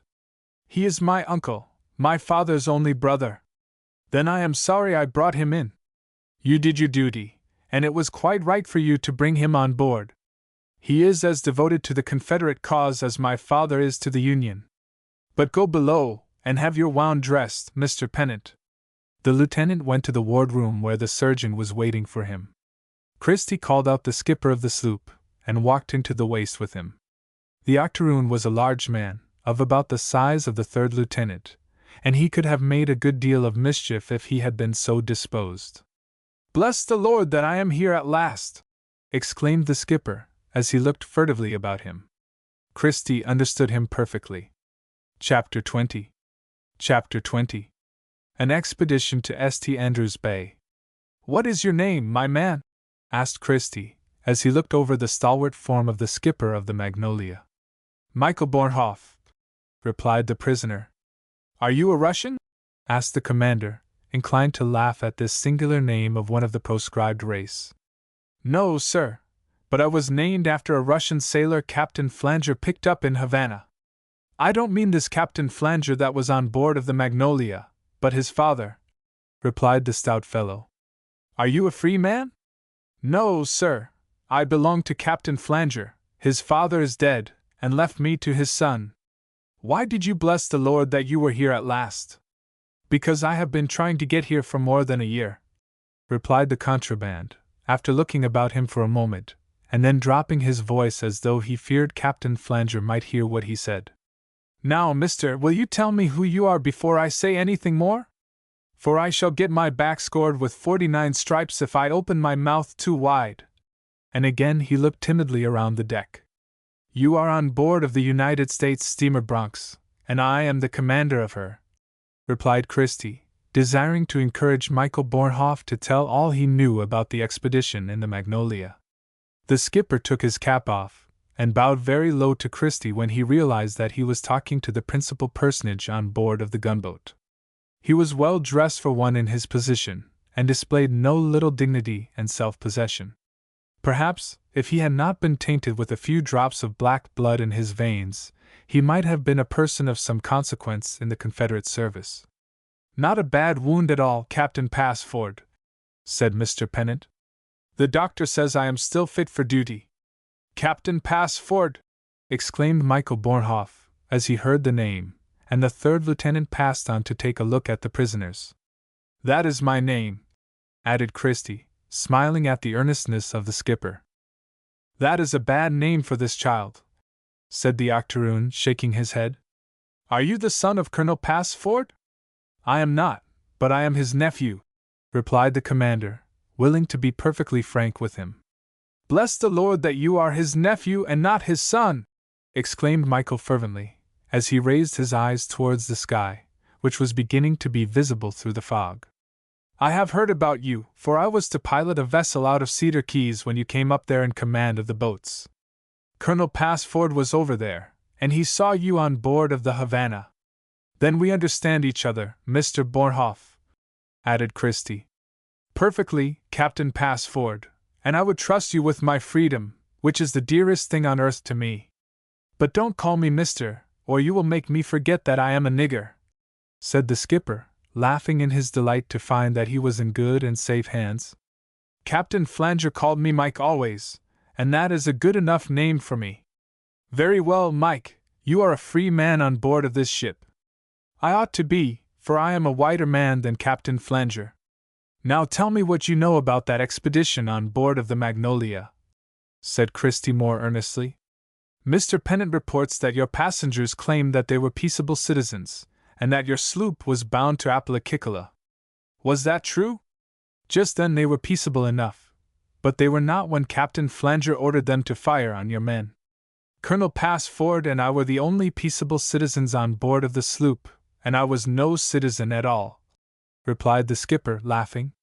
"You are one now, at any rate. Were you bound to Apalachicola?" "Not just then, Captain," chuckled Mike, who seemed to be amused and delighted to feel that he was telling the secrets of his late companions. "We were going to Apalachicola after a while, where we were to pilot out some vessels loaded with cotton." "Then there are cotton vessels at that port, are there?" asked Christie, pricking up his ears at this suggestion. "Half a dozen of them, and a steamer to tow them to sea." "Are you sure of this information, Mike?" "I did not see them there, Captain Passford, but it was your uncle's business to look after them, as he was doing in St. Andrews Bay." "Then my uncle has vessels in that bay which are to run out?" inquired Christie, deeply interested in the revelations of the skipper. "Only one, sir, a steamer of 500 tons, called the Floridian." "Precisely, that is the vessel we are after. But what was my uncle doing on board of your sloop, with Captain Flanger and the rest of your party?" "My master was the captain of the Floridian, and we came out here to see if there was any blockader near, that had come up in the fog. The steamer was to be brought out by the pilot, who has been on board of her for 3 days." "Who were the men with muskets on board of the sloop?" "Those were the Coast Guard, sir," replied Mike, chuckling again. "The Coast Guard? I don't understand that," replied Christie, puzzled at the expression. "8 of them, sir, and they have been keeping guard on Crooked, St. Andrews, and Hurricane Islands, to let them know inside if there was any blockader coming this way. They had skyrockets and flags to make signals with." "But why were they brought off if the steamer is still in the bay?" "The Floridian was coming out this morning in the fog, if Captain Flanger made the signal for her to do so. Then the captain was to go on board of her, and I was to sail the rest of the party to Apalachicola," replied Mike, still chuckling with delight at his ability to give the commander such important information. "Then the Floridian is all ready to come out of the bay?" asked Christie, suppressing the excitement he was beginning to feel. "All ready, sir, and the signal was a skyrocket, which the pilot could see over the fog. We will not give them any signal, but we will treat them to some visitors." "Is the steamer armed, Mike?" "No, sir, not a single big gun, and she has only hands enough to work her." "Steam all up when we came out of the bay, sir," said Mike, laughing heartily, apparently in spite of himself. "Call all hands, Mr. Camden," said the commander in brusque tones. The boatswain's whistle sounded through the steamer. In a moment, as it were, all hands were in their stations.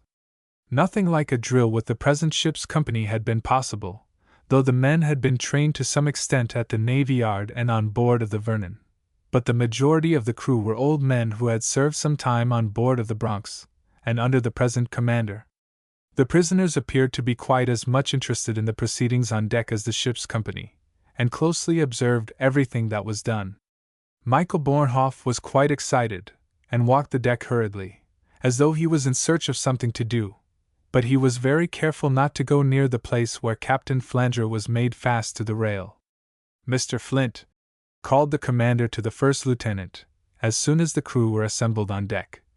"There is a steamer of 500 tons in St. Andrews Bay, all ready to come out at a given signal from the party just captured by the first cutter. I propose to capture her with the boats, and you will take the command of the expedition. The first and second cutters will be employed, and you will see that they are ready." "The boats are in good condition, sir, and they will be ready in 5 minutes," replied Mr. Flint, who had come on deck at the call for all hands, and had hardly learned the results of the recent boat expedition. "Mr. Camden will take charge of the second cutter," added Christie. While the crews were making the boats ready, and Mr. Camden was selecting the extra men for them, as he was instructed to do, Christie gave the executive officer a brief account of the capture of the sloop, and an epitome of the information he had obtained from Borhoff. "What am I to do, Captain Passford?" asked Mike, who was watching the proceedings on deck with the most intense interest. "I want to ship in the Yankee Navy as a pilot, for I know this coast from the Mississippi to Key West." "Are you a sailor?" asked Christie. "I went to sea for 11 years, and Captain Flanger, father and son, put my wages in their pockets." "You cannot ship as a pilot, only as an able seaman, if you know how to hand, reef, and steer, and how to make knots and splices." "I know all that, Captain, like I know my name." "Then I will look upon you as an able seaman until you are formally enlisted. Mr. Flint, this man is Michael Borhoff. He is an able seaman and a pilot in these waters. I think you had better take him with you, for he is fully informed in regard to the Floridian, which you are to bring out. Let him have pistols and a cutlass," said Christie. In 10 minutes more the expedition left the ship, and soon disappeared in the low bank of fog that still hung over the shore. Each of the cutters had been manned by 12 men besides the officer, and Mike was an extra hand with the first lieutenant. What remained of the port watch were on duty, and the rest of the men were dismissed. Mr. Pennant had the deck, and the commander walked back and forth, considering the information he had obtained from the skipper of the Magnolia, of the correctness of which he had no doubt, for Mike impressed him as a truthful man, and, like all the contrabands, his interest was all on the side of the Union, which meant freedom to them. For the first time he began to feel not quite at home in his new position. He had been compelled to fight for it, but he absolutely wished that he were the first or second lieutenant rather than the commander of the vessel. The traditions of the Navy, and of all navies, forbade him to leave his ship to engage in any enterprise connected with his mission. He had to take all the responsibility of failure, while he could not take an active part on such occasions as the present. He had the glory of being a commander, and of whatever his ship accomplished, but it began to look like a life of inactivity to him, for he was not greedy of glory, and all his devotion was for the Union. He had learned that several vessels were loading with cotton at Apalachicola, with the intention of running the blockade, if there was any blockade off Cape St. George. His uncle Homer was engaged in superintending the fitting out of these vessels, though whether on his own account or that of the Confederacy, he was not aware. Christie felt that he ought to follow up the information he had obtained with decided action, but he was hardly in condition to do so, for he had 15 prisoners on board, and he would be obliged to send a prize crew off in the Floridian when she was brought out, as he was confident she would be. He could not settle the question at once, and he went down into his cabin, where his uncle was waiting very impatiently to see him, and had asked Dave a dozen times in regard to him. Colonel Passford was naturally very anxious to ascertain what had been done, and what was to be done by the Bronx, but the steward was too discreet to answer any of his questions, and he was not aware that his son Corny was a prisoner on board as well as himself. Chapter 21. Chapter 21. A non-combatant on board the Bronx. Colonel Passford was reclining on the divan when the commander entered the cabin, but he rose to his feet as soon as he saw his nephew. Christie thought he looked thinner and paler than when he had last seen him. He was now only 42 years old, but he looked like a man of 50. "I have been wanting to see you, Christie," said the planter, as he approached his nephew. "I learn, with no little astonishment, that you are the commander of this steamer." "I am Uncle Homer," replied the young man. "Then you can tell me better than any one else in regard to my status on board of the Bronx," added the colonel, who had won this title years before in the militia. Am I considered a prisoner of war? I do not so consider you, Uncle Homer, but I cannot say how my superior officer will look at the matter when I report to him. You were taken in a sloop that fired upon the first cutter of the Bronx, wounding one of the crew and the officer in command. That was the folly of Captain Flanger, and I protested the moment I discovered what had been done," added the planter, who seemed to be anxious to relieve himself of all responsibility for the discharge of the muskets. "Were you in charge of the sloop, Uncle Homer?" "I was not. I had nothing to do with the sloop. She belonged to Captain Flanger." "Who is Captain Flanger?" asked Christie. "You have him on board, and perhaps he had better answer the question himself," replied Colonel Passford with a smile. "It was a superfluous question, for I know all about him. He is the captain of the Floridian, though that would not make him a combatant unless he fights his ship, and that is what he did on board of the Magnolia. I regard him and his companions, except the skipper of the sloop, as prisoners of war. You proved by your words and conduct that you were not a combatant, and you are at liberty to depart when you please." The young commander did not feel entirely sure that his ruling was correct, for a naval officer must be learned in a great variety of subjects which he had not had time to study, but he was willing to take the responsibility in the present instance. "It is easy enough to say that I may depart, but how shall I do it?" added the planter with a smile. "I cannot swim ashore." "I will put you ashore in a boat at the nearest land when the fog clears off," replied Christie. "The nearest land is an island, and there is hardly anything like a village on the entire bay of St. Andrews. The region is deserted now, and I might wander about there for a month, till I starve to death, before I could get to a settled region. I shall not compel you to land, and you can remain on board till I report to the flag officer of the Eastern Gulf Squadron, off Pensacola, if you desire to do so, but you will be subject to his decision and not mine then. I prefer that to starving to death in this region," replied the colonel. "Very well, Uncle Homer, that is settled," added Christie. "Now, how are Aunt Lydia and Gertie?" "I hope they are well." "Very well the last time I saw them, which was 3 weeks ago. They are busy making garments for the soldiers," answered the planter. "When did you last hear from Corny, Uncle Homer?" "It is all of 2 months since I had any news in regard to him. He is still a soldier and has not yet been promoted. His company is still at Fort Gaines, but he has been sent away once or twice on detached duty. He is not given to writing many letters, but the last time I was in Mobile I was told that he had again been sent off on some sort of secret service with a naval officer by the name of Galvin. I do not know whether the report was true or not." "It was quite true, Uncle Homer, and he has been quite as unfortunate as he was in his former expedition to the north," added Christie very quietly. "What do you know about him, Christie?" asked the colonel with the deepest interest. "I can assure you first that he is alive and well. I am not informed how he got to New York, but he did get there, and in company with 2 naval officers, one by the name of Byron, as well as Galvin. Byron was an actor in Mobile. He had been the mate of a cotton ship, and he obtained a commission in the Navy, but for the want of a steamer both of them were unemployed," the planter explained.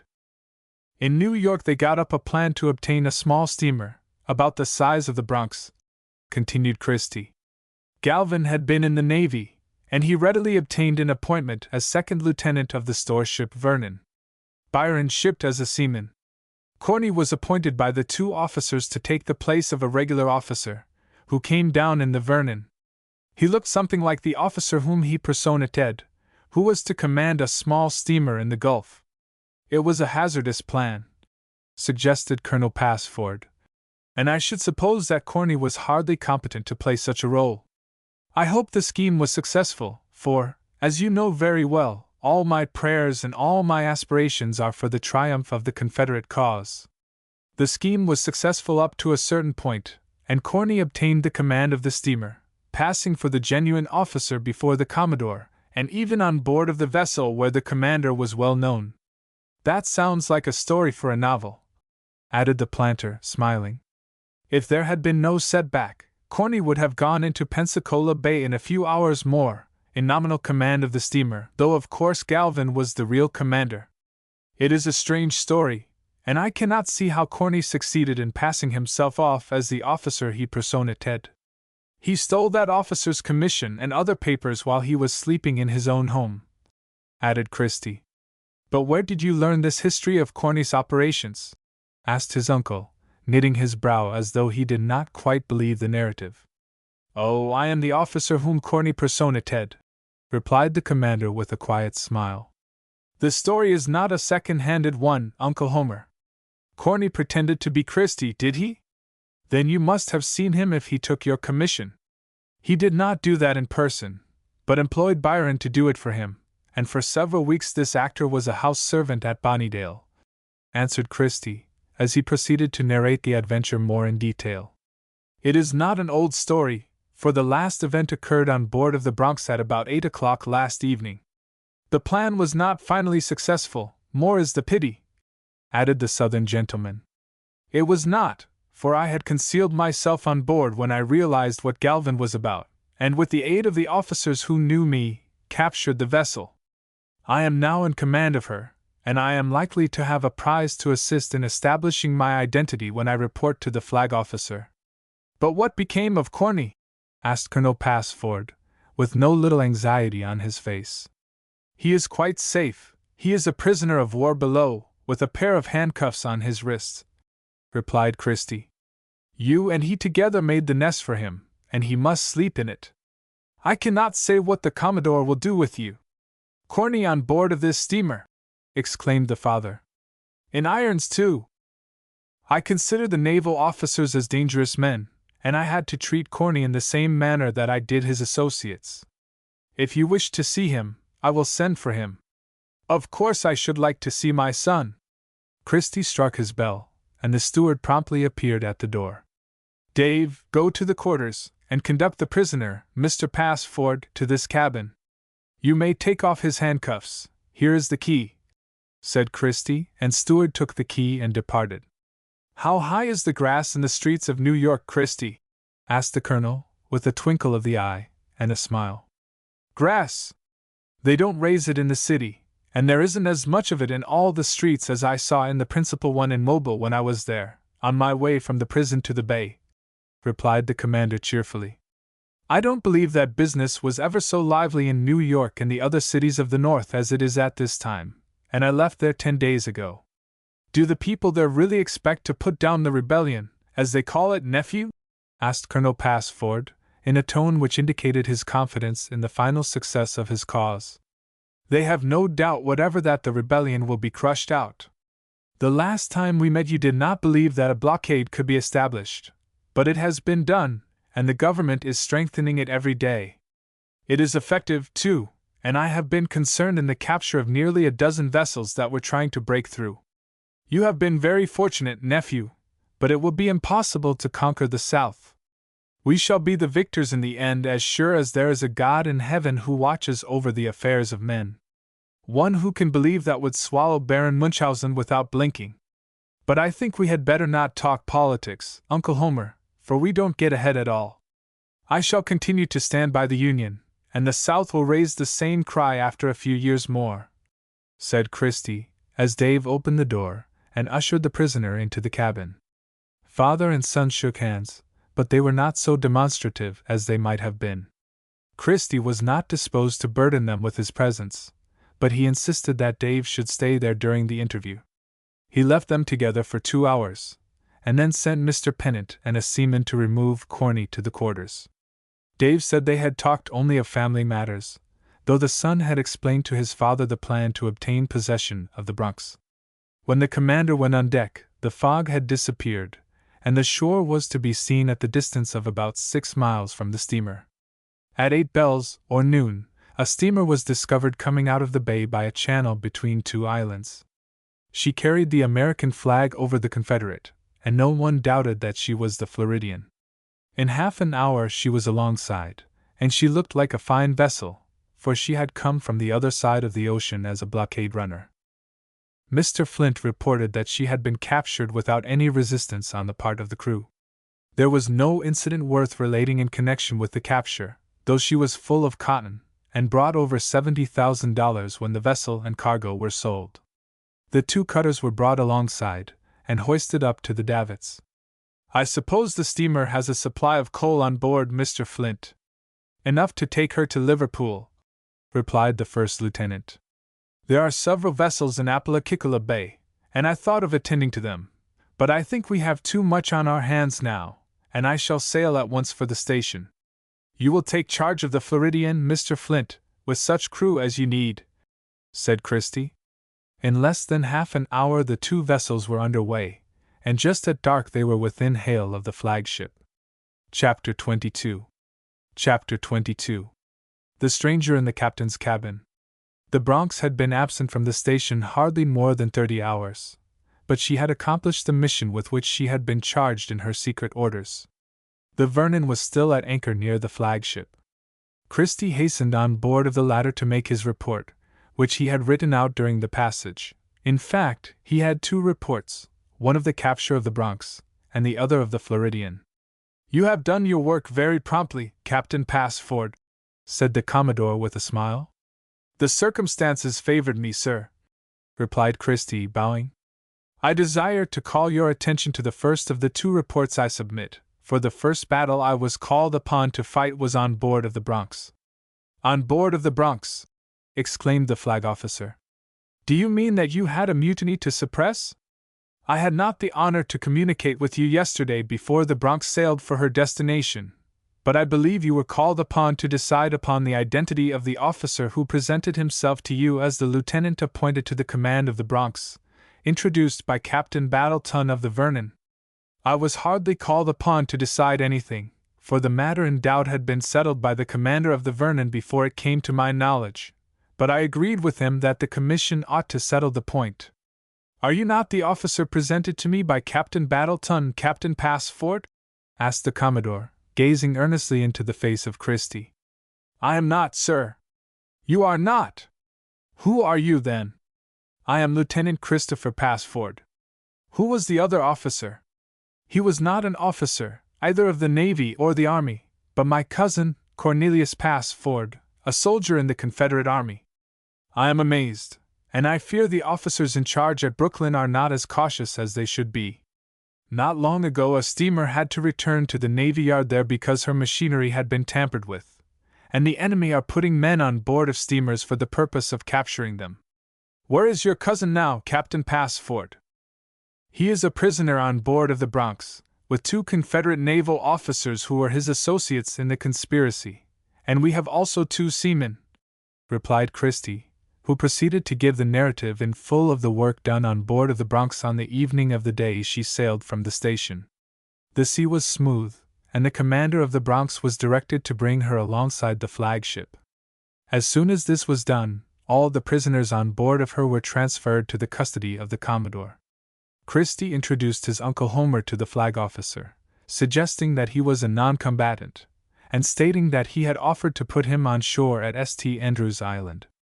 "I think you are correct in your view, Captain Passford, though probably he is of more service to the Confederate government, as your father is to our own, than a score of sailors or soldiers, but modern civilization does not hold civilians as prisoners of war. Besides, he is doing so much to provide our vessels with prizes in the matter of cotton ships, that it would be a pity to take him out of his sphere of usefulness to us," added the Commodore with a smile. "The other men in the sloop, with the exception of the skipper, fired upon my boat, and wounded an officer and a seaman. They were taken in arms, and therefore they are prisoners." "But you lost all your commissioned officers but one in the affair on board of the Bronx, Captain Passford." "I did, sir, and I was obliged to fill their places." And Christie described the men he had appointed. "There are no officers here that I can give you in their places, and I am obliged to order you away immediately on another expedition. The Floridian is a valuable prize, and I must send her to New York, for I am confident the government will purchase her for the Navy. Your acting lieutenants must continue to serve as such for the present. I ask for no better officers, sir. They are well educated, and have had a great deal of experience as sailors outside of the Navy," replied Christie. At this time the preparations for the reduction of the forts on the Mississippi were in progress, and every available vessel was called into activity. The Bronx had been built for a blockade runner, and for a steamer of her size she was of exceptional speed. The vessels of the Eastern Gulf Squadron were employed to a considerable extent in destroying salt works on the west coast of Florida, but the Commodore was not disposed to order the fleet little gunboat upon such service. "Is the Bronx in condition for immediate service, Captain Passford?" asked the flag officer. "She is, sir. She has not been in action since her crew was reinforced," answered Christie. "I did not expect your return so soon, but I have your sealed orders ready. You will get under way as soon as possible," added the Commodore, handing him the sealed envelope. "You will make your course southwest, and open your orders at 12 o'clock tonight." The commander of the Bronx left the cabin where the interview had taken place.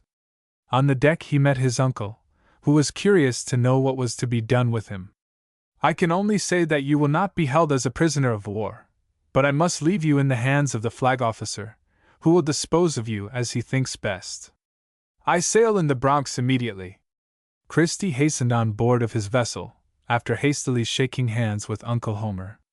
All the prisoners had been removed from her, and the Commodore had sent a ship's company to the Floridian to relieve the prize crew in charge of her.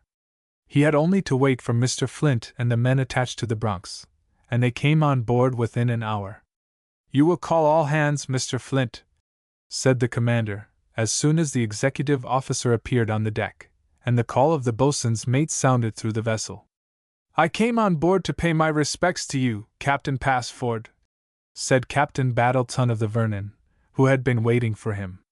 "Things have changed since I last saw you. I do not know whether I ought to apologize to you for my decision on board of the Vernon, or not." "Not at all, Captain Battleton," replied Christie, taking the hand of the commander of the storeship. "The flag officer sustained your decision, and with my commission in the pocket of my cousin, I do not see that you could have adjusted the question in any other manner. I assure you I have not a particle of ill feeling towards you on account of what you did in the discharge of your duty. But I do not quite understand the matter yet. You disappeared very suddenly, and when I wanted to present you to the Commodore, you could not be found," added the captain of the Vernon. "I am very curious to know what became of you. I came on board of the Bronx, and put myself in a place where you were least likely to look for me, under the berth in the captain's stateroom. I was at home there, for I had occupied the room while I was the acting commander of the vessel on her voyage to the Gulf. But you must excuse me now, for I am ordered to get under way at once, and the ship's company of the Floridian have reported on board.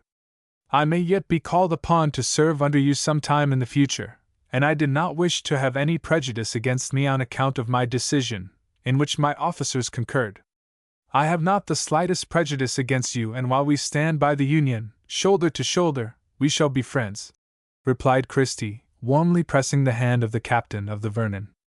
Captain Battleton returned the pressure as heartily as it had been given, and departed from the gunboat. The commander gave the order to the first lieutenant to get under way, and the fasts were cast off from the flagship. The Bronx backed away from her, came about, and was ready to proceed on her voyage to the destination as yet unknown on board of her. "Make the course southwest, Mr. Flint," said the commander, as soon as the vessel was ready, and her screw was in motion. "Southwest," repeated the first lieutenant, addressing the quartermaster who was conning the wheel.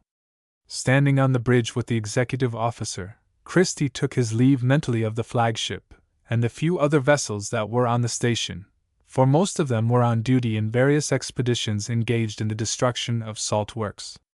A boat expedition had just captured Apalachicola, with all the vessels loading with cotton in the bay. The young commander congratulated himself that he had a fast steamer, for that caused him to be employed in more active duty than the work of destruction on shore. "Southwest," said Mr. Flint, after the port watch had been dismissed, leaving the starboard with Mr. Camden as watch officer on deck. "I thought it probable that we should be sent to Apalachicola after the information the Russian gave us. The boats of the Mercedita and Sagamore have captured the place, and picked up 5 or 6 small vessels loaded with cotton, I was informed by the Commodore," replied Christie. "We are bound to the westward, and the course looks as though we might be ordered up the Mississippi. suggested Mr. Flint. I hardly think so, though I should be pleased to have it so. Why do you think it is not likely, Captain Passford? Asked the executive officer curiously.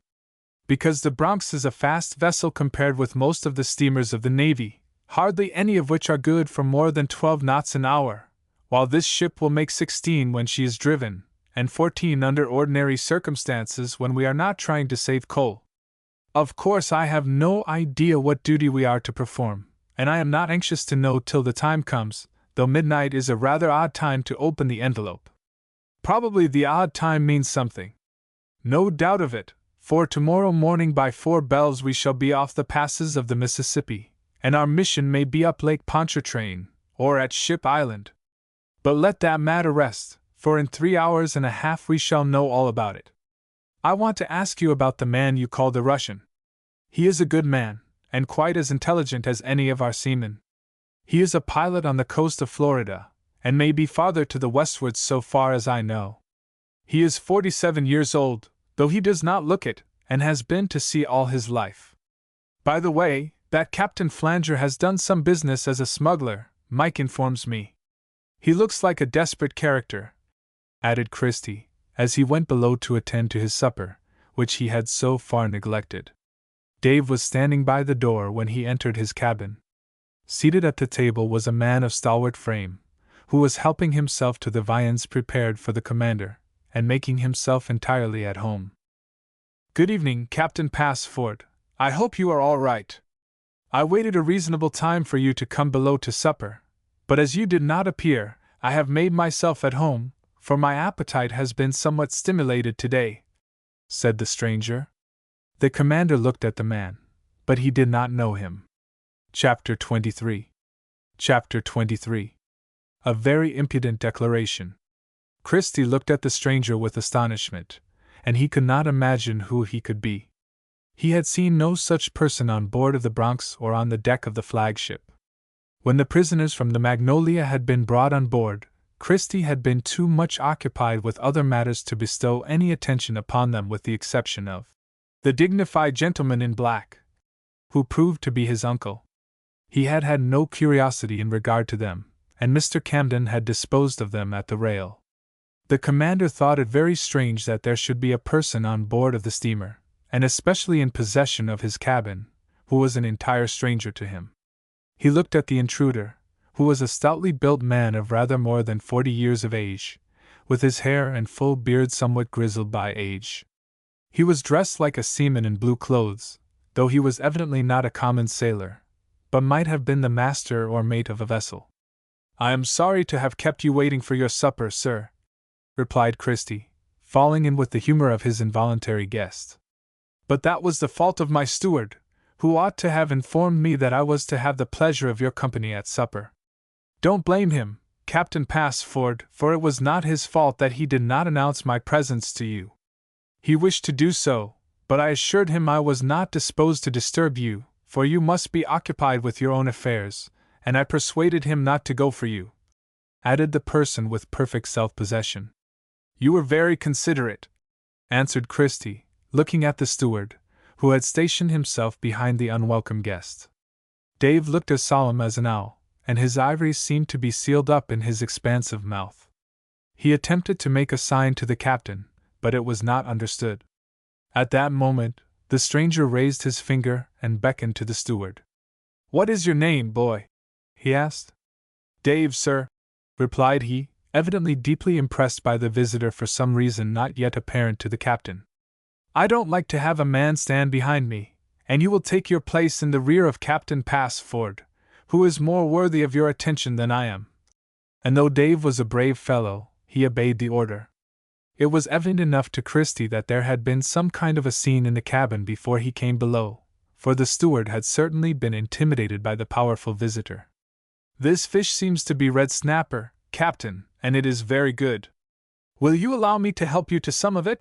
Continued the stranger very politely. Thank you, sir, I will take some of it, if you please, replied Christie, as he passed his plate across the table. Of course, as you have done me the honor to take a seat at my table, I must be acquainted with you. We have met before, replied the stranger. Shall I help you to some of these fried potatoes? They are very good, and I can recommend them. I have already learned that you have an excellent cook on board. I should judge from these potatoes that he was brought up in New Orleans. It may be he was.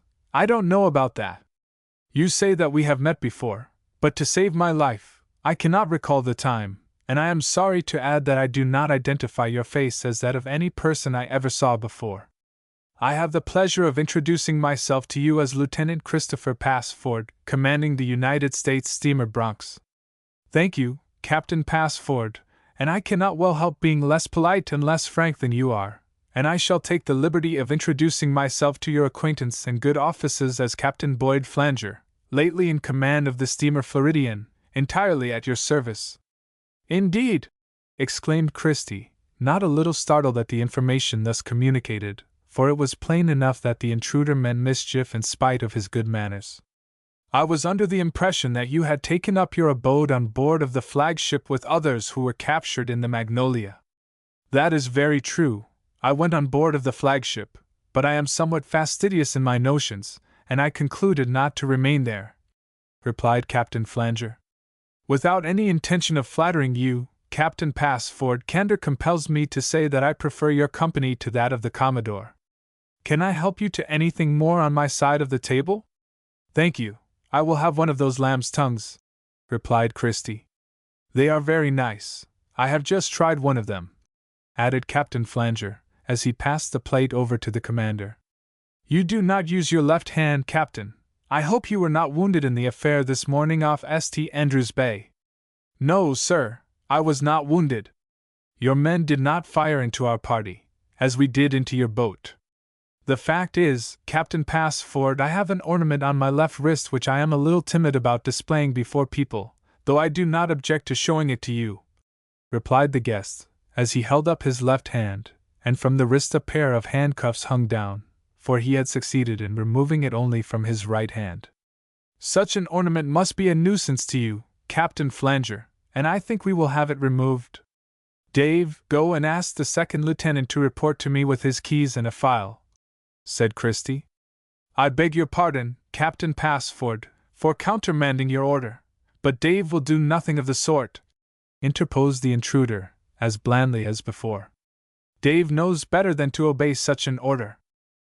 Dave did know better than to obey the order, and Christie was morally certain that he had been menaced with a pistol, or threatened in some manner if he attempted to leave the cabin. He acted as though he felt confident that a bullet would be sent through his head if he disobeyed the bold visitor. At the same time there was a certain amount of energy and earnestness visible in the expression of the steward, which assured Christie that he was ready to take part in any action that was reasonably prudent and hopeful. Captain Flanger had been handcuffed and made fast to the rail of the vessel with the other prisoners, and with them he had been transferred to the flagship. It was probably in this removal that he had found the means of securing his liberty, and had made his way on board in some manner not at all apparent to the commander of the Bronx, who had been in conference with the Commodore when the change was made. Whether the escaped prisoner had gone to the captain's cabin for a special purpose, or had simply followed the most convenient way that was open to him in his flight, it was plain enough to Christie that, at the present time, he had an object before him. He had practically taken possession of the cabin, and had already overawed the steward. The commander could not see his way to do anything to improve the situation. He had no weapon about him but his sword, and he was satisfied that the intruder was provided with one or more revolvers, as indicated by the appearance of the side pockets of his blue coat. Whatever had been said about the imprudence and even recklessness of the young lieutenant, he was really a prudent and even cautious officer. He realized that any movement on his part would draw the fire of the insolent intruder, and he saw that strategy was far preferable to open violence, since the latter was likely to end only in killing or disabling him. If he could visit his stateroom and obtain his pair of navy revolvers, or even the smaller ones in one of the drawers of his desk, it would improve the chances in his favor. It was evident that he would not be permitted to do this, and he did not attempt it. Dave is a wise man, said the commander, after he had given a few moments to the consideration of the situation.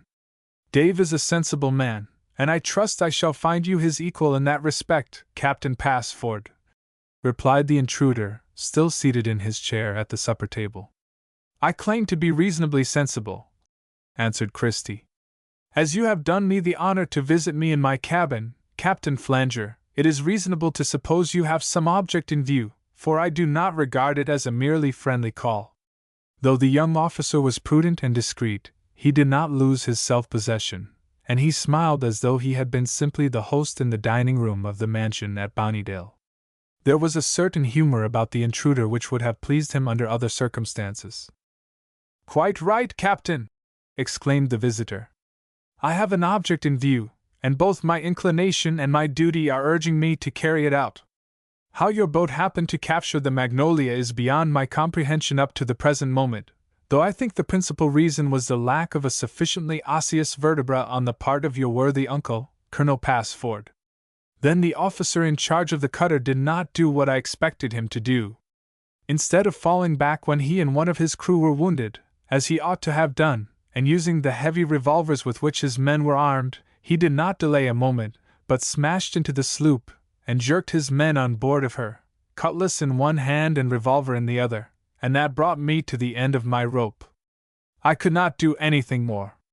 I am sorry that you are dissatisfied with my third lieutenant's mode of operations," replied Christie, laughing, though his mirth was of the graveyard order. "But Mr. Pennant is a new officer, and that was the first active duty he had been called upon to perform. Very likely he will suit you better next time." Christie yawned, or pretended to do so, and in the act he rose from the table. Captain Flanger was silent as he did so, and watched the captain with the eye of a lynx, as the latter placed himself behind the chair he had occupied. He was in position to make a movement of some kind, and the intruder deliberately drew from his right-hand coat pocket a heavy revolver. Holding this in his hand, he drew another from the left-hand pocket, and threw it on the table. "I don't wish to be rude with a gentleman as polite as yourself, Captain Passford, but you interrupted my remarks by rising from your chair," said Captain Flanger, with the revolver still poised in his hand, while he dropped the other with the handcuff upon it at his side. "Excuse me for interrupting you, Captain Flanger, but I have eaten a hearty supper, encouraged by your friendly presence, and I was sleepy, for my rest was broken last night, and I wanted simply to stretch myself," replied Christie, yawning and stretching himself again. "All right, Captain, it is not necessary for me to say a single word," added the intruder, as he made a slight demonstration with the weapon in his right hand, which was not lost upon the commander. "With your permission, I will proceed with my remarks." "Certainly, Captain, go on." "My first misfortune was in being made a prisoner. My second and most annoying mishap was the capture of the Floridian," continued Captain Flanger. "It was my intention to fit her out as a privateer, with the proceeds of the sale of her cargo of cotton, for she is a good vessel, and as fast as the Bronx, as you call her. Then I was very fortunate in capturing her," added Christie with a smile. "Perhaps not, for I intend to replace her with the Bronx." The commander was amazed at the impudence of the intruder. Chapter 24. Chapter 24. A critical situation in the cabin. Christie looked at his cool and impudent visitor, whose declaration was to the effect that he intended to take possession of the Bronx in compensation for the loss of the Floridian. It looked as though he intended to capture the gunboat now fully officered and manned by 46 seamen, and so far as the commander could judge, he intended to do it single-handed. The lieutenant's first thought, after he realized the intention of the intruder, was that he was insane, for no man in his senses would think of accomplishing such a mad enterprise. His second idea was that he had mistaken the declaration of Captain Flanger, though he had certainly said that he meant to replace the Floridian with the Bronx, and the statement could hardly mean anything else. Christie was forced to admit to himself that the bold intruder had full possession of the captain's cabin of the steamer, and that he had the advantage of him in being armed, that any decided opposition on his part would result in his being killed or wounded. It was not prudent for him to do anything, and at the present stage of the proceedings he could do nothing but temporize with his resolute foe. "I beg your pardon, Captain Flanger, but do I understand that you intend, single-handed and alone, to capture the Bronx?" asked the commander, with a smile of incredulity on his face. Well, Captain Passford, if you fail to comprehend my purpose, it is the fault of your understanding, and not of my plain and explicit declaration, for I assuredly said that I intended to replace the Floridian with the Teaser, or the Bronx as you have named her, though she will not be called by any such nut-cracking name after I get her, replied the daring privateersman, as blandly and pleasantly as though he were planning a picnic. Of course you see no difficulties in the way of such an undertaking as you propose, added Christie. There may be difficulties, but I think they can be overcome. I purpose to act through you, my friend, as my resources are rather limited at the present moment. In other words, I propose that you shall issue certain orders which I intend to dictate. Captain Flanger proceeded, as coolly as though he had been in his own cabin instead of that of his companion. You mean to dictate your orders to me? Repeated the commander. Precisely so, and you will readily see that I am not exactly in a position to act in any other manner, as I cannot go back on deck and deliver them in person, for your officers would be prejudiced against me, and might be disposed to rebel against my authority.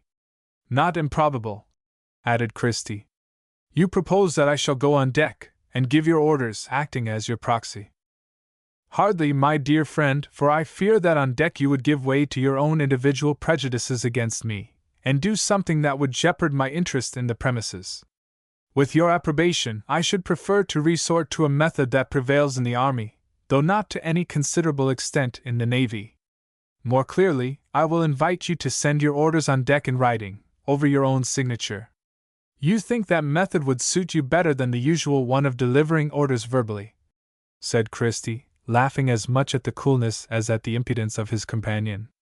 It will not only suit me better, but you cannot fail to see that it is the only practicable way for me to operate with my present very limited resources. If I had a dozen good men and true, not such dunderheads as your officer captured in the Magnolia, I should be able to proceed in a more orderly and regular manner. In that case, I should issue my orders in person, and not compel you to act as my intermediary. I understand you perfectly now, but as you have not, fortunately for me, and unfortunately for yourself, the dozen men at hand, I am to hold the fiddle while you play upon it, as I have seen a couple of Negro minstrels do it. An excellent simile, Captain Passford, and I could not have invented a better myself, returned the privateersman. I think we understand each other perfectly, and therefore it is not necessary to use up any more time in explanations. You are too intelligent a person to fail to comprehend my plan. As an epitome of the whole scene, I may add that I propose to do what my friend Galvin undertook with that cousin of yours. I intend to take the Bronx into Pensacola Bay, and have her used in the service of the righteous cause in which the people of the South are engaged, continued Captain Flanger, as though he believed in all he was saying. I suppose it is the righteousness of the cause in particular that calls forth your admiration, chuckled Christie. Precisely so. In this cause, though I drink whiskey, chew and smoke, and never swear except when I am excited, I am a religious man, said the intruder, laughing. I suppose you were religiously inclined when you were engaged in the business of smuggling, added the commander. I cannot say that I was. The cause of the South is religion itself, and I am there every time. Who told you that I had been engaged in smuggling? It dropped from some of the men that were captured in the sloop. It could have dropped only from Mike Bornhoff, for he is the only one who knew anything about it. He is my property, and when we are fairly in Pensacola Bay I shall seize him up to the grating, and give him 39 for opening his mouth when he ought to have kept it closed. Where is he now? For I did not find him among the prisoners. He has enlisted as a seaman, and seems to be a good one. By the way, where did you learn that my cousin attempted to take the Bronx into Pensacola Bay? Asked Christie curiously, though he was using up the time he could not yet improve. It was not your cousin at all who attempted to take the vessel into Pensacola Bay. It was Galvin, for Corney only acted as a figurehead, as I intend to use you. Galvin was a prisoner by my side on board of the flagship, and told me all about it when he was releasing my right hand from the bracelet, replied Captain Flanger. Then I am to do duty as a figurehead, am I? Laughed Christie. Precisely, and you are a better-looking one than your cousin. But excuse me for changing the subject of the conversation, for I am losing time. I see by the telltale over our heads that the Bronx is headed to the southwest, which is doubtless the course you were ordered to take by the Commodore. The telltale is honest, and tells no lies, replied Christie. Where are you bound, Captain Passford? Asked Flanger, in a careless and indifferent manner, as he looked about the cabin. I don't know. Sealed orders? You must draw your own inferences, Captain Flanger. It won't take a 6-mule team to draw that one, added the privateersman, rather sourly for the first time. Of course I understood that it would not be advisable for the Commodore to let it be known exactly where the steamer is bound, and that you have sealed orders. I shall have to trouble you, Captain Passford, to produce the envelope. As he spoke, Captain Flanger toyed with the revolver in his right hand as if he intended that the weapon should produce its proper impression on the mind, and especially upon the nerves, of the commander, who had continued to walk up and down in front of the table at which his dangerous associate was seated, occasionally pausing when a point was made on either side. Of course you cannot expect me to betray the confidence of the Commodore. That would not be kind or friendly on your part, Captain Flanger, for you can see that this is a delicate matter, said Christie, halting in front of the table. It may be delicate.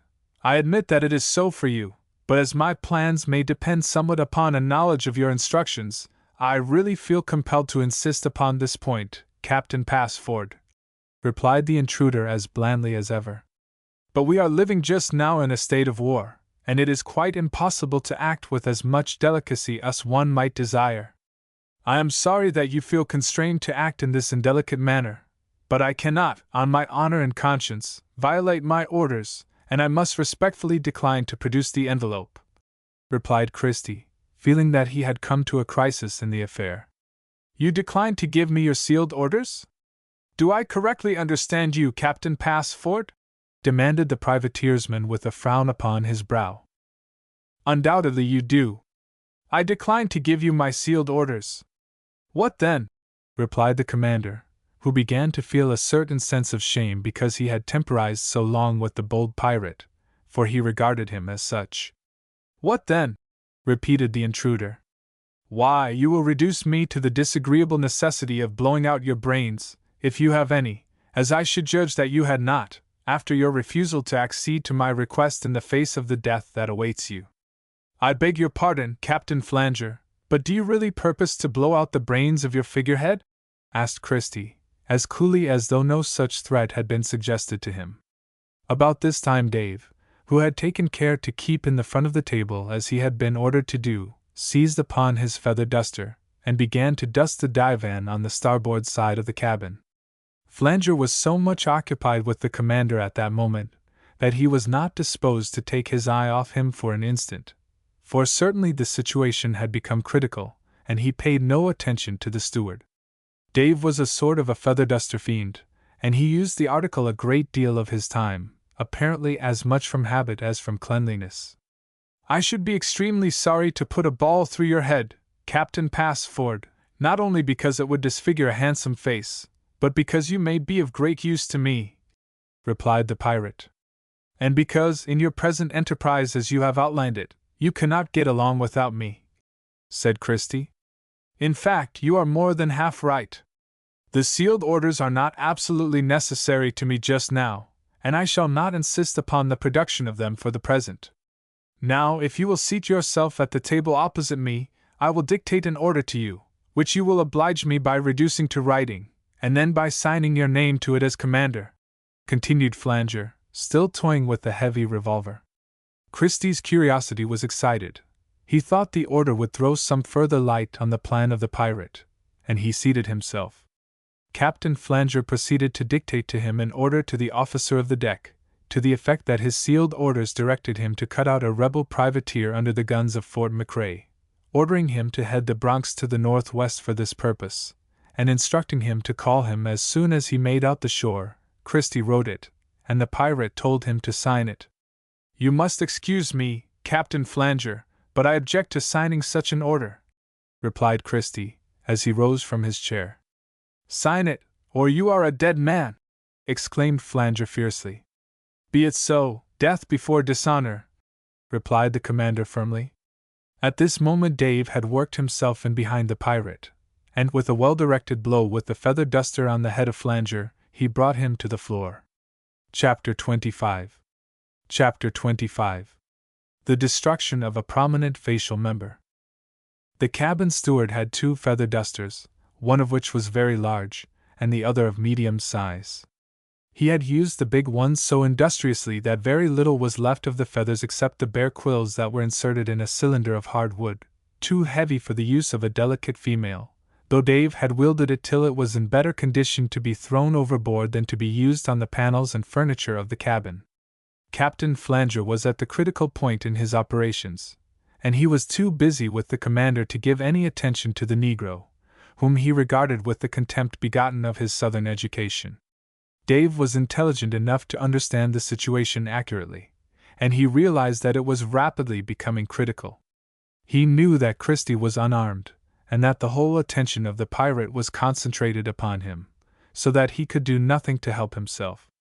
He knew also that if he attempted to leave the cabin to procure assistance, Flanger would shoot him with as little remorse as he would kill a coon in the woods. Watching his opportunity without trying to get behind the intruder till the decisive moment came, he sprang into the position he had selected in advance, and brought down the heavy head of the feather duster upon the temple of the privateersman. Probably it was the shock quite as much as the force of the blow that brought down the steward's victim.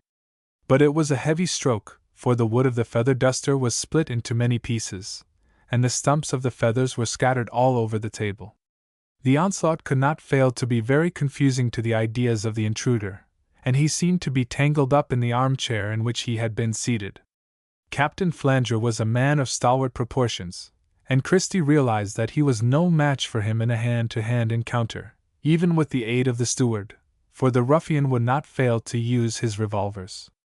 Dave was not satisfied with what he had done, and as his foe went over in the chair, he sprang upon him, and tried to wrest the pistol from his hand, and a struggle on the floor was begun, the result of which could not be foreseen. Christie took in the situation at a glance, and while the steward and his victim were rolling and writhing on the floor, he darted into his stateroom, the door of which had been open all the time, and took his heavy revolvers from the drawer where he kept them, charged for immediate use. When he rushed back to the cabin, Flanger had got the better of his foe, and had risen to his feet, with his grasp upon the throat of the steward. Then he hurled him from him with a vigorous movement with his left hand, while he raised the right with the evident intention of shooting him. The commander saw the imminent peril of Dave. He took a hasty aim and fired before the intruder had time to do so. He was a good shot with the Navy revolver, for he had taken lessons and practiced a good deal with the weapon. He had aimed at the head of Flanger, and he saw that he had hit him, for his face was instantly covered with blood. He did not think it necessary to fire a second shot, but he was careful not to let the opportunity pass by if it was needed to reduce the privateersman to subjection. Flanger dropped his weapon instantly, and Dave as instantly picked it up. It was clear to Christie then that the battle had been fought and won, though the defeated party had another revolver in his pocket. In spite of his claim that he was a religious man, he indulged in a volley of profane language which made the commander's blood run cold in his veins. His right hand, from which he had dropped one of his revolvers, was pressed upon his nose, as though this organ was the seat of his injury. He stood behind the table, and continued to swear like a pirate in a passion. His face and his hand were absolutely covered with blood. Both Christie and Dave kept their positions, each with a revolver in his hand, ready to finish the victim if he exhibited any symptoms of further violence. This was the tableau presented in the captain's cabin when the door was suddenly opened by the first lieutenant, who rushed in, followed by the second lieutenant and quartermaster Vincent. Mr. Flint had been on the quarterdeck, and had heard the report of Christie's revolver when he fired.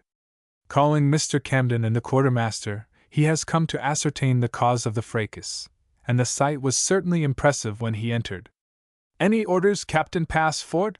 asked the first lieutenant, as he saw that Christie appeared to be master of the situation.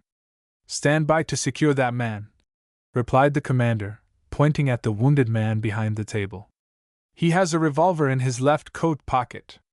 The 3 officers promptly obeyed the order, and laid violent hands on Captain Flanger, Mr. Flint taking the weapon from his pocket. They seized him by the collar of his coat, and the executive officer held his left arm, with the handcuffs on the wrist. The victim of the affray still held on to his nose, though Mr. Camden took possession of the arm. "You appear to be wounded, Captain Flanger?" said Christie, approaching the table. "Wounded you?"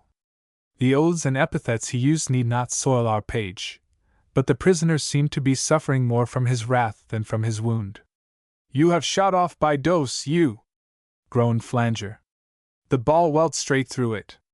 "Then you are not dangerously wounded," added Christie. "I was afraid it had gone through your head." "I wish it had. You have bade a scarecrow of beef for life," he gasped. "What's the trouble here, Captain Passford?" asked Dr. Connolly, presenting himself at the door of the cabin. "Didn't I hear the report of a firearm in this direction just now?" "Very likely you did, if your hearing is good," replied Christie with a smile, for the large revolver, discharged in the small cabin, made a tremendous noise. "The gentleman behind the table, who is holding on to his nose, requires some of your professional skill. He was proceeding to capture the Bronx, and had gone to the point where you find him." "I don't want any Yankee surgeon at work, ODB," protested Captain Flanger, whose speech was badly affected by the injury to his nasal organ, or by the pressure he applied to it with his hand. "You can consult your own inclination as to that, my excellent friend. I shall not force you to be treated by him," added Christie, "but I must suggest that this farce has been carried far enough in my cabin." "Farce? Do you call this a farce?" demanded the wounded man indignantly. "You have shot off by dose." In fact, Captain Flanger seemed to be more disturbed at the accident to his proboscis than by the failure of his quixotic scheme to capture the Bronx. He was certainly a very good-looking man, and took good care of his person, as indicated by the care bestowed upon his hair and beard.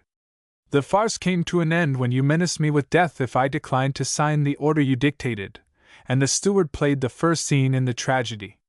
"I am sure it was a farce up to that time," replied Christie.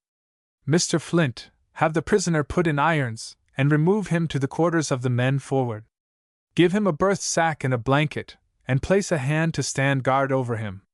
The executive officer sent Mr. Camden on deck for a pair of handcuffs and a couple of men to execute the order. Flanger still retained his standing position behind the table, holding on to his nose, which continued to bleed very freely. The surgeon went over to him, and endeavored to obtain a sight of the mutilated member. "I think you had better let me stanch the blood," suggested Dr. Connolly. "Do!" exclaimed the patient. "You will take off what is left of by dose." "As you please," replied the surgeon, as the second lieutenant returned attended by two stout seamen. "Remove the handcuff from his left wrist, and fit him out with a new pair," said Mr. Flint, who still held the left arm of the prisoner. Mr. Camden took off the irons, for he had a key to them, and enclosed the wrist in the new pair. Then the two men were directed to take his right arm, which they did, and drew his hand from his nose. This act roused the ire of Flanger, and he began to struggle. But powerful as he was, the two seamen were too much for him, and he was fairly handcuffed. The second lieutenant was the officer of the deck, and he was sent back to his post of duty. Flanger's face was so covered and daubed with the gore from his wound that the condition of his prominent facial member could not be determined. "I protest against this brutal treatment," stormed the prisoner, as he continued to writhe in his irons. "I am a wood pisoler."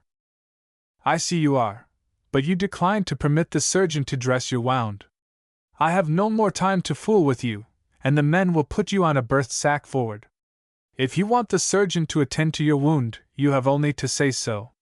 "It is a bad wound, though not a dangerous one," said Dr. Connolly, who had approached the victim of his own conspiracy near enough to obtain a view of the injured nose. "The ball has torn away the middle of the member, and it hangs in pieces from the wound. I have had enough of him. Remove him to the quarters," added Christie. "You took splendid aim, Captain Passford," said the surgeon, smiling. "I did not aim at his nose, but at his head in a general way," replied the commander. I fired in a hurry, and I meant to reach his brains if he had any. Take him away, I am disgusted. The fortunes of war are against me, Captail pass forward, but if you ever fall ill to my holds, I will cut your dose off cleal to your face, howled the prisoner, boiling over with wrath. Take him away, added Christie with energy, and the two seamen dragged him out of the cabin, leaving only Mr. Flint, the surgeon, and the steward in the cabin.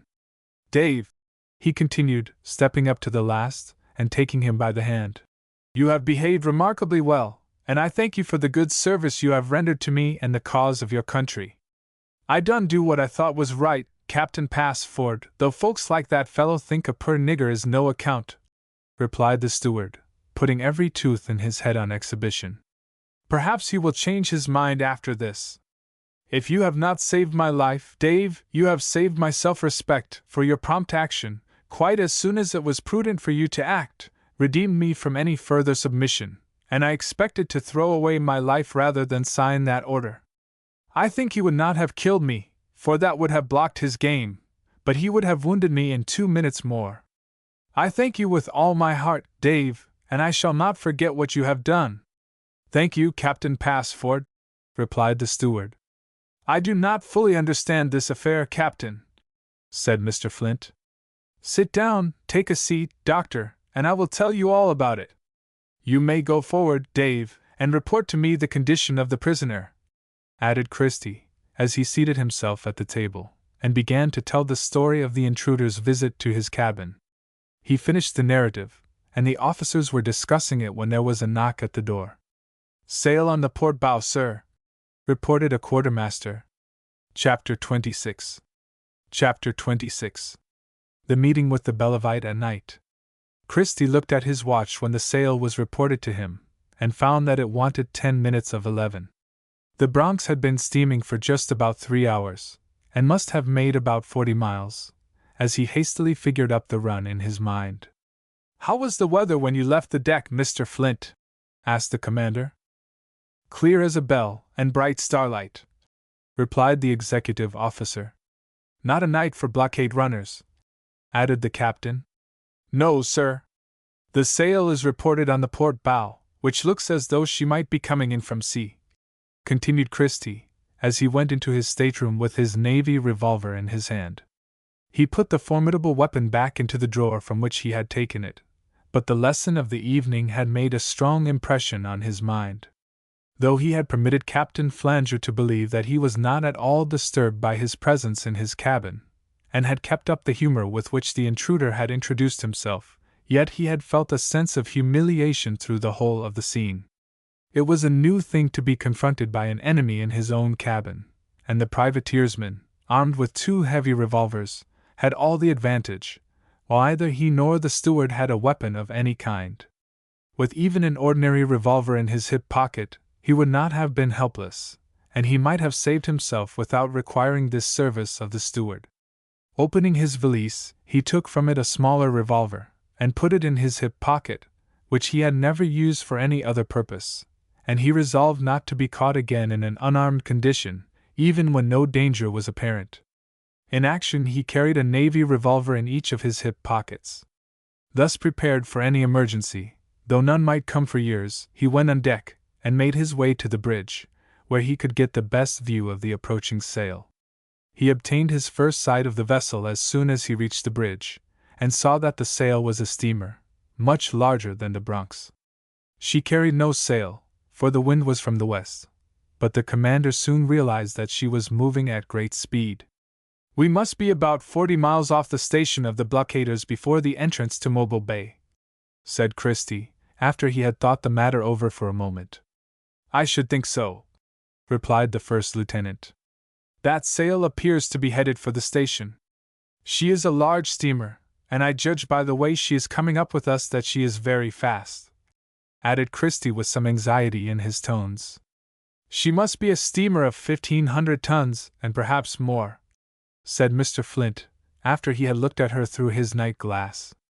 In that case she is too big for us to fight her, and too fast for us to run away from her, and Captain Flanger may be a free man in a few hours.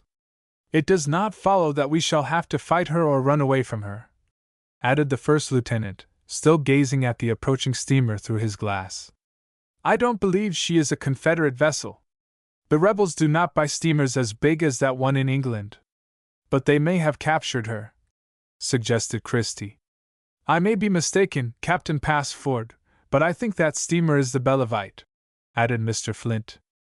I hope so, replied Christie, who did not like the idea of fighting or trying to run away from a craft 3 times as strong as the Bronx. Have the ensign set at the peak, Mr. Flint, and a quartermaster was sent aft to attend to this duty. The strange sail continued to approach, and little by little, the first lieutenant, who had sailed in the Bellevight several years, identified her as that steamer. It was probable that she had chased some vessel, and was now returning to her station. As she came nearer, she fired a gun for the Bronx to come to, and when within hail of her, stopped her screw. Steamer, ahoy! Came from her in the well-known voice of Mr. Blowett, formerly the commander of the Bronx, and now executive officer of the Bellevight. On board the steamer, replied Mr. Flint from the bridge. What steamer is that? Called Mr. Blowett. The United States steamer Bronx, under sealed orders. What steamer is that? The United States steamer Bellevight. We will send a boat to you, returned Mr. Blowett. The big steamer, as she certainly was compared with the Bronx, started her screw again, and came within less than half a cable's length of the little gunboat, for the water was very still, with a gentle breeze from the westward. The boat was dropped into the water, and in a minute or two it was at the accommodation ladder of the Bronx, when a couple of officers mounted the side. I am glad to see you, Captain Passford, said Mr. Blowett, who was properly received when he stepped down upon the deck. I am just as glad to see you, Mr. Blowett, replied Christie, taking the offered hand of his old friend. Mr. Vapor, chief engineer of the Bellevight, said the executive officer, presenting Christie's greatest crony on earth, for he had held back in deference to his superior officer. The happiest moment I have had since I saw you last, exclaimed the engineer, as he grasped the commander of the Bronx with his right hand, while he threw his left around the neck of his friend, and would have hugged him if Christie had not gently avoided such a gush in presence of the watch on deck. I wish you were back in the Bellevight, Christie.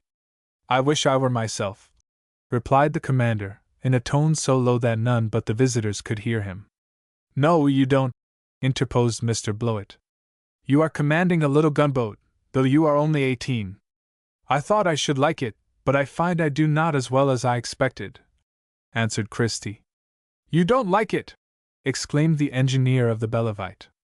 I do not, Paul. I think it wears upon me, though I am willing to do my duty wherever I am ordered. If you wish to get back into the Bellevight, of course you can do so, for it is not every fellow that wears shoulder straps who has such a backing as you have. You have only to speak, and anything reasonable is yours. But how are all at home, Christie?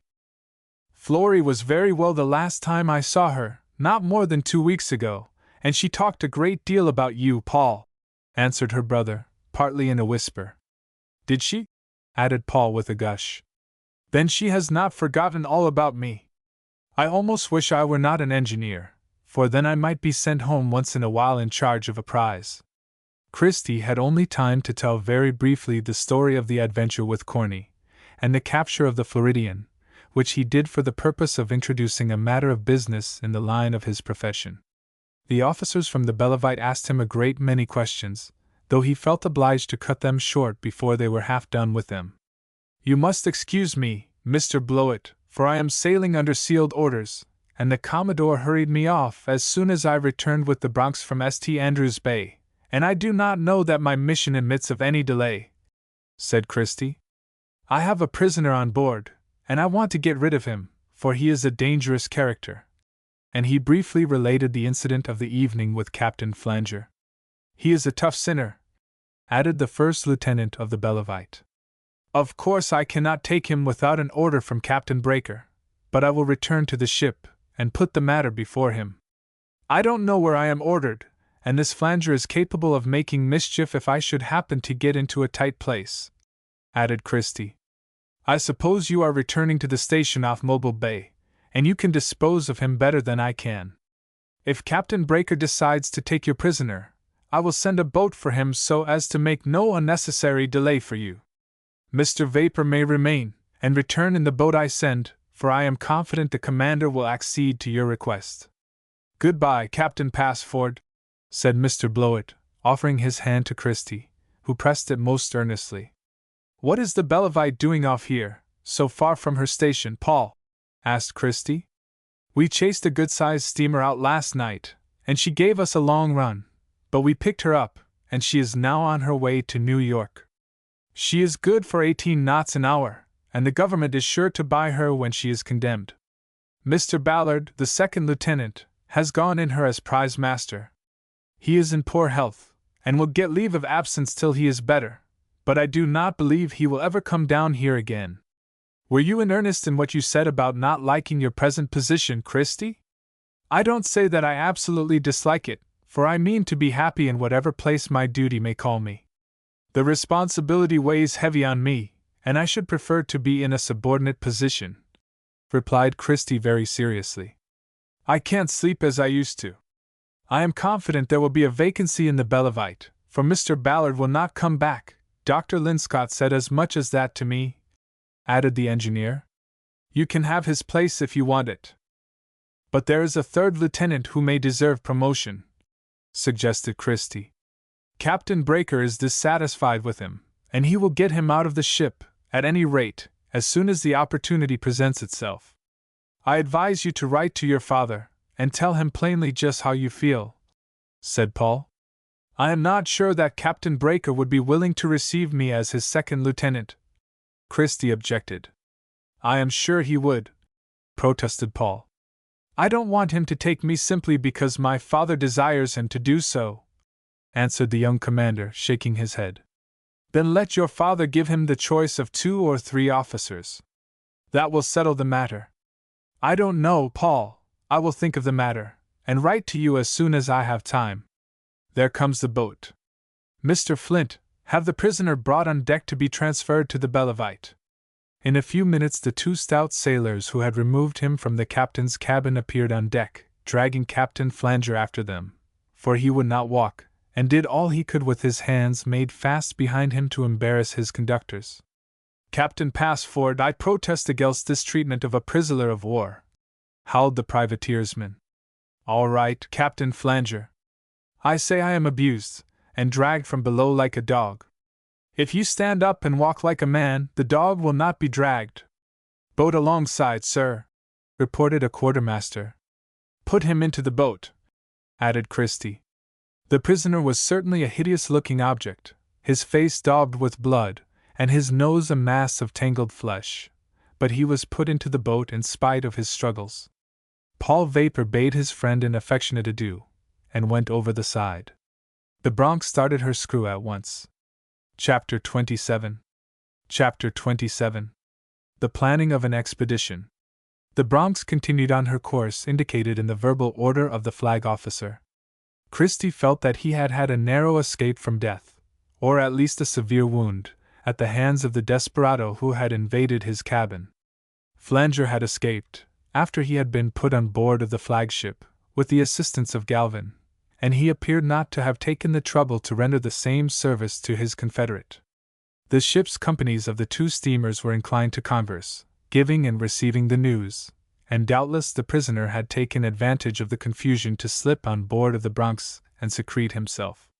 His scheme, which must have been devised after he obtained admission to the cabin, was born of nothing less than madness, and could hardly have succeeded under any circumstances, though it might have ended in killing or disabling the commander. Christie felt that a kind providence had saved him, and he rendered devout thanks for the merciful interposition, as it seemed to him. While he was still considering the subject, he heard the call for all the port watch on deck, and Mr. Camden came below to wake the 3rd lieutenant, for the routine was hardly in working order on board of the steamer. The commander went into his stateroom, and soon returned with the sealed envelope in his hand. He was deeply interested in its contents, for he hoped his vessel was ordered to take part in the Mississippi expedition, which was to attack Forts Jackson and St. Philip, and capture the city of New Orleans. 8 bells had been struck, indicating midnight, which was the hour at which he was directed to break the seal. The first lieutenant was quite as much interested in ascertaining the destination of the Bronx as the commander. Christie had invited him to his cabin. "Midnight is rather an odd time for the opening of the envelope containing the orders," said Mr. Flint, as he seated himself at the table. "But I suppose it was chosen for a purpose." "Undoubtedly. Headed to the southwest, the ship would be off the passes of the Mississippi at 8 bells in the forenoon. If we are sent to Lake Pontchartrain or Ship Island, we should be a long way off our course at that time," added Christie, as he broke the seal of the envelope. "Neither Lake Pontchartrain nor the Mississippi. We are ordered to Barataria Bay, where a steamer is loading with cotton. I did not believe a little vessel like the Bronx would be sent up the river," said Mr. Flint, when the commander had read the paper. "Barataria Bay, that locality is noted for something in history, isn't it, Captain? Perhaps you have never read Lafitte, the Pirate of the Gulf, but this bay was his famous resort," said Christie, smiling. "It was formerly quite as noted as a resort for smugglers, and Lafitte was more a smuggler than a pirate in this region. He was 6 feet 2 inches in height, a well-educated and handsome man, so that he was a first-class hero for a novel of the dime class," added Christie. "I believe your late passenger in the cabin knows something about Barataria Bay and its surroundings, for I think I heard the Russian say that he had done some smuggling in this quarter," said Mr. Flint. "As you are doubtless aware, by a series of lakes, bayous, and a canal which comes out near Carrollton, just above New Orleans, water communication is open to the Mississippi River for small vessels. Do you say that Captain Flanger has been a smuggler in these waters? I think the Russian said so. In that case, probably Mike was with him, and he may be a useful man to us as a pilot," replied Christie. "The Commodore says the Western Gulf Squadron had no steamer that was suitable for this service, for there is only 9 feet of water on the bar of Barataria at low water. For this reason he had been requested to send the Bronx, not only on account of her light draft, but of her speed." The commander read his orders through.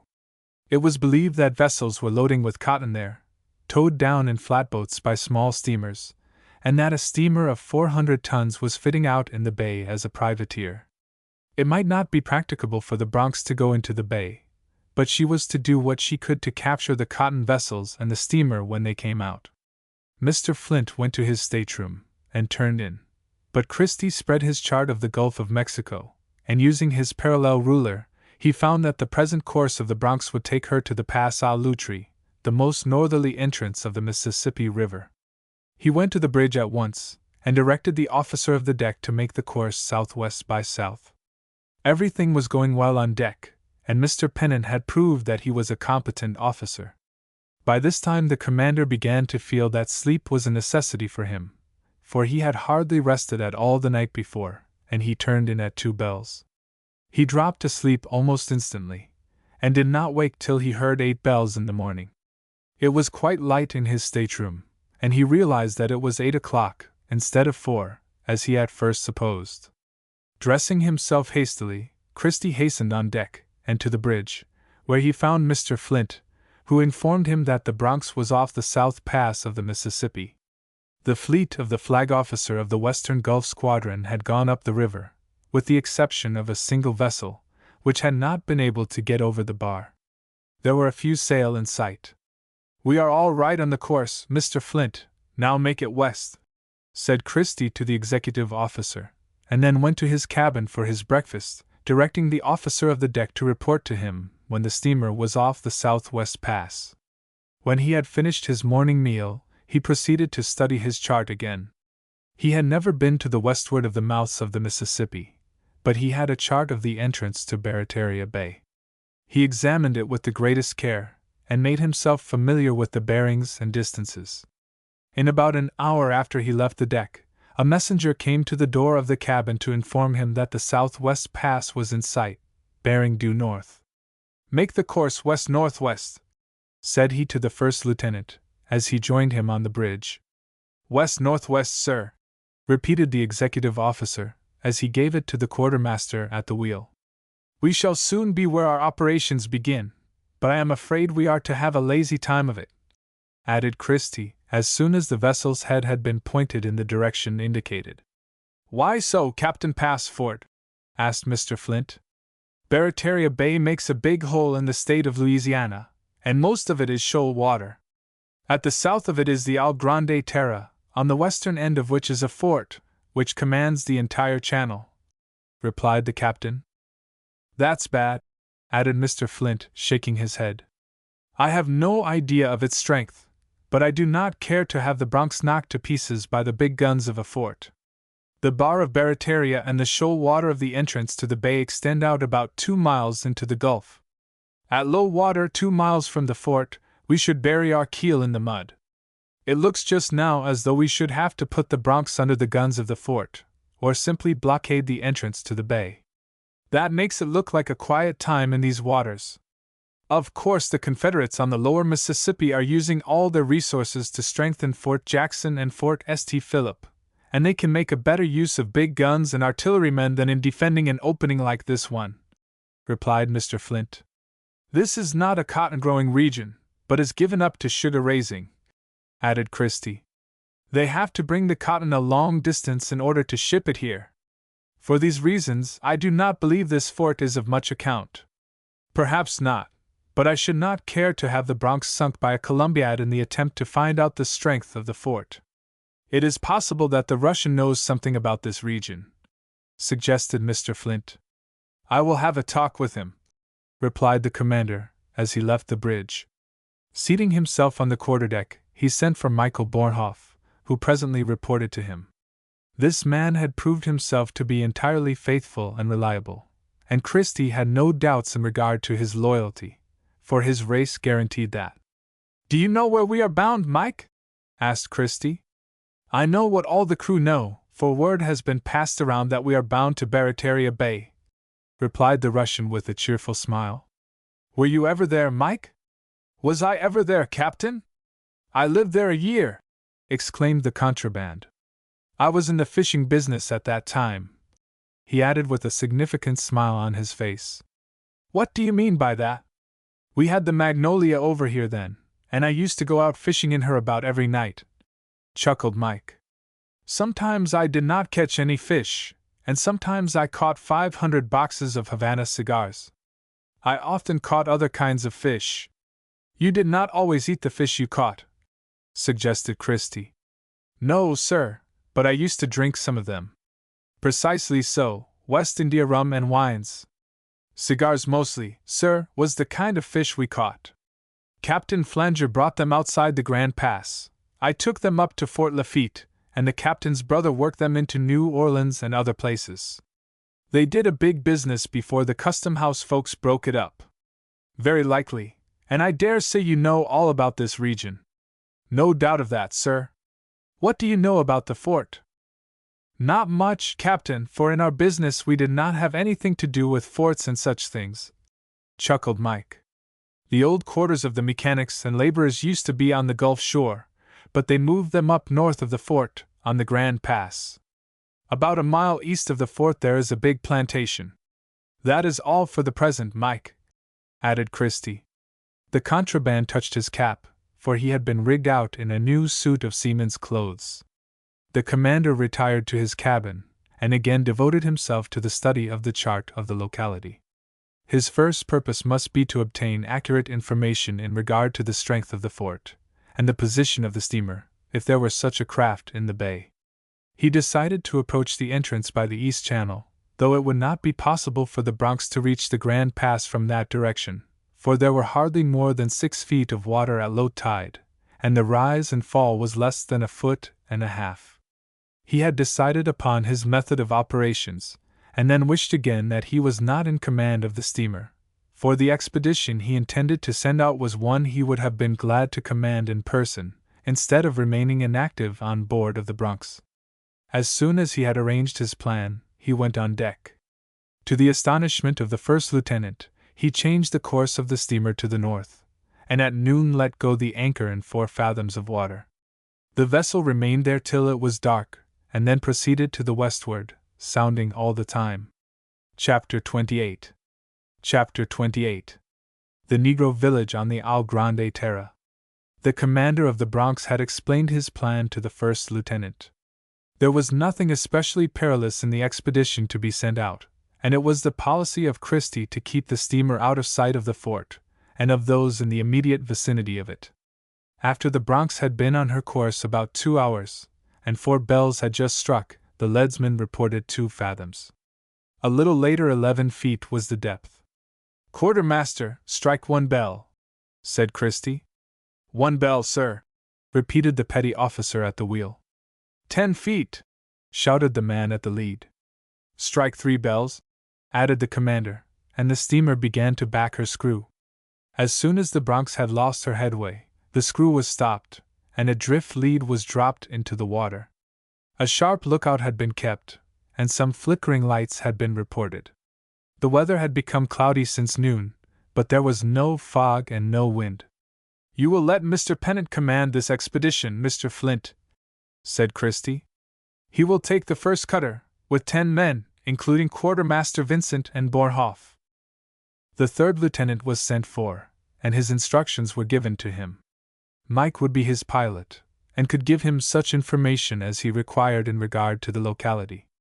He was to land in some convenient locality, cross the island on foot at the plantation, to Fort Lafitte, distant less than a mile, and ascertain if there were a steamer or other vessels in the bay.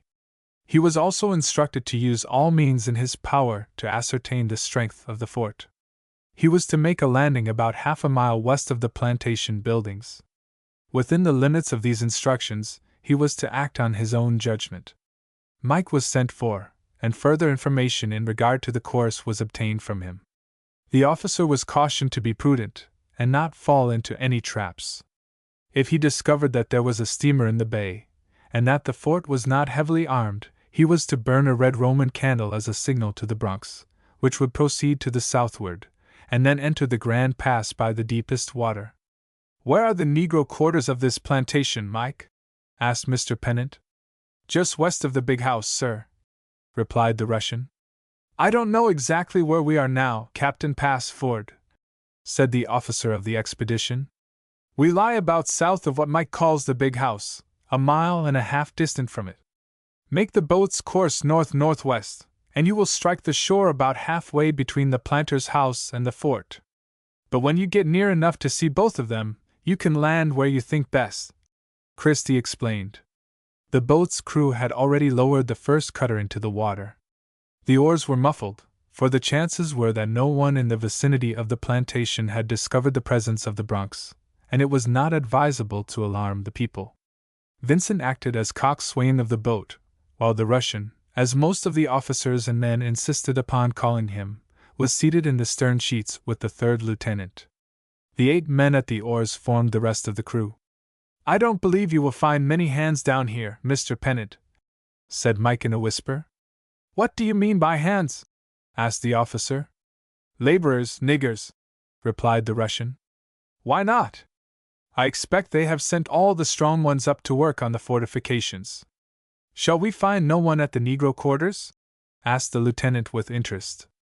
"Only the women and the old hands too old to do much work." "Can you make out where you are, Mike?" inquired Mr. Pennant, after about half a mile had been made. "I can just see the fort and the big house. It is not so very dark tonight," answered the Russian. The course was believed to be correct for the point indicated by the captain, and in less than half an hour the boat grounded, but the shore was bold enough to enable the men to land. Mr. Pennant went to the forward part of the boat, and took a careful look all around him. All was as silent as a tomb. Stepping into the foresheets, he leaped on shore, directing the Russian to follow him. "Vincent, you will remain in charge of the boat and the men," said the third lieutenant, addressing the quartermaster. "I will explore the island with Mike. I have the fireworks with me, and you will keep a sharp lookout in the direction of the fort. If you see a light close to the water, make for it as fast as you can. Do you understand me?" "Perfectly, Mr. Pennant. But you need not expect any signal for a couple of hours, or even 3.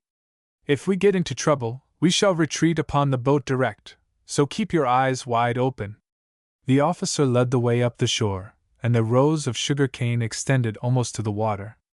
They could make out the little village of Negro cabins which lay between them and the planter's house, and they directed their steps towards it. It was but a short walk, and they soon reached the lane that extended between the rows of huts. The lieutenant took his 2 revolvers from his hip pockets, and examined them as well as he could in the dark, and Mike did the same, for it was necessary to be prepared for whatever might happen. The village was as silent as though it were entirely deserted, but it was nearly midnight, and doubtless they were asleep in the cabins. They entered one. It was still and dark within the house. Mr. Pennant had brought with him a small lantern, which he lighted where the glare of the match could not be seen, but it revealed nothing to the inquirers. Covering the lantern so that its light could not be seen, they followed the lane between the 2 rows of cabins for some distance farther, and then entered another. Like the first, it was deserted. They crossed to the other side of the avenue, where they saw some signs that the cabin was inhabited. Uncovering his lantern, Mr. Pennant threw the light upon the interior. It contained 2 beds, and each of them was occupied by 2 persons. In one were 2 silvered heads to be seen, while the other displayed 2 heads that appeared to belong to women. "Shut the door, Mike," said the officer, in order to prevent the light from being seen. "I think I know one of the old men," added the Russian as he returned from the door. "Shall I wake him up?" "Yes, but don't frighten him," replied Mr. Pennant. "Uncle Job," said Mike, placing his hand on the shoulder of the sleeper on the side of the bed nearest to him. The head and hair of the old colored man were peculiar enough to enable the Russian to identify him if he had ever seen him even once before. His mouth was twisted to one side either naturally or by some injury, and his kinky hair made him look as though he carried a great bale of cotton on the top of his head. He opened his eyes when Mike shook him gently, and looked at the 2 men at the side of his bed with a wondering rather than an alarmed expression. "Who dar?" inquired the Negro. "Good morning, Uncle Job," replied Mike, taking the hand of the aged colored person. "How is your health?" "Don't have no health, massa," replied Job, gazing earnestly at the intruder upon his slumbers. "Don't you know me, Uncle Job?" "'Pears like I do. I reckon you's Massa Captain Flanger." "Not exactly, but I'm his man, Mike Bornhoff." "Jest so, you was born Obi de Debil," replied the old Negro, rising in his bed, and showing all his remaining teeth in an expansive smile. "He remembers me," said Mike, turning to the lieutenant. "We have struck the right man. But he don't mean that I am any wickeder than the rest of the world. I used to be called here by my last name, and Job invented the pun he has just used." "Why do you say that we have struck the right man, Mike?" asked Mr. Pennant, caring little for the former relations of the 2 men. "Because, though he don't look it, he is the best posted nigger in these parts. He is the wise man among his people, and a sort of leader among them, and fetish man besides." "All right, get him up if you can. Is he able to walk?" "He is as tough as a he-bear, and can walk 100 miles on a stretch," replied Mike. "He knows everything that is going on in these times." The lieutenant had covered his lantern, for he did not wish to wake the other sleepers in the cabin, after the description the Russian had given of his man. Mike spoke in a low tone to him, and it did not take him long to make his toilet, for he slept just as he was clothed during the day. No one knew how old he was, but he was still brisk in his movements. The officer led the way to one of the deserted cabins at a considerable distance from the one occupied by Uncle Job. No one was stirring in the vicinity, and the silence was as profound as death itself. Not a word was said till they reached the cabin the officer had selected, and when they had entered, he closed the door behind them. The lantern was unveiled, and the lieutenant seated himself upon a block of timber, of which there were several in the room. "Now, Uncle Job, I want you to answer some questions," Mr. Pennant began. "'Pose I don't answer 'em?" suggested the Negro. "Then I shall put you in irons, and take you on board of the steamer," added the officer sternly. "De steamer? What's de steamer? Is the Yankee gunboat?" demanded Uncle Job, opening his eyes with wonder and astonishment. "That's just what it is." "Den I give you all the answers you want," replied the Negro with a cheerful smile. "Whar de gunboat?" "She is off the shore not far from here." Now you will answer my questions. There is a fort here? Yes, sar, Oberdar, he replied, pointing to the west. How many men are there at the fort? Only 20, sar, all gone over to New Orleans, sar. How many guns has it? I mean big guns, Uncle Job? I done count only 4 obi dem when I was dar last time. Only 4! Exclaimed Mr. Pennant. Are you telling me the truth, Uncle Job? I never spoke nothing but the truth, Massa Ossifer. Are those 4 very large, long as this cabin is wide? Asked the lieutenant with interest. No, sar! Exclaimed Job with energy. But they must have had very big guns. Yes, sar, but dey done tote 'em all over to de Mississippi River. This seemed to be reasonable to the lieutenant, and in accordance with the belief of his superiors on board of the Bronx, for no Union man-of-war of any size could pass through the watercourses to the great river. It looked as though the big guns had been replaced with those of smaller caliber. Mr. Pennant put out the light in his lantern, and the party started to cross the island. Chapter 29. Chapter 29. A professional visit to the fort. Mr. Pennant had some doubts about the correctness of the important information he had obtained, but he was at a loss to know how to verify it. It was a matter of course that sentinels patrolled the vicinity of the fort, or at least the principal approach to it. He decided to postpone his inquiry into this matter till a later hour of the night or morning. "Where you gwine, Massa Ossifer?" asked Uncle Job, after they had walked a short distance from the Negro village. "Over to the other side of the island," replied the lieutenant. "What you gwine to do over dar, massa? I want to see what there is over there. Dis nigger kin told you what dar is over dar." "Well, what is there over there?" "Dar's a steamer over dar, and I 'spect a Yankee gunboat's gwine in dar to look arter dat steamer," said Uncle Job, chuckling as though he enjoyed the prospect of such an event.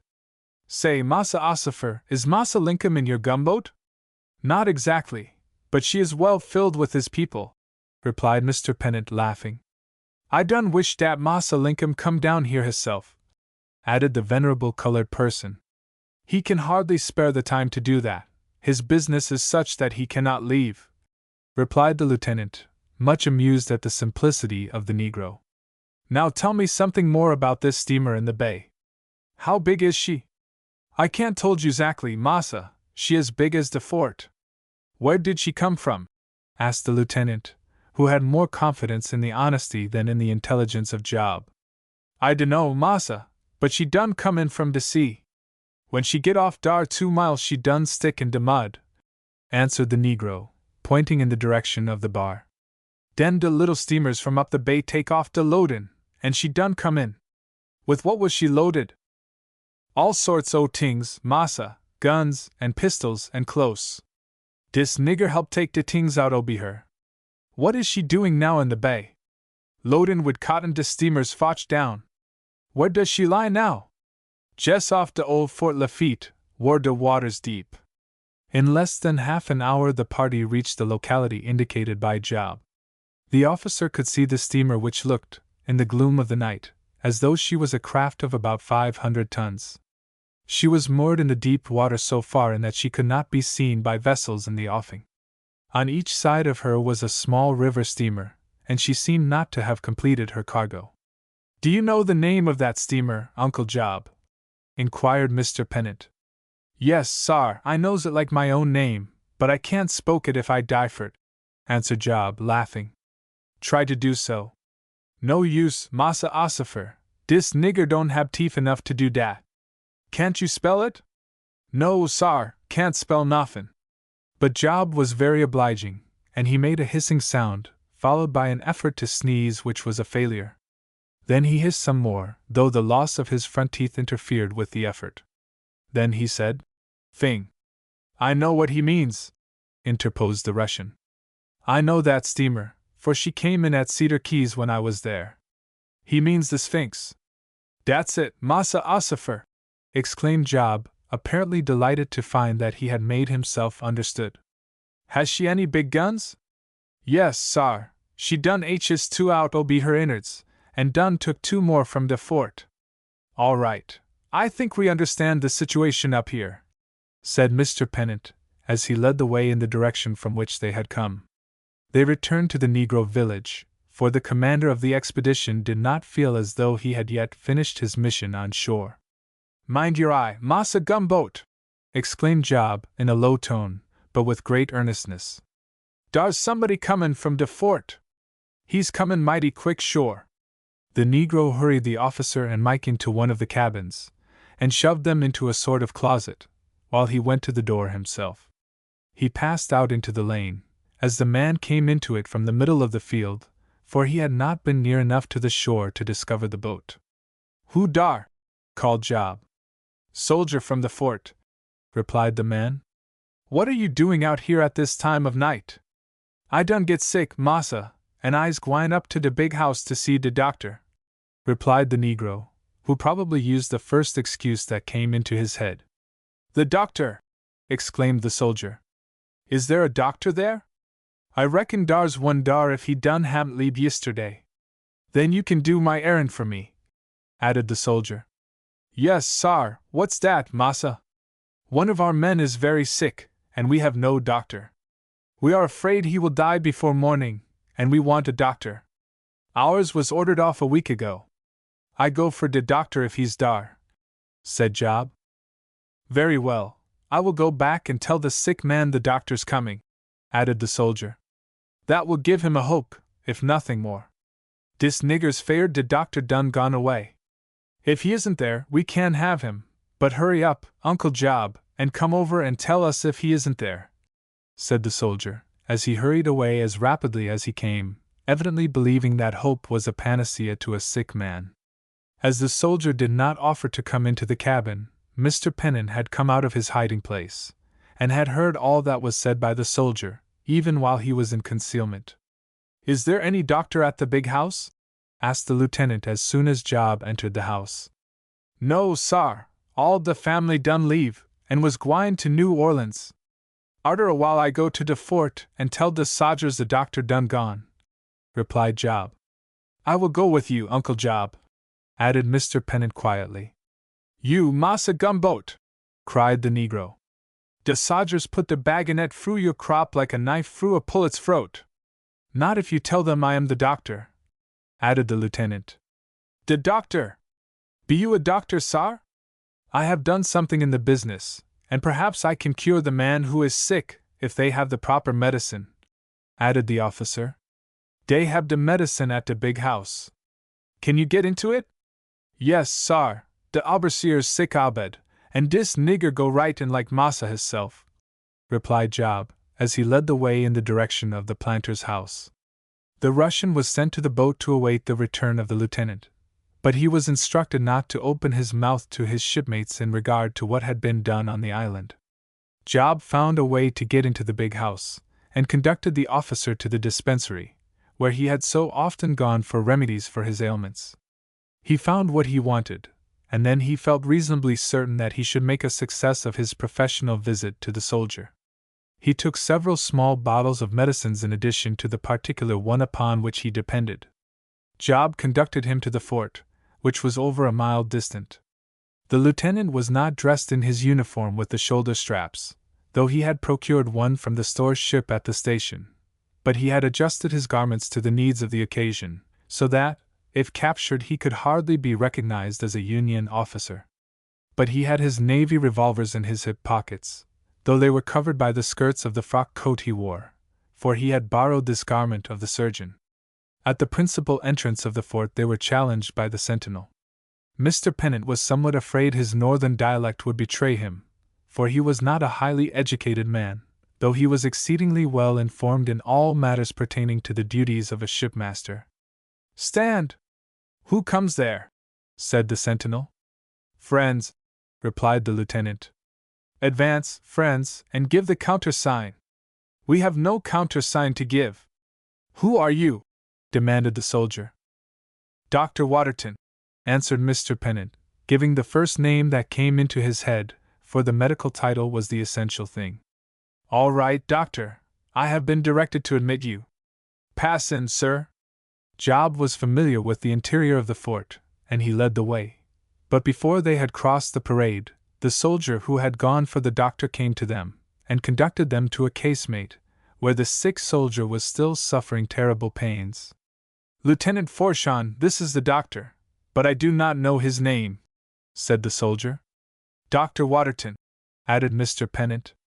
"I am glad to see you, Dr. Waterton, for I have exhausted all my remedies," said Lieutenant Forshaw.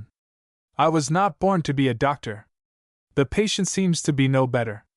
It does not look like a very bad case," added the doctor, finding it necessary to say something, as he felt the pulse of the sufferer. Though the lieutenant of the Bronx was not a physician, he was not altogether a pretender, for in the capacity of mate and temporary commander, he had done duty in the healing art in the absence of a more skillful person. "A glass of water and a teaspoon," said he to the soldier nurse, and they were promptly brought to him. The doctor took from his pocket a small bottle of chloroform he had obtained from the big house, and dropped a quantity of it into the teaspoon. Mixing it with a little water in a glass, he gave it to the patient, who swallowed it quickly in spite of its burning taste. "Now a piece of flannel," added the doctor. Upon this, when it was brought, he dropped a quantity of the chloroform, and applied it to the seat of the pain. In a moment the soldier cried out against the burning heat of the remedy, but the practitioner insisted that it should remain a while longer. But he relieved him of it in a short time. "How do you feel?" asked the doctor. "Better, a great deal better," replied the patient. In fact, in less than an hour he said he was entirely relieved from the severe pain. He was very grateful to the doctor, whom no one suspected of being a Yankee gunboat officer. "I had the same thing once before, and I was sure I should die with it this time," said the sick soldier. "It lasted me all night and part of the next day the other time." "I am afraid you did not have a very skillful doctor at that time," replied the practitioner with a smile. Lieutenant Forshaw pressed the hand of the doctor, and left the casemate with him. Chapter 30. The attack upon the fort. The Confederate officer was evidently of French descent. At any rate, he was very polite. He expressed his obligations to the supposed physician for the service he had rendered in very earnest terms. Mr. Pennant had been able to see that there were no guns in the casemates of the fort, and this was really all he wanted to know. "All your guns seem to be mounted outside," said the naval officer as he halted on the parade. "Yes, sir. Most of the guns have been removed to points where they can be used to greater advantage than here. The few we have are 24-pounders, mounted en barbette," replied Lieutenant Forshaw. "The fort is practically abandoned, and in a short time will be entirely so, for the enemy's ships of war can do no harm here, and there is not water enough above to permit their passage into the Mississippi." "But the fort can protect your vessels in the bay," suggested the lieutenant of the Bronx. "The shoal water is the best protection for the small steamers that ply on these inside waters, and the Yankee gunboats can take all others as they come out. The entrance to the bay has not been regularly blockaded, for there has been little occasion to do so thus far." Mr. Pennant had learned all he wanted to know, and from the parade he could see even in the darkness that only 4 guns were mounted on the works. He began to feel in a hurry to carry out the remainder of the program assigned to him. He took the hand of the Confederate officer when he reached the point where Uncle Job was waiting for him, bade him good morning, and left the fort. "How's the sick man, Massa Gumboat?" asked the old negro, chuckling as though he appreciated the stroke of strategy made by his companion. "He is better. In fact, he was about well when I left him," replied the practitioner. "But I have no more time to waste," added he, as he quickened his pace, moving in the direction of the shore. The day was beginning to break in the east, and he was afraid the commander of the Bronx would become uneasy in regard to him. The quarters of the soldiers were passed, though they were not in use, and the shore reached. The lieutenant thanked the guide for the service he had rendered, and told him he could go back to his cabin and finish his night's sleep. "No, sar, see you through, Massa Gumboat," replied Job. "Do you wish to leave this place, Uncle Job?" asked the officer. "No, sar, I want to be free, but I'm not gwine away. I want to see de Gumboat." "You shall see it, and go on board of it if you wish, but we may have a battle with the fort." "Don't care for de fight, sar. Job isn't fared o' nothing dot." It was less than half a mile to the cutter, and they soon reached it. The Russian was standing on the shore, and most of the men were asleep on the thwarts, though Vincent was wide awake. Mike recognized the form of the old Negro, and reported that the lieutenant was coming. "Now burn your Roman candle, and let us get off as soon as possible," said Mr. Pennant. "Bowman, help this man to a seat in the stern sheets," and he assisted Uncle Job to get in himself. The men passed him along over the thwarts, and seated him in the stern. Vincent burned the red candle himself, and it cast a fiery glare over the scene, which must have astonished the occupants of the fort if they saw it. As soon as it had burned out, the quartermaster leaped over the stem of the cutter, and made his way to the stern, where he jumped over the backboard, and took his place at the tiller ropes. The cutter was backed off the ground, and out into the deeper water. "Up oars! Let fall!" said Mr. Pennant. "Stern, all! Give way!" The cutter backed rapidly from the shore, and was then brought about.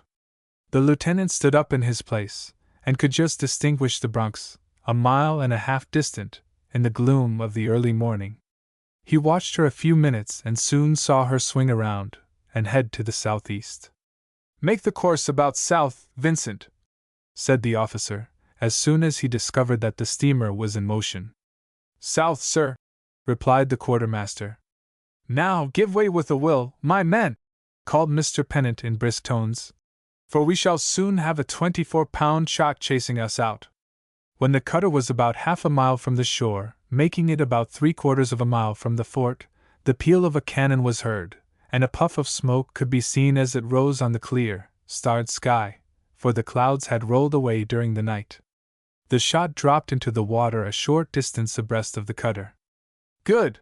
exclaimed Mr. Pennant, and this was the first time he had ever been under fire, though he had imagined it enough to feel entirely at home. Another shot followed the first, and dropped into the water, and if it had gone 50 feet farther, it would have struck the boat. "Good again!" exclaimed the lieutenant. "I think that is about the range of those guns." A third shot fell a little nearer the cutter, but it was evident enough that it was out of the reach of the feeble guns of the fort. The firing continued but a few minutes longer, for it was as plain to Lieutenant Forshaw as to Lieutenant Pennant that the shots were harmless to the boat. The commander on shore could see by this time, if he had not before, that a gunboat was in the offing, and that he might soon have a better use for his powder than wasting it upon the boat. The lieutenant had closely watched the movements of the Bronx. He had made the signal that the fort was not very dangerous to the well-being of the gunboat, and he understood her present movement. The light was increasing, and the Bronx could be distinctly seen, headed to the southeast, or in other words, making for the deep water outside the bar. Mr. Pennant still kept the cutter headed to the south. The steamer went off till she looked very much smaller, and then changed her course to the southwest. The lieutenant in the cutter ordered the bowman to sound with the small hand lead, after he had brought the boat to a full stop. The man reported 8 feet. The head of the boat was then turned to the west, and the crew ordered to give way. In a quarter of an hour more the course was checked, and the bowman directed to sound again. 16 feet was reported. Mr. Pennant stood up in the stern sheets, and gazed in the direction of the fort. On the shore of the Grand Pass, above the fort, were 3 buildings, formerly occupied by mechanics and laborers. The sailing directions for entering the bay were to bring the fronts of these structures in range, and proceed for a time on the course indicated. Mr. Pennant had obtained this bearing after he had backed the boat a few feet. The depth of water then informed him that he was in the channel. But he had no intention of again approaching the fort, and he headed the boat to the southeast, or nearly so, and then ordered the men to give way. He called the attention of the coxswain to the range, and directed him to keep it. The bowman was required to keep the lead going all the time. 10.5 feet, reported the bowman. That is the shoalest we shall get, added the officer. The crew had been ordered to ease off, and the cutter moved very slowly. A quarter of an hour later the sounding was 10.75 feet. The next report was 14 feet, and then no bottom at 20 feet. The Bronx was approaching the boat with full steam, and stopped her screw a short distance from the cutter. In a few moments more the boat was at the davits, and the commander of the expedition reported to Captain Passford. "What have you here, Mr. Pennant?" asked the commander with a smile, as he pointed to Uncle Job, who seemed to be as bashful as a young girl, and utterly confounded by what he saw on the deck of the Bronx. "That is Uncle Job, Captain Passford," replied the lieutenant. "He has been of very great service to me, and he enables me to make a very full report to you, sir. This is the captain of the gunboat, Uncle Job," he added to the negro. The old man had no hat to touch or take off, for the mass of hair was a sufficient protection to his head, but he bowed almost to the deck, and was too timid to say a single word. "I am very glad to see you, Uncle Job," said Christie, taking the hand of the venerable colored person. "I thank you for the service rendered to my officer. Now, Mr. Pennant, you will come to my cabin and make your report. Bring Uncle Job with you." As soon as he reached the cabin, Christie brought from his stateroom $20 in gold, which he presented to the old negro, who accepted the gift with many thanks. "Dave," called the captain. "Here, sir," replied the steward, coming into the cabin and gazing with astonishment at the negro. "This man has done a good work. Take care of him, give him a good breakfast, and see that no one insults him." As soon as the steward had taken him to the steerage, Mr. Pennant made his report in full, even to the number and caliber of the guns at the fort, and including the cure he had wrought upon the Confederate soldier. Christie was amused at this last part of the narrative, but he had no time to waste in conversation. The screw of the Bronx was started again. Though the Russian was a pilot over the bar, his services were not needed as such. The first cutter had kept the range of the buildings on the island, and Mr. Flint had already picked it up. The steamer proceeded at less than half speed, but the tide was at its highest. By this time it was 7 o'clock in the morning, for a great deal of the time had been used up in moving the cutter and the steamer. Breakfast had been served to all hands, and Christie had fortified his stomach for a busy forenoon. As the Bronx proceeded on her course, the lead going all the time, making not more than 2 knots an hour, the report of a gun was heard from the fort. "They are awake there," said Christie with a smile to the first lieutenant, and both of them watched for the fall of the shot, which struck the water at least a quarter of a mile ahead of the vessel. "Beat to quarters, Mr. Flint." The strength of the Bronx was mainly in her heavy midship gun. The commander had ascertained the range of the 24-pounder barbette guns of the fort, and made his calculations accordingly. He could batter down the masonry of the works at his leisure, if he chose to waste his time and ammunition in that way, but the Confederates proposed to abandon the fort, and it would not pay to destroy it. 14.5 feet, shouted the leadsman. "That will do, Mr. Flint. Stop her, and let go the anchor." "Get out a spring astern and make it fast to that buoy," said the commander. In 10 minutes more the Bronx quivered under the discharge of the great midship gun, and a cloud of smoke rose above her deck. "Good for you, Mr. Ambleton!" exclaimed Christie, a few seconds later, when he saw the wreck of one of the 24-pounders on the fort. This result was followed by emphatic cheers from the 45 men on deck. "I can do that again, Captain Passford," replied the gunner, who was in charge of the piece. "Do it then," added Christie. He did not do quite as well every time, but in 2 hours there was not a gun in place on the barbette of the fort. Chapter 31. Chapter 31. A Wounded Commander. The fort had become harmless so far as the use of its guns was concerned, but the channel of the Grand Pass was hardly a quarter of a mile in width, and even 20 soldiers with muskets could pick off the men on the deck of the Bronx. Christie's orders required him to capture the steamer that was fitting out in the bay, and he intended to do it. The order to weigh the anchor and cast off the spring was given, and the commander sent for the chief engineer. "We are within a mile of the fort, Mr. Sampson, and I mean to run by it. We shall be exposed to the fire of musketry for about half a mile, and the quicker we make this distance, the less the danger to the men," said the commander, when the engineer presented himself. "We will not get under way till you have all the steam you need to give the steamer her best speed." "I understand the situation perfectly, Captain Passford, and I will report when we are ready to go ahead in the manner you desire," replied Mr. Sampson, as he saluted the captain and hastened below. "The officer in command of that fort is not idle," said Mr. Flint, who had been using his glass very industriously since the firing ceased. "The soldiers are busy setting up the guns again, or some of them. We will soon stop that," added Christie. "Give them another shot from the midship gun, Mr. Flint." The gunner was again fortunate in his aim, and it was seen that the solid shot cleaned off the carriage upon which the soldiers were at work. With the aid of the glass it was found that 2 of the men had been killed or wounded. The work on that gun was suspended, but the officer could be seen in the act of directing his force to another of the barbette pieces. "That lieutenant is a brave man," said Mr. Pennant, "and I know he is a gentleman.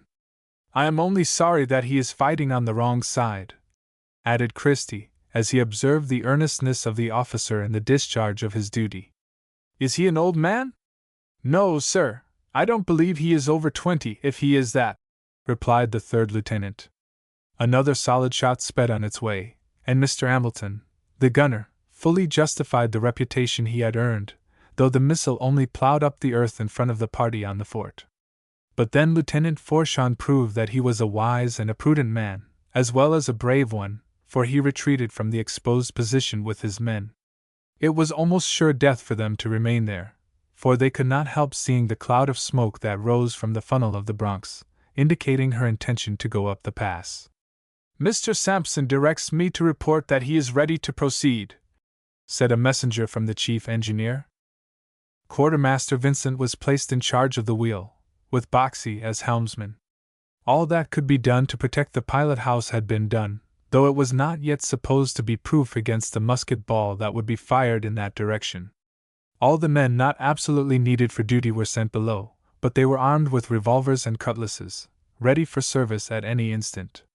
The officers retired from the bridge, for it was folly for any one to be unnecessarily exposed to the musketry fire from the loopholes of the fort.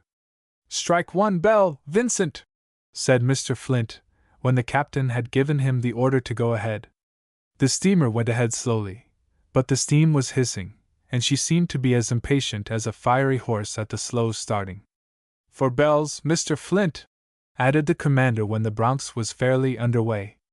The order went to the quartermaster, and the vessel began to dart ahead as though she fully realized what was expected of her. There was nothing to impede her progress, for the fort was as silent as though it had ceased to exist. A trusty hand was heaving the lead in the forechains, for the Bronx was not yet within musket-shot range of the island. "Mark under water 3!" shouted the leadsman, with an earnestness inspired by the occasion. Christie planked the deck with Mr. Flint just abaft the foremast.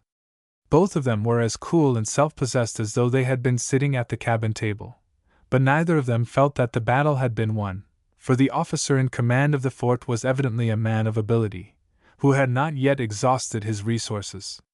The 1st lieutenant had watched the works very closely with his glass, and he had informed the captain that something was in progress there, though he could not tell what it was.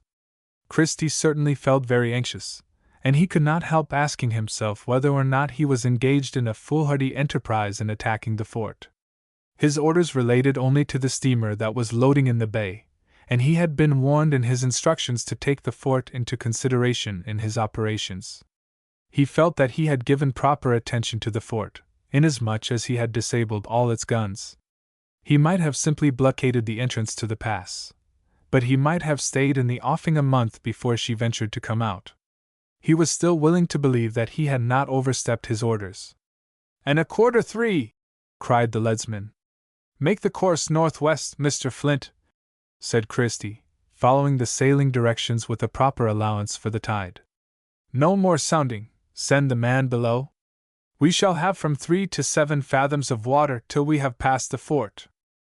The Bronx continued to dart ahead at her best speed, and no sound came from the fort.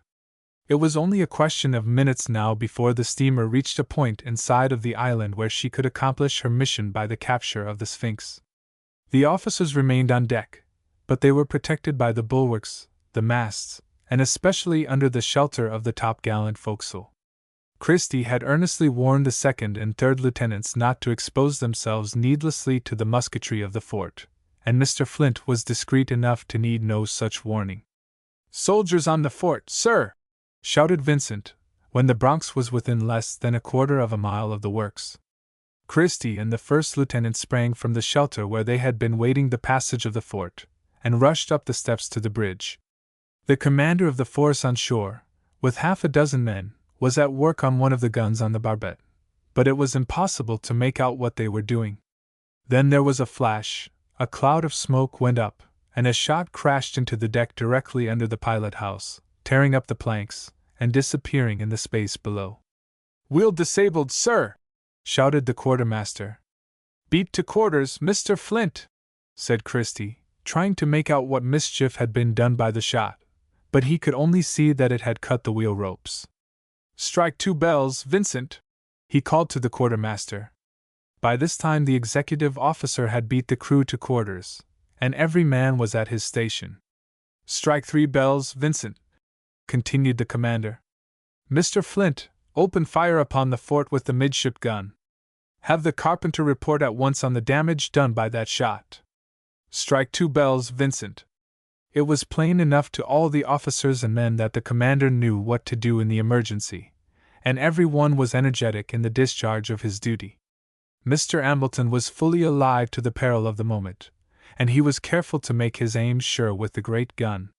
It had been loaded before with a solid shot, and presently the steamer was shaken to her keel by the concussion of its discharge.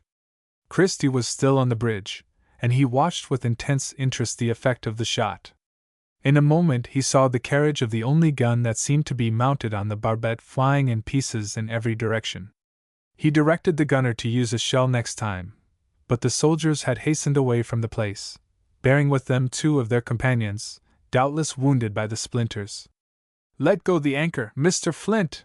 shouted Christie. This was done under the direction of Mr. Camden. A fresh breeze had sprung up from the northwest, and the Bronx came up to the cable still headed in the direction of her former course. The carpenter reported that the shot had passed out at the side between decks, and that he had plugged the hole. The third lieutenant was busy rigging new wheel ropes, which he said would be ready in half an hour. Mr. Flint, at the order of the captain, had manned the broadside guns, and loaded them with shrapnel, for the most perilous part of the enterprise was yet to come. The fort was silent. It was evident now that the commander of the little garrison had not left the barbette before till he had prepared at least one of his guns for further service. But it had again been disabled, and it was not known on board of the steamer whether or not he had any other gun fit for use. It was presumed that he had not, for the Bronx was within easy cannon shot of his works. Christie used the glass, but could not discover any gun that appeared to be mounted. "All ready, Mr. Flint," reported the third lieutenant, when he had completed the repairs on the steering gear. The first lieutenant inspected the work, and reported to the captain, who immediately ordered him to weigh the anchor. The chief engineer had been directed to be ready to proceed, and the steam was hissing with a merry music. The midship gun was of no service now, and Mr. Flint had been directed to keep up a steady fire with the broadside guns at the embrasures of the fort as soon as the Bronx was in range. Again the steamer darted ahead at a speed which would soon carry her beyond the reach of the musket ball of the soldiers. Christie still remained upon the bridge, observing the fort and all that was done on the deck of the Bronx. He directed his glass frequently at the barbette of the fort, but the prudent commander of the garrison had evidently concluded to confine his efforts to the casemates. At least 1/4 of his men had been disabled. "Open with the broadside guns, Mr. Flint!" called Christie, as the Bronx came abreast of the works. As he spoke, Boxey dropped in his place at the wheel, and Vincent grasped the spokes. The blood was streaming down the face of the old man, and he did not move after he fell. 2 sailors bore him below, but the surgeon promptly declared that he was dead. The rattle of musketry became quite sharp, and the bullets were penetrating the bulwarks. 2 had been wounded at one of the guns, and carried below.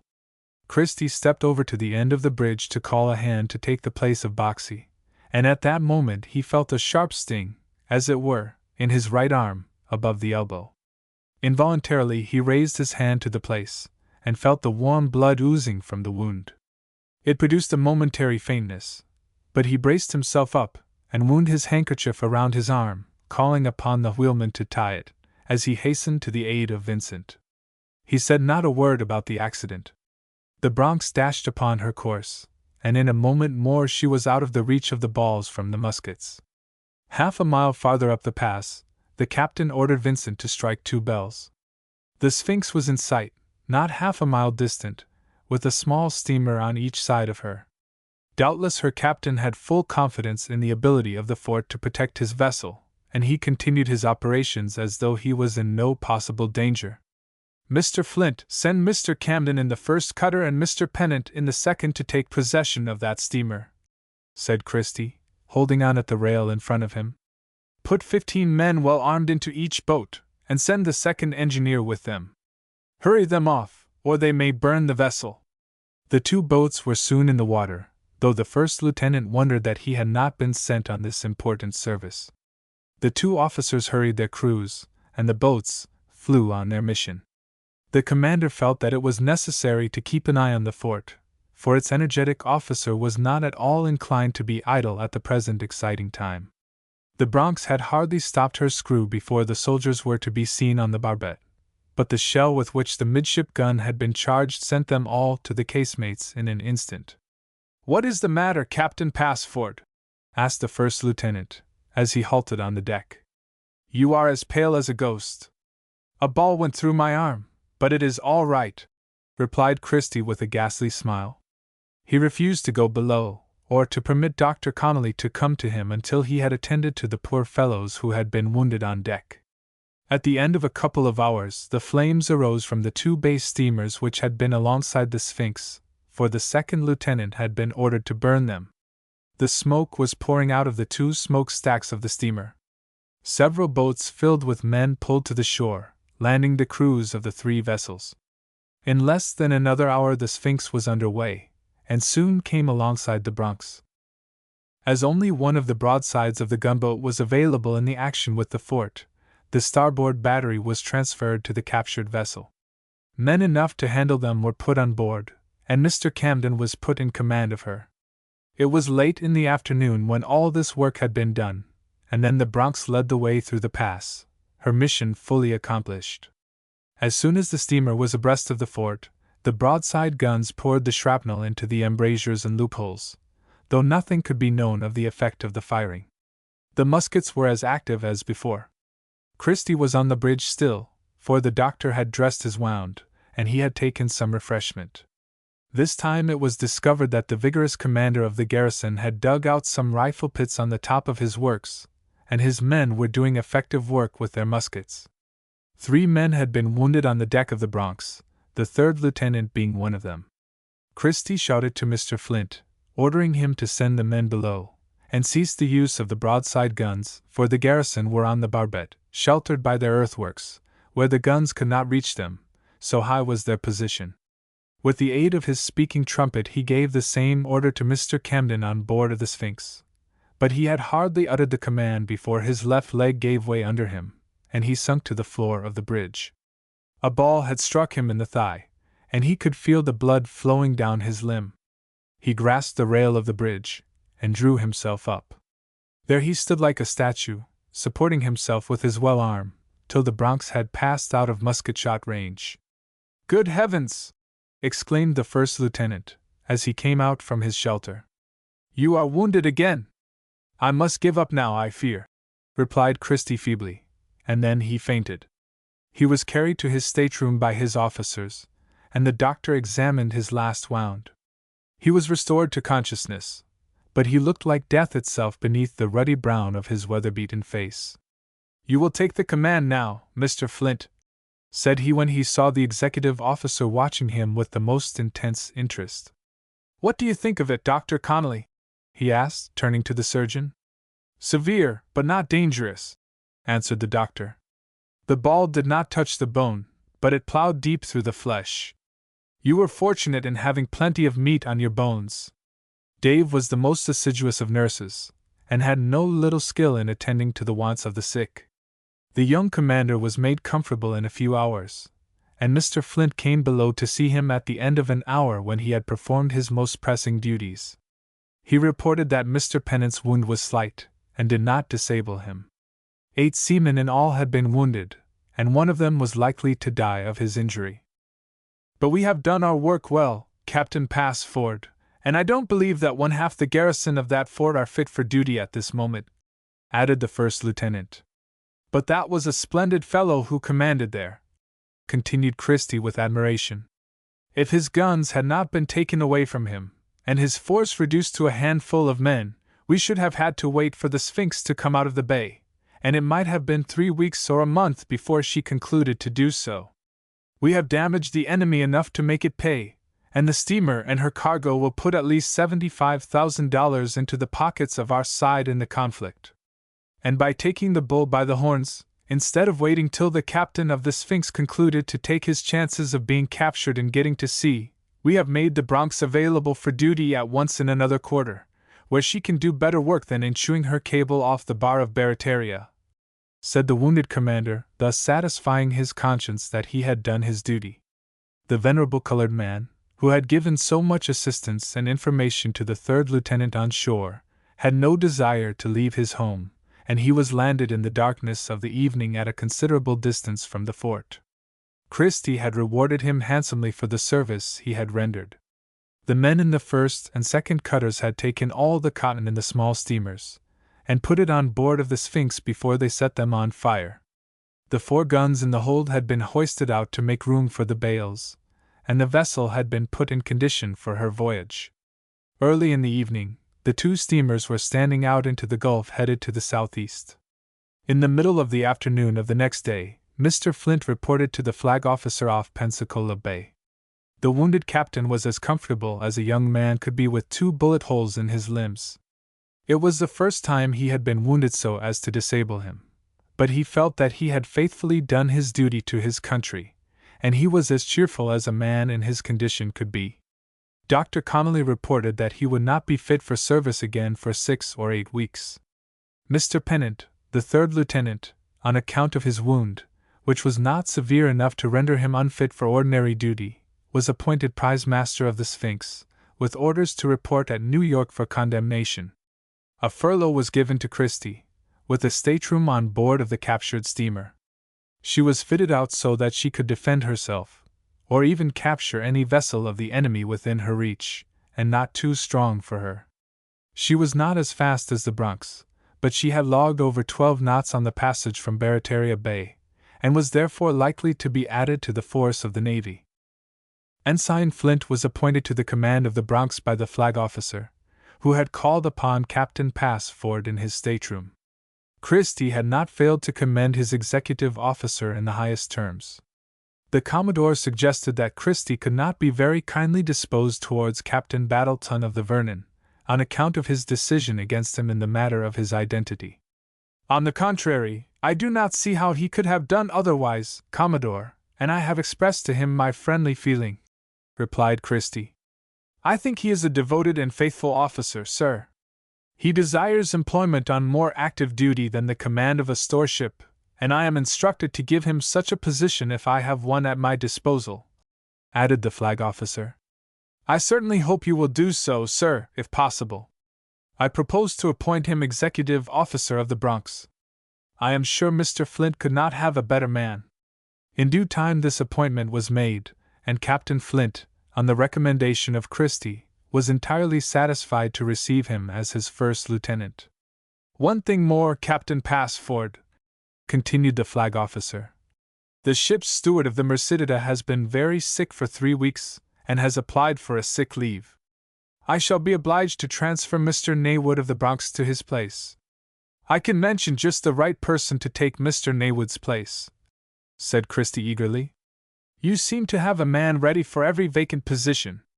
"Who is he?" asked the Commodore with a pleasant smile. "His name is David Davis, but he is not a relative of the President of the Southern Confederacy, for he is a mulatto. He has rendered very important service on several occasions, and there is not a truer or braver man on board of the Bronx, or any other ship of the squadron," replied Christie with enthusiasm. The Commodore shook his head, but he looked very good-natured. Christie narrated the part Dave had taken in the capture of Captain Flanger in the cabin, and in recovering possession of the Bronx when it was shown that the officers were rebels. Mr. Flint was sent for. He was quite as earnest in his plea for the steward as the commander had been, and the written appointment of Mr. David Davis was in Christie's hands when the flag officer took his leave of the wounded commander. "Dave," said the wounded lieutenant, the next time the steward came into the room. "No more massa, no more moggywampus, no more done do it. You know better than to use such expressions, and you are no longer a nigger, you are the ship's steward of the Bronx." "What's that, Captain Passford?" demanded Dave, opening his eyes like a pair of saucers. Christie handed him the appointment just made, and the steward danced about like a madman. He had expected nothing for his meritorious service, and he found himself in a position of trust and responsibility. He expressed his gratitude in the most earnest language, and without using a single objectionable phrase, for his education was better than his habit in the use of speech. Ensign McClin, who had served on board of the little steamer, but had recently been on sick leave, was appointed second lieutenant of the Bronx, while Mr. Camden, outranked by the other officers, remained as third lieutenant. Christie and Mr. Pennant were transferred to the Sphinx, with the prize crew, and that same evening the Bronx sailed under her new commander, with sealed orders, to the eastward. The Sphinx sailed the next day for New York, and made a tolerably quick passage. Of course Christie was received with open arms by the family at Bonnydale, and with a profusion of blushes by Bertha Pembroke, who happened to be there on a visit. His father and mother looked with no little anxiety at the pale face of their son, though he was still cheerful and happy. He had lost a portion of his flesh, and his uniform hung rather loosely upon him. He was too feeble from the effects of his wounds, for that in the thigh had proved to be more severe than the surgeons had indicated, to tell the exciting story of the escapade of Corny Passford, but when he did relate it, 3 weeks later, it thrilled the listeners for 3 whole evenings. "You took the bull by the horns at an opportune moment, my son," said Captain Passford Sr. "If you had not done so you would have been in a rebel prison at this moment. As it is, poor Corny has got back to Fort Lafayette, with Galvin and our manservant, whom I never should have suspected of being a Confederate officer. I don't think I care to go to the Gulf again as the commander of a vessel," added Christie, who had not changed his mind on this subject. "Why not, my son?" "I don't like the responsibility, in the first place, and the inactivity in the second. When I am 40 or 50 years old, I shall like a command better. Others seem to look upon me now as a boy, capable of any sort of quixotism, however prudent I may be, and point at me as one who has been made a commander of a steamer by influence at court. There is a vacancy at the present time on board of the Bellavite, for the second lieutenant will be compelled to resign on account of his health." This matter was fully discussed during the next 2 months, and at the end of that time the young lieutenant was again in condition for duty. Both Mr. Camden and Mr. Pennant obtained the appointment of ensign on the strength of his reports. Christie was as earnest as ever in his desire to stand by the Union. He was ordered to the Bellavite as second lieutenant, and after 3 months' absence, went to the Gulf again, where we shall find him once more, both on sea and shore, fighting for the right. With new and attractive dies. Messrs. Lee and Shepard announce a new edition of this fine line of 12mo juveniles, consisting of books by Kellogg, Kingston, Ballantyne, Headley, and others. Printed on a fine quality of paper, fully illustrated, and bound in polished buckram cloth, at $1 per volume. Liberal discount for quantities. Messrs. Lee and Shepard. Kellogg, Kingston, Ballantyne, Headley. By Elijah Kellogg. Lion Ben of Elm Island. Charlie Bell, The Waif of Elm Island. The Ark of Elm Island. The Boy Farmers of Elm Island. The Young Shipbuilders of Elm Island. The Hardscrabble of Elm Island. Sowed by the Wind, or The Poor Boy's Fortune. Wolf Run, or The Boys of the Wilderness. Brought to the Front, or The Young Defenders. The Mission of Black Rifle, or On the Trail. Forest Glen, or The Mohawk's Friendship. Burning the Hatchet, or The Young Brave of the Delawares. A Strong Arm and a Mother's Blessing. The Unseen Hand, or James Review and His Boy Helpers. The Live Oak Boys, or The Adventures of Richard Constable Afloat and Ashore. Arthur Brown, The Young Captain. The The Young Deliverers of Pleasant Cove. The Crews of the Casco. The Child of the Island Glen. John Godsow's Legacy. The Fisher Boys of Pleasant Cove. A Stout Heart, or The Student from Over the Sea. A Spark of Genius, or The College Life of James Trafton. The Sophomores of Radcliffe, or James Trafton and His Boston Friends. The Whispering Pine, or The Graduates of Radcliffe. The Turning of the Tide, or Radcliffe Rich and His Patients.